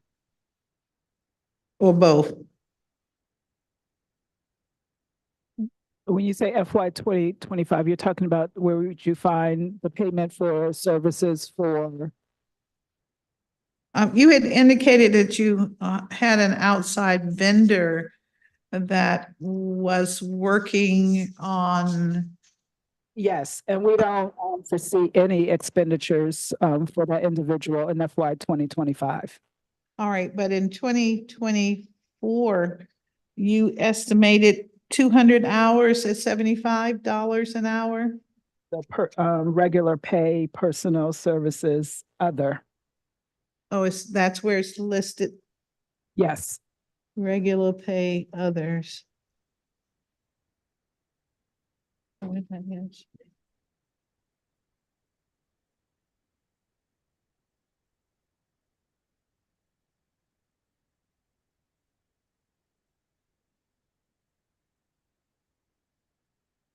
All right.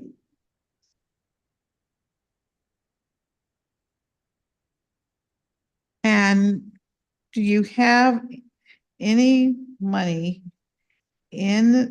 for proposed 25 for other services and charges?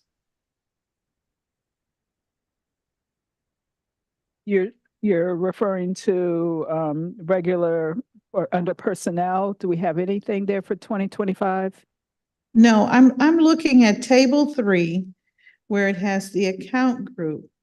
And it has the 713100C, other services and charges. And we were speaking of that when it was pointed out that MOUs and grievances and outside vendors and P-card are located there. And so I was asking if there was any money broken down into the line of other services and charges where you indicated I would find the contractor that had worked on developing an understanding and the change in the legislation in the other services and charges. And that's what I was asking. If there is monies in your proposed 25 budget for that purpose. Yes, those funds are included in the $3.9 million that is proposed under other services and charges. Okay, and I am asking of that, how much do you estimate you will be spending on vendors, particularly vendors that will be helping you with realigning legislation and what you do in the office, the work? I'm not fully clear. I understand that when you say realigning legislation, if you're referring to the individual we were referencing as far as making sure we were in alignment with the Elections Modernization Amendment Act and That is correct. Yes, ma'am. we don't foresee using that individual in the 2025 budget. All right, so there's no money planned to be expended from that line in the budget for that particular task Correct. with this individual. All right. I just I want that on the record, so it's real clear what we are doing my goal is to try and clear up any misunderstanding that one might have about your budget, because your budget is critical to us having fair, just, and complete competent elections. So I appreciate that, and I appreciate you sticking with me on this. No, I completely understand. So, And I'm trying not to be too verbose with this, but just enough so we all can ask as much as we want and get the answers that we need. So I appreciate it so very, very much. understood. Thank you. Mhm. And then finally, as it relates to the space, the new space that you have for really, I guess, vote tabulation and training of volunteers, and doing the quality check on the equipment before it is placed at the various polling places. I wondered if you have any information that, and tell me where it is if you have it, that shows that you have an increase in your current rental budget agreement, or that you have a new agreement, and if you have any rehab charges that have accrued to the board for this preparation of space. Right now we have zero expenditures related to that. We have no rental increases, no new agreements in place. So we are still working with DGS as far as completing that process, but we have not realized any financial burden to our agency as a result of what we have accomplished with the new operations center.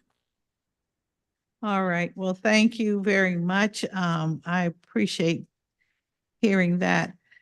One of the things that we heard this morning additionally has to do with implementation of the Youth Voting Act. And if that were possible, where young people 16 and can begin the process of voting. The case was made by the presenters that they need to have the opportunity to be involved in the selection of individuals and leadership that would affect their lives and the things that they do. While this argument is not new, it does cause us to pause because the current voter law we have is from 1955. And I wondered if there is some thought on the part of the board as to whether or not we need to update the Voting Act. Quite honestly, we have been very careful not to take a position on any pending or actual legislation. I like to say we are neutral. We implement whatever laws are currently in effect. The information we do provide would be any type of fiscal impact statement or things we would need to put in place should something become enacted. But as far as a position one way or another, as far as whether it should be updated, I respectfully have no position one way or the other. All right, well, I appreciate that. And finally, there was an issue raised about the board itself. And it was raised regarding the board as an independent entity, charter, where in the chartering aspect, the expectation is that the board would accept initiatives that did not require expenditure in the language in general. And so I wanted to hear from you as to your interpretation of what the board, as you lead the board as the executive director, how do you see the issues that have been raised in community about whether or not the board is taking a position on any matter that is other than neutrality? Absolutely, and thank you for that. And as you know, the board members actually make that determination. And so I do not have a voice in that actual process. However, I have been in meetings where they have been discussing, and I can say that they have been very careful to look at the prongs and the tests that must, and the items that must be met in order for something to be deemed to be proper subject matter.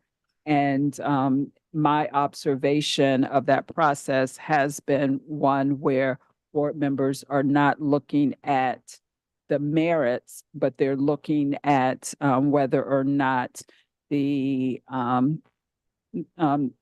criteria is being met. So from my vantage point, it appeared to be a very objective process, and just whether or not those requirements have been fulfilled, and not a process where they were debating the merits of what was before them. And so again, that was just me. I was not part of those deliberations, if you will. All right, well, I thank you for that. I would be remiss if I didn't inquire. So thank you again. And let me just check.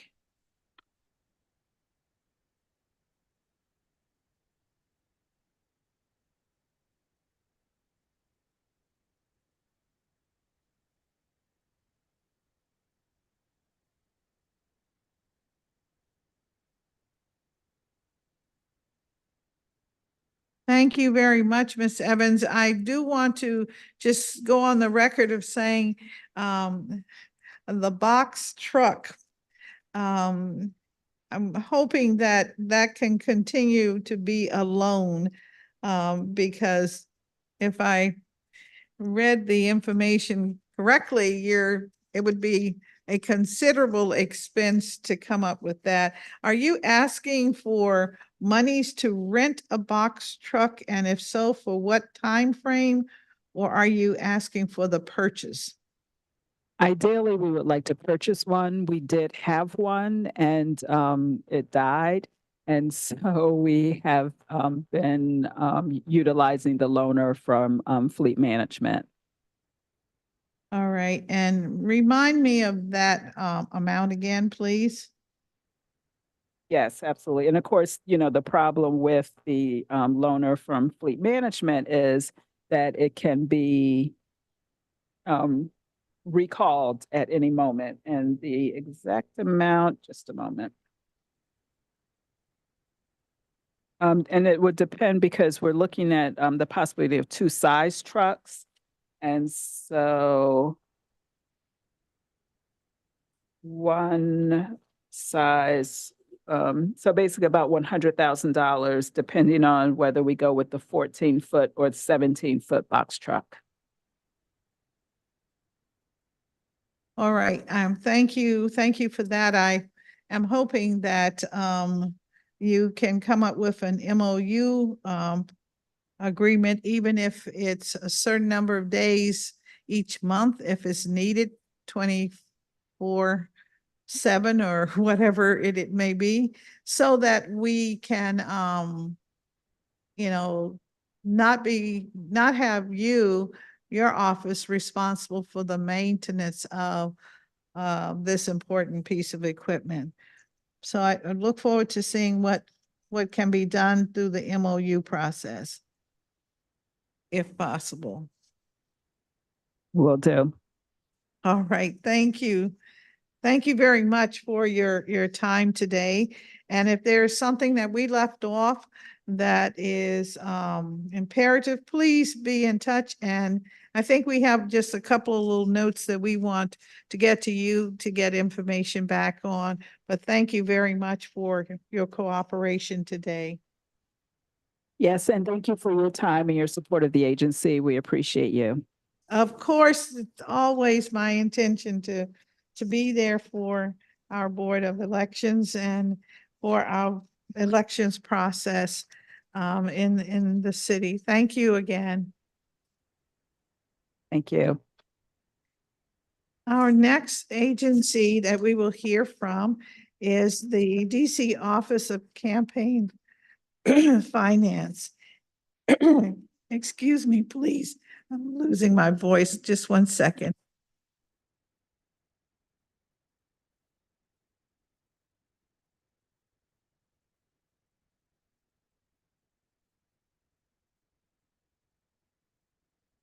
And now we have before us the Office of Campaign Finance, which is established within the District of Columbia Board of Elections and administers and enforces the campaign finance laws of the District of Columbia. The Office of Campaign Finance, commonly referred to as OCF, is organized into 4 major divisions which operate under the direction of the Office of the Director. The director is Cecily Montgomery, and so we'll be hearing from her next. The office regulates the reporting and disclosure of political committees, political action committees, independent expenditure committees, and the constituent service and statehood fund programs. I wanted to add that the office has provided us with testimony that touches on the following issues: the operations of the e-filing system, which is a system used by candidates and other committees to file their reports, and then the widely popular Fair Elections Program, where the city paid out over $11 million to certified candidates in the 2022 election cycle. And I want to know if this program is working as intended and if it needs refinement. Then the process by which certain campaigns and committees are audited and the outcome of these audits, and what do we need to do to assure compliance and to safeguard the process. And then the OCF educational program and other agency community outreach efforts. So those are the concerns that we want to hear about today. And now we will bring on Director Collier Montgomery, and I will swear you in. And welcome. Yes. Nice to see Good you. afternoon, Chairperson Bonds and members of the Committee on Executive Administration and Labor. I'm Cecily Montgomery, Director of the Office of Campaign Finance. Appearing with me today is William Sanford, the General Counsel for the agency, Renee Coleman Rollins, who is the manager of the traditional campaign finance audit program, Wesley Williams, who is the operations and policy officer for the agency. Van Hume is also present, who is our financial manager. And I believe that Eric Jackson is available as well, who is the manager of the Fair Elections Program, and also Dolores Ramsey, who is our training officer. All right, well, let me swear you in. All right, if you raise your right hand, do you swear and affirm that your testimony and any statements that you make before us today to be truthful and complete? Yes, I do. Thank you. Please proceed when you're ready. All right. The proposed fiscal year 2025 gross budget for the agency totals $7,839,577.38 full-time equivalents. This represents a negative 1% decrease over the fiscal year 2024 approved gross budget of $7,847,077.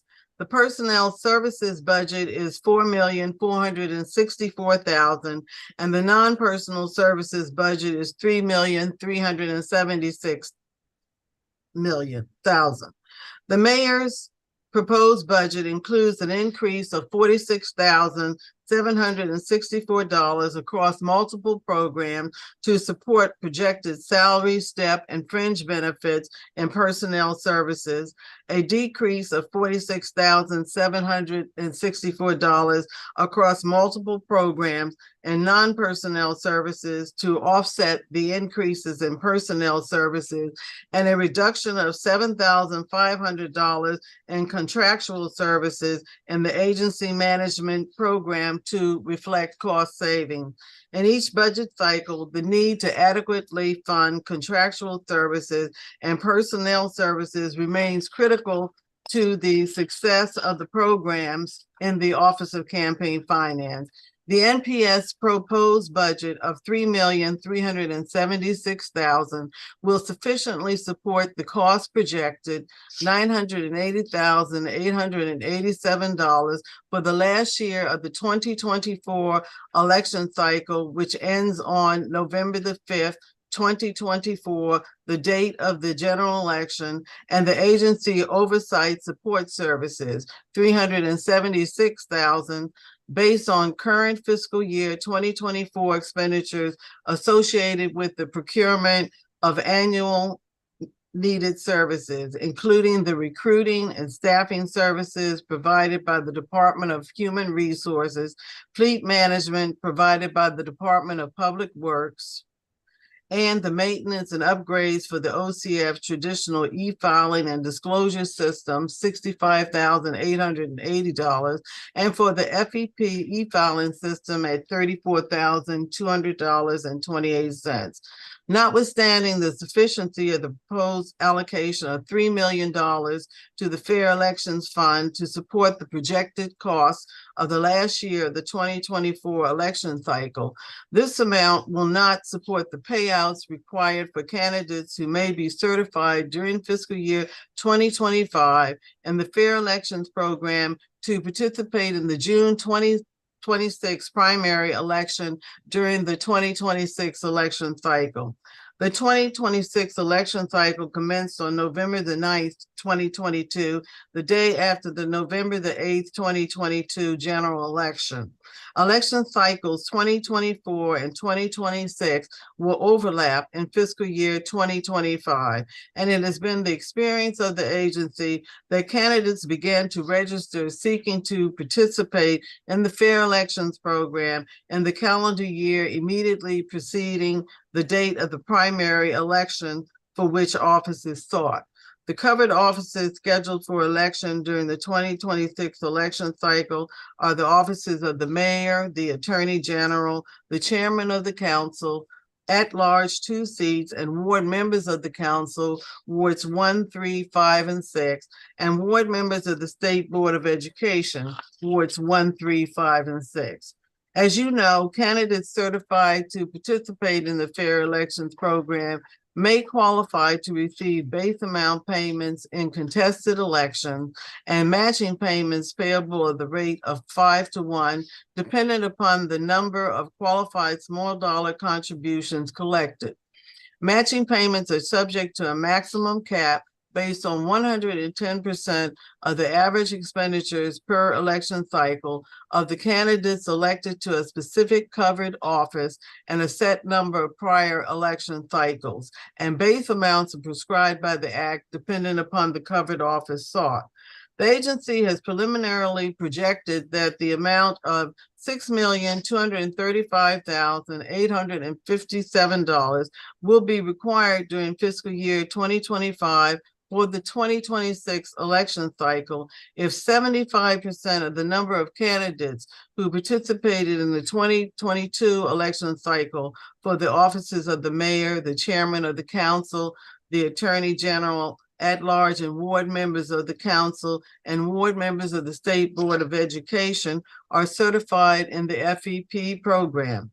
A total of 57 candidates qualified for ballot access during the 2022 election cycle, and 37 of the candidates were certified participating candidates in the Fair Elections program. Overall, the matching fund and base amount cost projections for the 2026 election cycle total $36,681,512, with 75% participation of the number of candidates who qualified for ballot access in the 2022 election cycle for the offices to be elected in the 2026 election cycle. By way of background, the Office of Campaign Finance authorized during the 2020 election cycle, which was the first cycle of the implementation of the program, the sum of $4,016,797.64 in public funds to the 32 certified FEP participating candidates. The FEP candidates were declared the winners by the Board of Election, and 7 of the 11 seats for public office elected during the 2020 election cycle. During election cycle 2022, the second cycle of the program, the agency authorized a total sum of $12,358,606.95 for disbursement from the Fair Elections Fund and base amount and matching payments to the 42 candidates certified in the program to participate in the 2022 primary and general elections. 52 candidates registered to participate in the Fair Elections program. 42 of the 52 candidates met the threshold requirements and were certified as participating candidates eligible to receive public funds, and 37 of the FEP candidates qualified for ballot access. 27 candidates in the primary election and 10 candidates in the general election. By comparison, 20 candidates registered in the traditional campaign finance program and qualified for ballot access, 7 in the primary election and 13 in the general election. The Board of Elections certified 10 of the FEP candidates as winners of 10 of the 13 local public offices elected during the 2022 election cycle. The major cost driver for the Office of Campaign Finance is the Fair Elections program. Participation in the FEP has shifted dramatically from the traditional campaign finance program, where candidates rely heavily on private financing. The Fair Elections program has removed candidates from the rigors of fundraising and provides a greater opportunity for interaction with constituents. Overall, 65% of the candidates who achieved ballot access in the 2022 election cycle were FEP candidates, specifically 37 of the 57 total candidates. Consequently, the agency made the decision for the 2024 election cycle to raise the marker used in the 2020 and the 2022 election cycles to forecast the number of FEP participants from 50% to 75% of the total number of candidates who achieved ballot access in the most recent completed election cycle. Certainly, the availability and the timeliness of the disbursement of public funds to candidates who are certified to participate in the program is essential to the success of the Fair Elections program. The Fair Elections Act establishes timeframes within which payments from the Elections Fund must be authorized and distributed to certified campaign operations, and prescribes dates for the filing of financial reports which may trigger payments from the fund. The failure to provide sufficient funding for the Fair Elections program will impair the ability of candidates certified under the FEP to successfully campaign for office. Even though the elections fund is non-lapsing, the agency cannot speculate as to the amount of funds which may remain in the fund at the close of a fiscal year and carry over into a subsequent fiscal year when the potential for a sweep exists. Hence, the agency does not factor into its calculation of the amounts required for an upcoming election cycle the surplus amounts which may remain in the Fair Elections Fund. Therefore, the agency is requesting an enhancement in the amount of $5 million to fully fund the projected cost of the anticipated activity of the 2026 election cycle during fiscal year 2025. The enhancement will ensure the goals of the Fair Elections Program are achieved, specifically to provide an incentive for more candidates to compete in the electoral process, to encourage district residents to engage in greater civic participation in the electoral process, and to amplify the voices of district residents by matching qualified small dollar contributions. From a performance standpoint, during fiscal year 2025, the agency will monitor the campaign activities of the candidates and committees who registered to participate in the 2024 election cycle in both the traditional campaign finance and the Fair Elections Program. Following the November the 5th, 2024 general election, the agency will initiate post-election full field audits of the campaign operations of all FEP candidates certified to participate in the primary and general elections, and of all newly elected candidates to office who registered in the traditional campaign finance program. In addition, the OCF will manage the remission of funds due within 60 days of the 2024 general election to the Fair Elections Fund. Consistent with our ongoing statutory responsibilities, the agency will oversee the reporting of the constituent services and the statehood fund programs, and will maintain the full range of mandatory operations in the areas of public information services, legal counsel and enforcement, auditing, and agency administration. The agency will also produce and publish at the OCF website the FEP post-election cycle report due 9 months after the November the 5th, 2024 general election. The report will list the names of all candidates who are certified to participate in the Fair Elections Program in the 2024 election cycle and describe for each the receipt of all small dollar contributions of personal and public funds, as well as the total of any remitted fund. Last, the Office of Campaign Finance will review the regulations which implement the Campaign Finance and the Fair Elections Acts and propose a major overhaul of the regulations based on changes in the law and the business practices of the agency. In conclusion, the Office of Campaign Finance will continue to direct all of its efforts during fiscal year 2025 in unison to execute its responsibilities under the Campaign Finance Act in a timely, effective, and useful manner to achieve voluntary compliance with the Act and to provide the full, complete, and accurate disclosure of financial information. This completes my testimony. I will be pleased to entertain any questions the committee may have.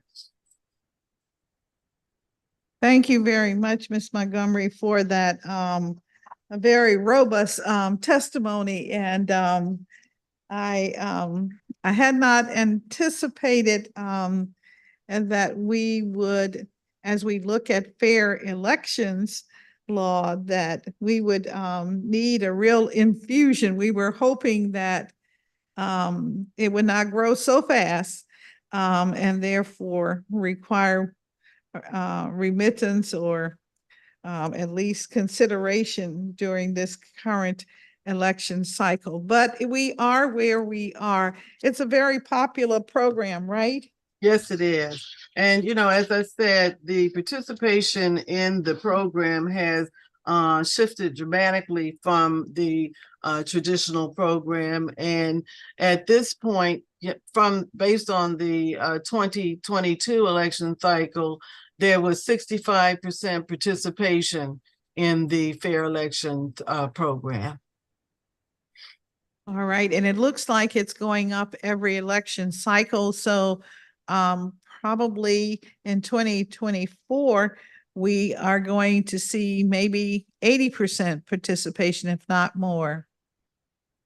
Yes, we already at this point, we have 15 certified participating candidates in the Fair Elections program. We have 26, I believe, who have registered to participate in the program. And in our traditional program, we have 11 candidates who have registered to participate, who have principal campaign committees and will be filing reports. We do have a number of candidates in the traditional program who have registered. However, they have claimed the $500 exemption, so they will not be filing financial reports, and they also will not organize principal campaign committees as well.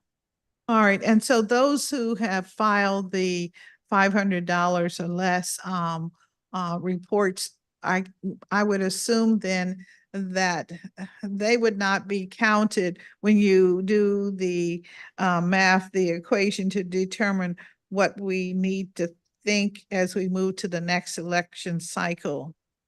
Well, the thing about even the candidates who file the exemption claiming they will expend $500 or less, they still achieve ballot access. So because of that, and we do look at the numbers of candidates who achieve ballot access in order to calculate the amount of funds that we would need. In other words, they factor into the total number of candidates who achieve ballot access. And so basically what we do is we calculate the cap on the matching funds based on 75% of the number of candidates who achieve ballot access in the most recent completed election cycle. So for example, I think in election cycle 22, we had 57 candidates overall who achieved ballot access,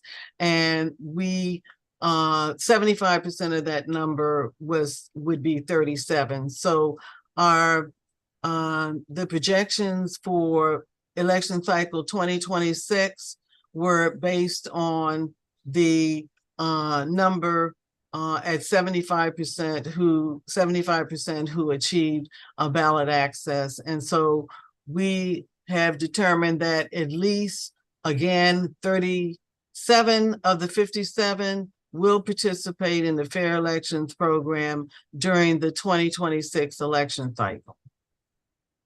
All right, thank you for that.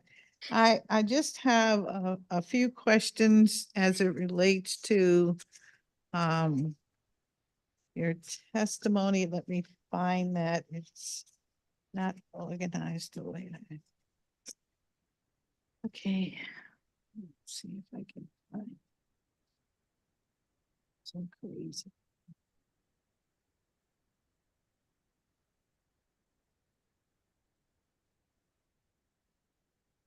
I understand today you have 5 vacancies. And Yes, we do. okay, and what are the status of these positions? Okay, so we have a career service at the 5 level, and that is a clerical assistant in the office of the director, and we also have a CS7 in the office of the director, and that is an administrative assistant.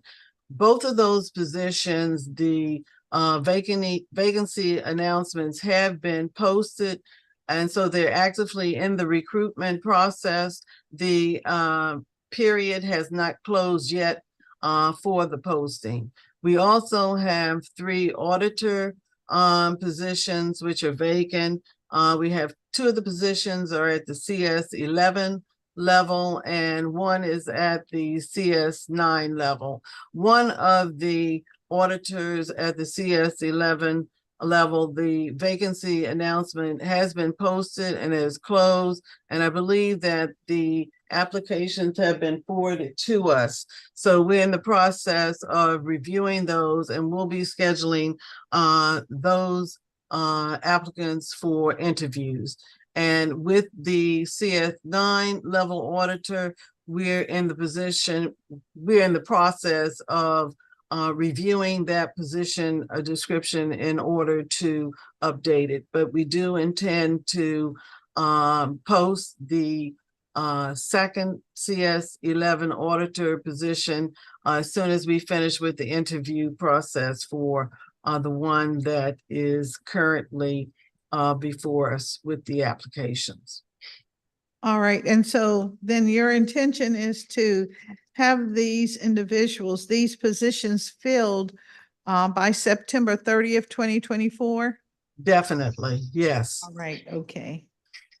And hopefully you'll have at least one filled before the primary in June 2024. Yes, I would hope so. Possibly, okay, thank you. Want to talk about the upgrade of the procurement database, which must be done before the e-filing system is updated. That has been planned since 2021, but not yet complete. When will this procurement database be updated? Well, as far as our discussions, our current discussions with OCP and the OCP Acting General Counsel, it's our understanding that they are near completion. And so is with respect to our upgrades, our vendor has been working closely with them, because once they have completed their updates, then we will be in a position to upgrade our system so that it can interact with theirs. One thing that they had to do was they had to upgrade or update or revise their application for their contracting process, so that the vendor would disclose the names and the addresses of the principals, because that is the critical component of the covered contractor provisions. And that would be what our responsibility would be to identify those principals who may make prohibited contributions. And again, that would only relate to contracts above a certain amount, and that amount is 250,000. But we're closer now than we were the last time you inquired about the status of the updates by OCP. All right, and I believe that when we last spoke earlier this year, you indicated that it was the responsibility of contracts and procurement to inform your agency. I believe that's what I heard. Am I correct? Is that how it works?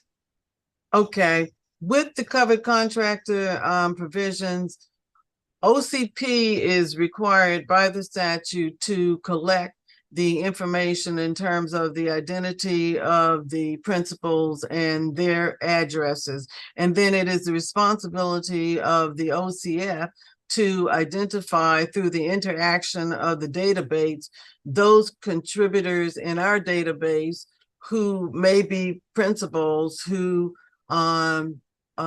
gave prohibited contributions. It is a responsibility, and then we would have the responsibility to notify OCP as to who those individuals are, and also to notify the candidates whose committees may have received prohibited contributions as well. And then it is also our responsibility to educate the members of the public about these new covered contractors provision. But ultimately, it is and primarily and solely the responsibility of the OCP to enforce the provisions, of the covered contractor provisions where there have been violations of the law, because at that point in time, then OCP would have the responsibility of declining to go forward with the contracts. And also, I would ask my general counsel to indicate whatever else their responsibilities may be, but they primarily have the responsibility for the enforcement of the covered contractor provision. It's just our responsibility to identify when prohibited contributions may have occurred. All right, and you, again, you make that determination based on the information you receive from OCP. Yes, based on the interaction of our databases. Yes, okay, all right, database when it's up and running, and you expect it to be in effect for this election season, 24? You know, I would not want to commit to that, because the last conversation that we had with the OCP acting general counsel, and it did not. As recently as yesterday, we spoke with our colleagues at the Office of Contracts and Procurement, and they indicated that the system is not operational at this point, and the listing that they are required to compile to make publicly available, they have not commenced that process, and they were waiting for some permissions from the Office of the Mayor at this stage. So it does not appear likely that that system will be in place during this election cycle. All right, and so I missed it. They're waiting for information from which office? Some approvals from the Office of the Mayor. Okay, the EOM. All right, as is commonly referred to. And of course, we will inquire when the EOM is before this committee on May 1. So thank you very much, Mr. Sanford, on that. That's good to know. I wanted to ask about, get more details on this fair elections program request. Is this 5 million a must in order to completely administer the campaign finance laws for the 2024 season, or are you thinking that you need it to be in the FY25 budget? We are requesting the enhancement for the fiscal year 25 budget based on our projections in terms of the funds that would be needed for the fair elections program with respect to candidates who may register to participate in the 2026 election cycle. You know, again, as I said in my testimony, we do expect that candidates would begin to register to participate in the 2026 election cycle during fiscal year 25, more than likely starting in January of that year. And then usually what happens is they become certified by the time that the July 31st reporting period rolls around, because that's usually when we have given or dispersed or authorized the disbursement of payouts in the year preceding the primary election. It usually starts after July 31.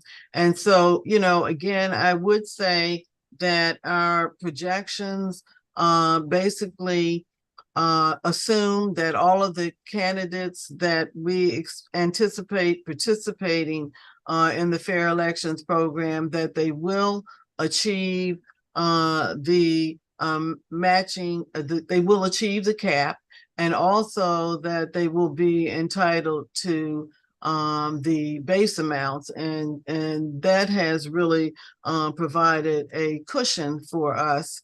And of course, what the experience has been that not every candidate reaches the cap, and not every candidate is in a contested election, which requires the payment of the base amount. And again, the problem has been, even though there may be a carryover from this fiscal year 24 at the end of the fiscal year, that conceivably there could be surplus funds left or remaining in the elections fund. It's hard for us to speculate that those monies will be available, because there's always the potential for a sweep. And so the enhancement of 5 million will ensure that we can meet our payment amounts during fiscal year 25. So let me ask you a little bit then. Let's say that as an example, if hypothetically, if we do not come up with that money, and your expansion of participation is on target as you have predicted, does that mean we might run out of money? And what are your plans for handling that situation? Or is there some statutory requirement? Well, at this point, the statute does not address what would happen in the event that the Fair Elections Fund cannot meet the demands for the payment of either the matching or the base amount. So the statute does not address that. The other thing I would say is that there's always a possibility that there could be a carryover amount from 24 into 25, but I don't want to be in a position of relying on that. So what we have talked about, and what we would be suggesting in our legislative recommendations, similar to other jurisdictions that have public financing programs, we would recommend that the agency be given the authority, when it appears that the fund is insufficient to handle payment demands, that the agency be given the authority to reduce the amount of the matching cap. And that would basically, the way we look at it, that would happen when, for example, or the way that it would happen is that we now calculate what the matching cap is based on 110% of the average of the expenditures of the winning candidates and a set number of prior election cycles. And we would recommend that amount be, or the 110% be reduced down to 75%. And when we did the math, it really boils down to a 30% reduction, but it would be a cost savings. So that would be one approach. All right. Yeah. And do you have another idea whether or not we could or should reduce the amount of the match? Currently, we're 5-1. Should we think about 3-1? I thought about the 5-1, but the 5-1 right now, based on the first post-election cycle report we did, the 5-1 is competitive with other jurisdictions. The other thing that we could possibly do is, when the fund is low in other jurisdictions, what they do is they increase the contribution amount, and when they have to reduce the elections fund, then they will increase the contribution amount that the candidates can collect from members of the public when they cannot make payments from the fund. So, we just need to look at those other jurisdictions, and we will come up with several options for the council, for the committee to look at in terms of how best to address this problem, this issue.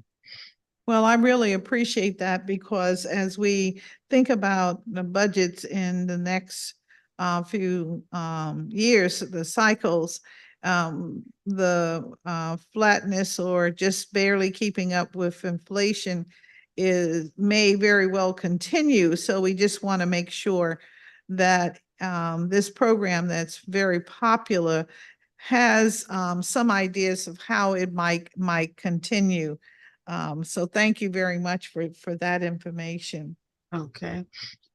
Could you please give us some indication of how much remains to be paid out, if any, or paid back to the agency as a result of the 2018 election cycle? And then for the 2020, if you would like to provide that in writing, that would be helpful. We're just trying to understand our numbers. Okay, so if I guess I need to be clear, are you referring to the remission process? Because if you're referring to the remission process, we certainly can give you the figures in terms of post-election cycle, the amount of monies that the candidates remitted to the office following the 2020 election cycle, and also following the 2022 election cycle. Because I believe with respect to the 2022 election cycle, and also Than Hune as well as Eric Jackson can probably also address this. With the 2022 election cycle, I believe that the remission amount is close to 900,000. And then with the 2020 election, the remission amount, That's actually I don't have that. that's Yeah. actually the total for both years. I mean, for both election cycles. Okay. The total for both election cycles are close to about $1 million, almost 900 and some thousand last checked. And that's for the 2020 cycle and the 2022 cycle. All right. And I'm also asking, are there any outstanding fees that are owed to campaign finance or that need to be collected as a result of the 2018 election? Well, remember with the 2018 election, the first cycle of if we're referring to the Fair Elections Program, the first cycle of the Fair Elections Program was 2020, the Correct. 2020 election cycle. So with the 2020 and the 2022 election cycles, we're still in the process of completing the audits of those election cycles. And that is the environment in which I guess the FEP program is able to determine whether there are monies remaining in the campaign coffers of the various certified participating candidates. But that's a separate issue than the fines that we impose. Yes, I do. And I'm really trying to understand if there are any outstanding fines that, and I'll use the proper term, fines that are due or owed to the agency because of actions that happened in 2018 on the part of campaigns or committees. Okay, and I will get the general counsel to respond to that. But there is a process in place that the campaign committees, when we issue fines against campaign committees, whether it be the treasurer or the candidate or the committee. They have a certain amount of time within which to pay the fine. And if the fine is not paid, then of course we have the authority to file petitions for enforcement before the Board of Elections. And if the board enters an order affirming the order of campaign finance, which imposed the fine, then those orders are appealable.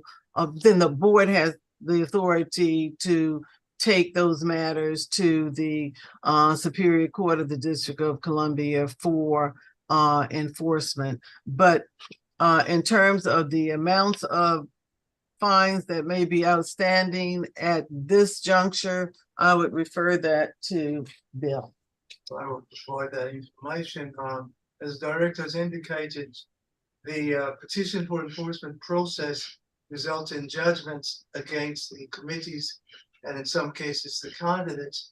So any outstanding fines from 2018 should have gone through that process. Now, it is also important to mention that some of the candidates who participated in the election cycle in 2018 never participated again. So the enforcement of those judgments would probably be limited. And finally, the statute in terms of the Office of Campaign Finance being in a position to enforce any fines is a 6-year statute. So it would have expired if it was not enforced in 2018, and it would probably expire this year. But the information regarding what could have occurred in 2018 would be available through our colleagues at the Board of Elections, and I will confer with them and we'll provide that information. All right, thank you very much. I guess I'm thinking in this obscure kind of time frame where we are trying to get a full accounting of any pennies, dollars and cents that we have that are due to the government or to be utilized by the government. It is, for me, it's important to know if there are any outstanding buckets of money within any of the agencies that are in this committee. And so it's in that spirit that I'm asking this. I really, at this point, am not so interested in who owes or where it would come from, but just to get a sense of what we think or what we know we have out in the marketplace. And really the same thing for 2020 and 2022, whether it is fair elections or if it's some other violation, just trying to understand what we may have. So. All right, and one thing I would point out too, and Mr. Sanford reports monthly to the board, is the amount of fines that we have collected over the month, and then annually, believe we also make that amount available. The total amount that we have collected over a fiscal year is available as well. And then on the website, of course, we have the orders under our enforcement link. You'll find the orders that we have entered during the course of a year or a calendar year or a fiscal year in terms of the imposition of fines as well. All right, and yes, we can get that information. All right, thank you. I guess then I'll just leave that area. Oh, wait up. So one second.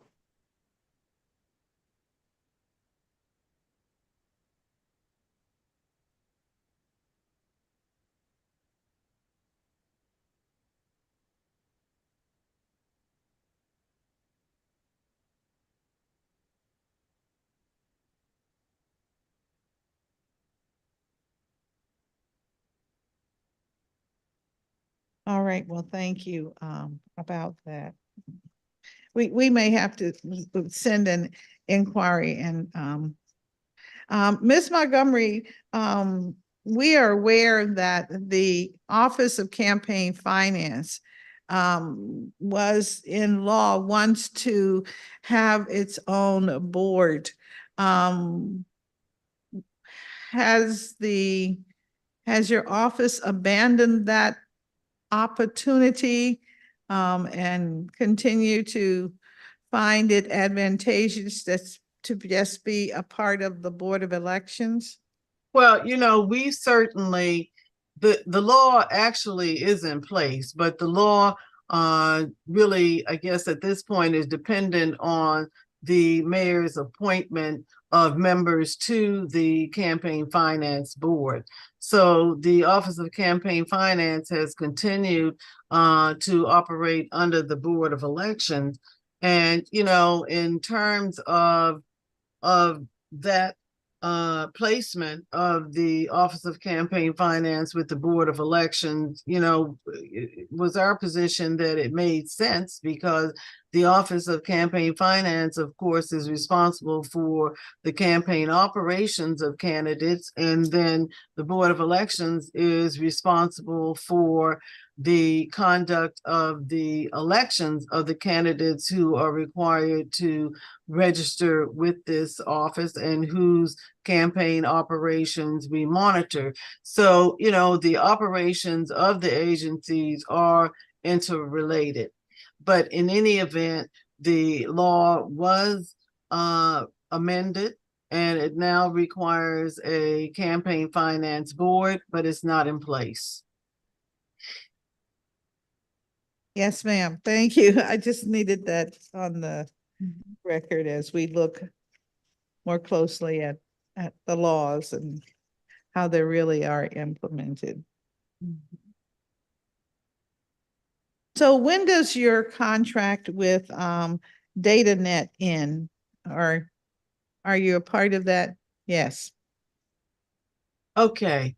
So we currently have two maintenance contracts with DataNet. One is for the maintenance and upgrades of our, as required, of our traditional campaign finance e-filing applications. And then we also have a maintenance contract for the for our fair election program e-filing application. But DataNet, as early as probably 2002, is a vendor who assisted the agency with the development initially of the online filing system.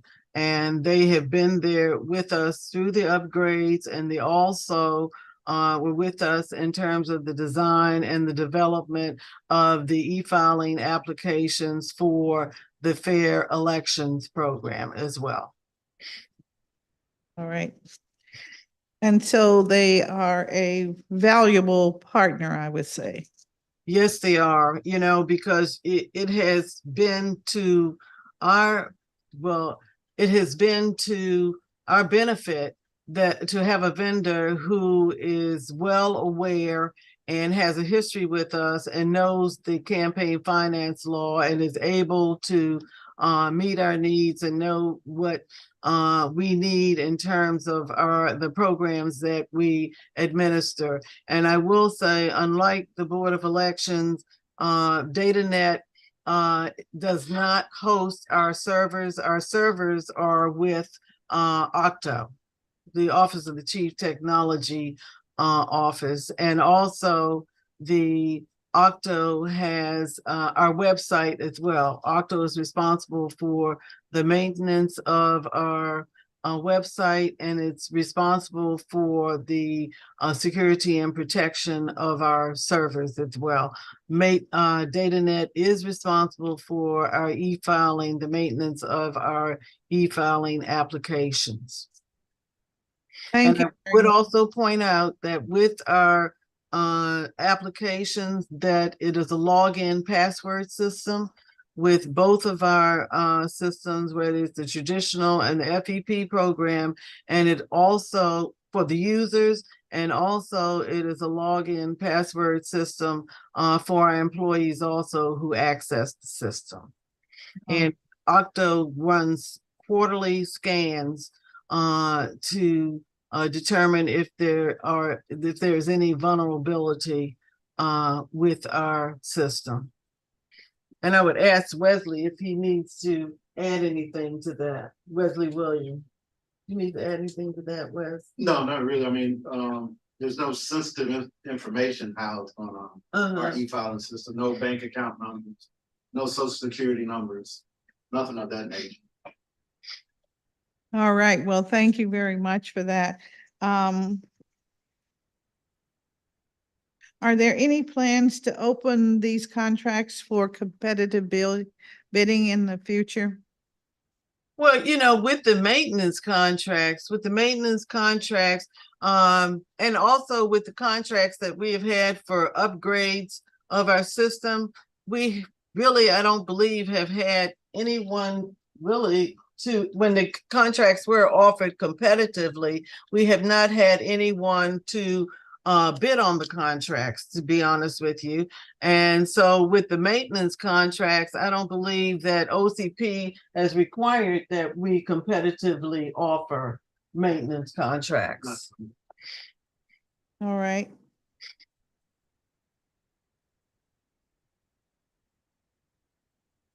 And we'll check with them on why that is the case. Okay, as we look at your new key performance indicators that were really established were they established in FY23? Looking at the hiring of DC residents, where it indicates that 41% of your employees are DC residents as of FY23. How do you keep up to date on that? In the sense, do you keep numbers on those who are currently hired and have indicated DC residency, if they maintain the residency, and how do you, what are your plans for filling any vacancies with DC residents? Well, of course, the personnel law requires that DC residents be given a preference in terms of the selection process, assuming that they are deemed qualified by the Office of Personnel. In terms of keeping straight on the numbers, basically we do have access to the PeopleSoft system. So that's how we are able to determine the numbers of our employees who are district residents. And of course, if the residency has changed, whether it's whether the employees have notified personnel of a change of address or whatever the case may be, depending on the circumstances, then we may be notified of the change of residency, especially depending on the personnel law. If they were hired based on the preference, then of course I believe that there's a certain number of years that they have to maintain their district residency. All right. I think we have one other question.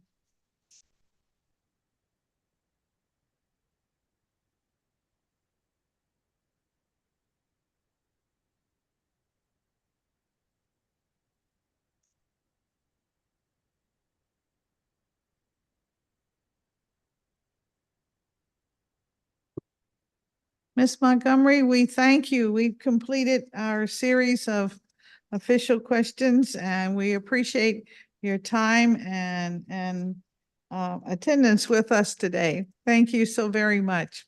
Thank you, and we will get the additional information you requested to you. All righty, thank you. And thank you to your staff as well. Thank you. All right. All right. Thank you. All right. I want to thank everyone who participated in today's hearing for their contributions. The committee does carefully consider public input and appreciates the public's participation, and particularly is delighted to have heard from these agencies today and their staffs.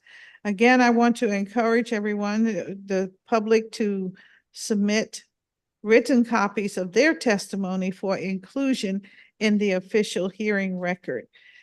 Please email a Word or PDF document to seal@dccouncil.gov, and that's CEAL@dccouncil.gov by 5 p.m. on Wednesday, May 1. The committee's next meeting, hearing really on Wednesday, May 1, 2024, beginning at 9 a.m. is another budget oversight hearing, and we will hear from the Office of the Secretary, the Office of the City Administrator, the Executive Office of the Mayor, and the Employees Compensation Fund, as well as the Department on Employment Services.